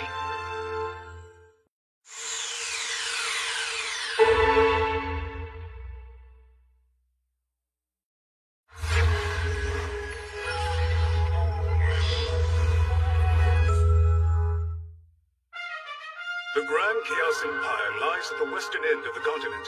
In regard to Landia, it occupies the greatest amount of territory. Additionally, the Empire's population, military might, technology, and affluence is unmatched by any other country on the supercontinent.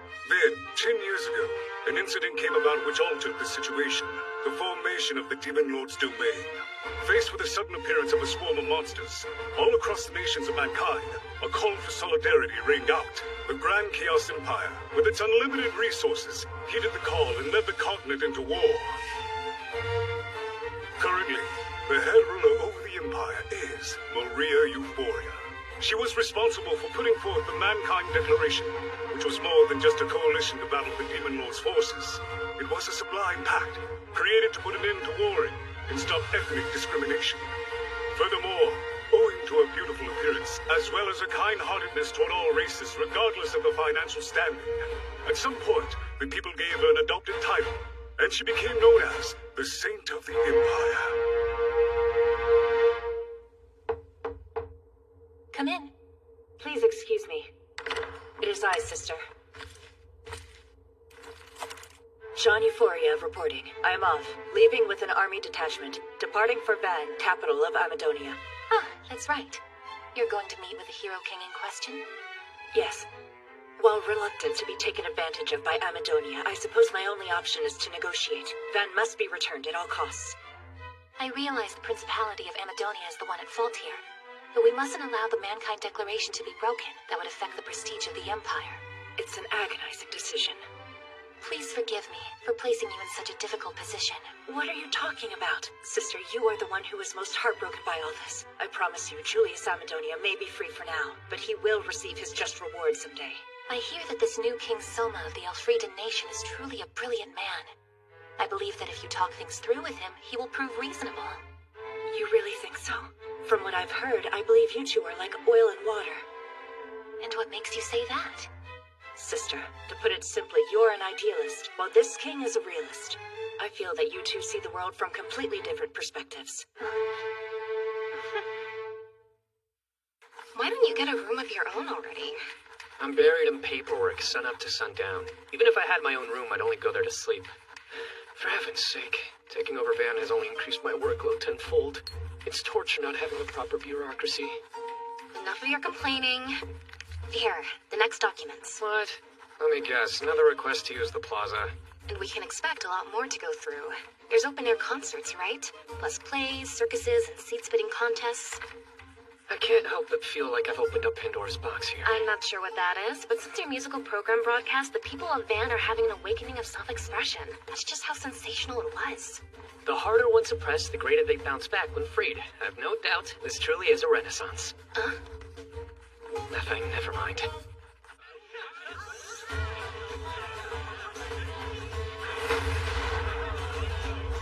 Folks are getting down and dirty, huh?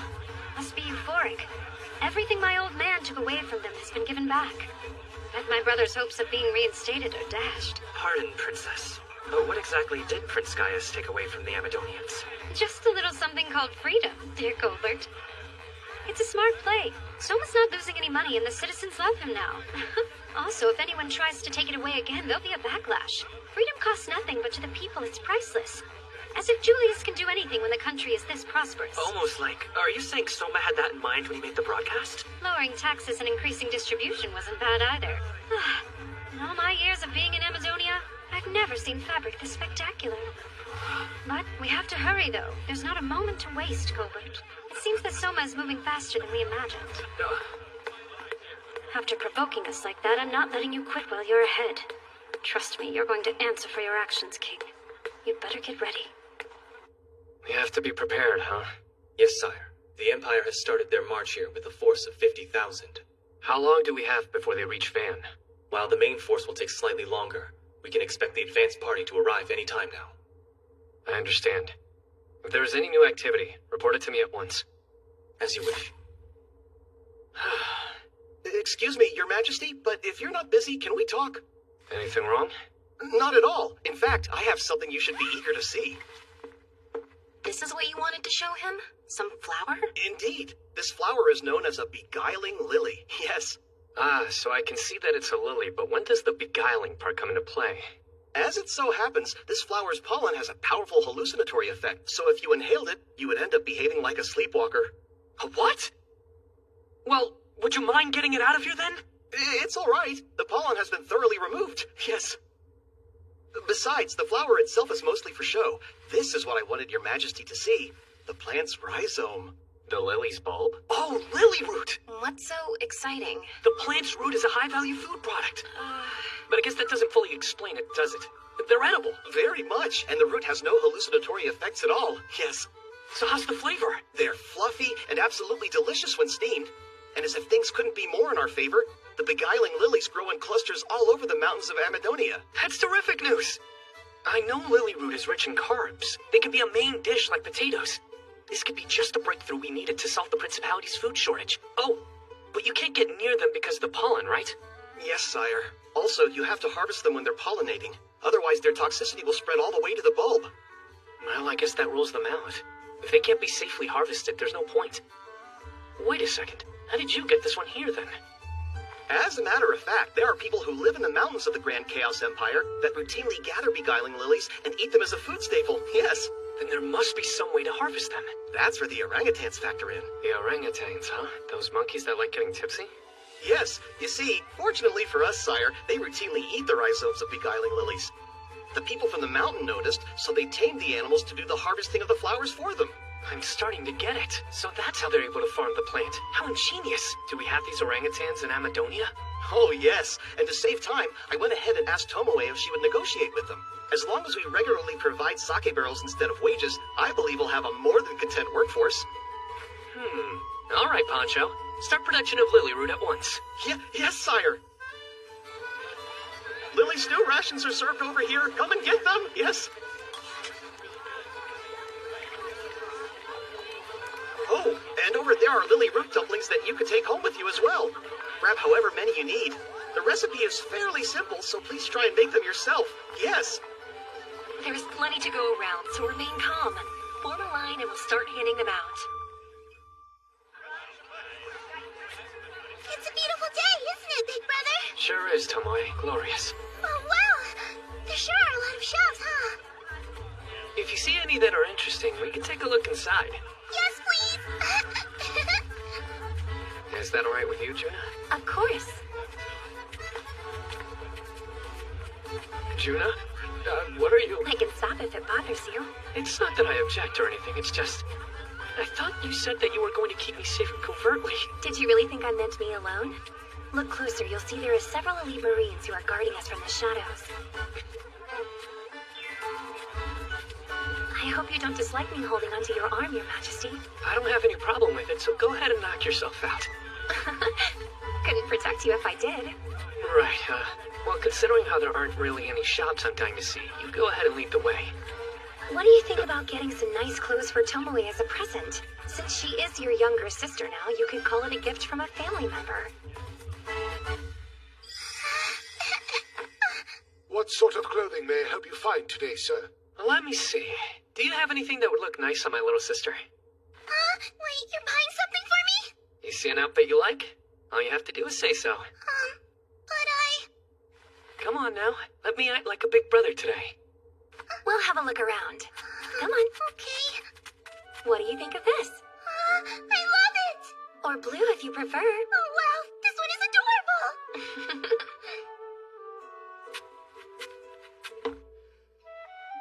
Pardon me, sir. If you don't mind, I'd appreciate your viewpoint on a question I have. What is it? Suppose that on a battlefield, all of your generals were gathered together for a war council, and that the first plan one of them put forward had several merits. Would you not then choose to implement this strategy immediately? No, I wouldn't. I would wonder if perhaps there was an even better tack. But now suppose that you were one of the generals and wanted your plan to be adopted. It would be a better approach to withhold your thoughts and propose your strategy as the solution in the end. Another way to look at it is that when it comes to bargaining between men and women, it's just a different kind of battle.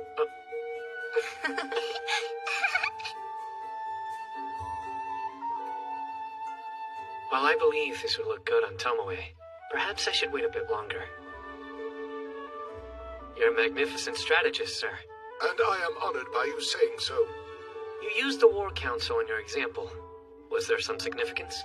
I do beg your pardon, sir. Up until a few days ago, I had been dealing with some rather distinguished individuals. And these distinguished people were military men, I take it? Oh, quite the opposite. One of them was a very charming, albeit cunning little devil. Such a loud sneeze, Princess. A lady should refrain from calling attention to herself. Who even noticed? One sneeze means you're being talked about, two means someone's fallen for you. Still waiting on the ladder, though. Kazuya? What do you think? Wow. Want me to carry those, Tomoe? I'm okay. You bought these for me, so it's only right that I carry them. Well, would you mind if I at least carried these?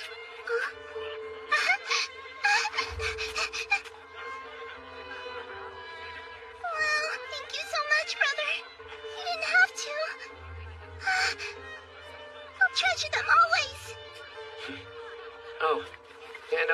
accept this, Juna.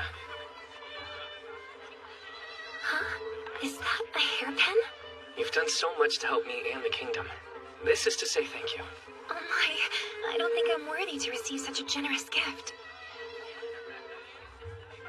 It looks incredible on you. Really. Your Majesty, if you intend on honoring us with such lavish presents, you should give something to the princess and the others as well. You're absolutely right. But I have something already prepared for Licia and Aisha. By the way, Juna. Yes, what is it? It's Kazuya, not your Majesty. You're far more spiteful than I expected, Kazuya. You think so? Yes. You also have quite an knack for flirting, too. Brother, look! There's so many little shops opening up! Several in such a short amount of time. This is the center of entertainment, after all. Good day. How about a little something for your wife, sir? We have steamed lily dumplings for sale. I don't know about you, but I could use a bite to eat. All right, how about we buy something here then? Yes, please. Oh, I've never had anything so yummy. These lily root croquettes are also pretty tasty. If you think they're good, wait till you try them fried. Though I might have burnt my tongue on the soft-boiled center.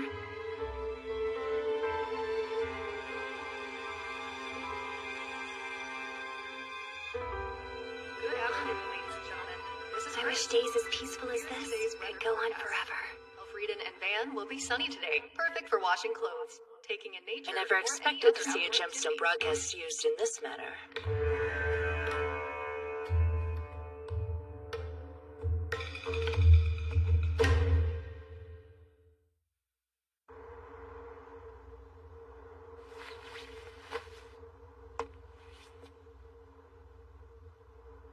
I expected the Empire, but inside the capital?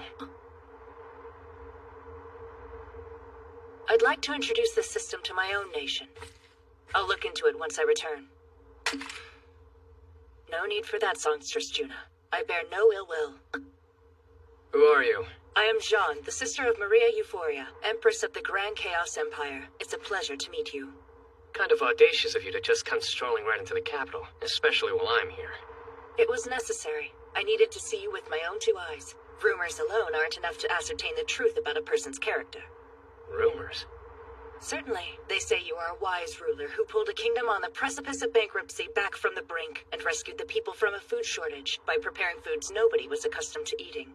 But also, there have been a number of salacious stories that have reached my ears. Just a minute! What do you mean? I've heard you are engaged to the former king's beautiful daughter, Princess Licia, yet continue gathering the kingdom's beauties, expanding your selection of consorts. I suppose I'm included as one of those? I was aware such stories were making the rounds, but hearing it aloud is... You didn't tell me? Alas, if the rumors are false, then it rules out my original strategy. Doing what exactly? If you were as lascivious as they said, my beautiful sister could welcome you and plead her case, and it would not be difficult to get you to cave and accept any terms we desire. Your plan was to try and have the Saint of the Empire seduce me? My sister does not seem to like the title of Saints personally, but it does a little something for the gentleman. After all, you didn't hesitate using it just now. Well, I mean, it certainly doesn't hurt her reputation, so... What about my title? Does songstress do anything for you? I don't think now's the best time to be discussing this. Sorry, just wondering. You are a more amusing fellow than I'd imagined. What you call amusing, others might see as unbelievably awkward. Not at all. A king being so close with his officers is evidence that the kingdom is in good hands. Speaking of, in the Empire, because my sister's a saint, everyone stays distant. Moreover, she is the Empress, but does her best to treat everyone equally, and yet she feels she must be guarded against everyone. That goes for this matter as well. We have nothing to gain by assisting the Principality of Amadonia, not after they blatantly ignored the Mankind Declaration. We just met, but for being sister to idealistic Maria, your view of the world certainly is quite realistic. When the elder has her head in the clouds, the younger has to have her feet firmly on the ground. Anyhow, I admire the way you're implementing the gemstone broadcast. Would it be all right if I copied it in my own country? Go right ahead. Not like I could stop you even if I wanted to. Thank you very much. But I'm curious, how are you able to think of so many progressive ideas? Progressive, you say? Back in the world where I come from, this is quite ordinary. The world you're from. I completely forgot. On behalf of my sister, I wish to apologize for that. Tearing you away from your home and family. We had no right. For the hero summoning, I mean. I beg your forgiveness. What's done is done, so please don't bow to me. All the same. The Empire has no reason to want a hero to interfere. Isn't that right? This was your way of showing consideration toward a kingdom that couldn't come up with financial aid for the war effort? Yes. That's what I thought. I was meant to be a human sacrifice all along. Elfriden's too far from the Demon Lord's domain and can't provide aid. Also, they never signed the Mankind Declaration. In the member nation's view, we were being protected by the Declaration, despite the fact we weren't contributing any support. So you arranged for them to perform the hero summoning, to create the appearance that they were giving something back. Wait, since we aren't even signatories to the Mankind Declaration, we had no obligation to provide support in the first place, did we? But even so, we were a direct beneficiary of the bulwark created by the treaty.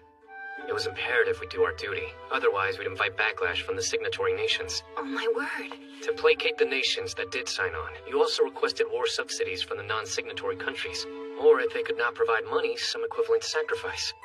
I don't know what I can tell you. Let's be honest with each other. You didn't actually think the hero summoning would end up working, did you? Did it matter? The Empire figured as long as the ritual had been carried out, that would be enough to appease the signatory nations. You are quite astute. However, somehow you ended up being summoned into our world. And after being called here, and then having the throne yielded to you by King Albert, every single effort you've made has been to turn the country around. It's like I said before, what's done is done. I don't blame you now that I know all the circumstances. And besides, if I wasn't summoned, I wouldn't have found a family. Still, if it bothers you enough that you'll accept my jurisdiction over Van, we could call it even. Sorry, but I can't. You're not the only one who wants to protect their family. In that case, I suppose we will have to negotiate. Yes, and when we do, I hope you'll go easy on me.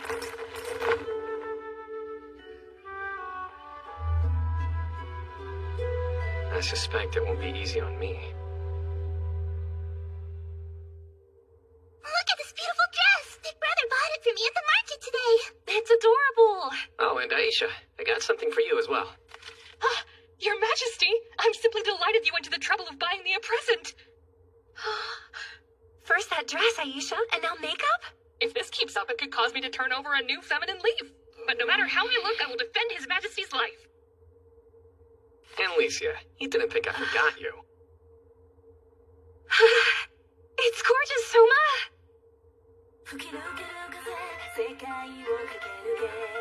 Be honest. Tell me how I look.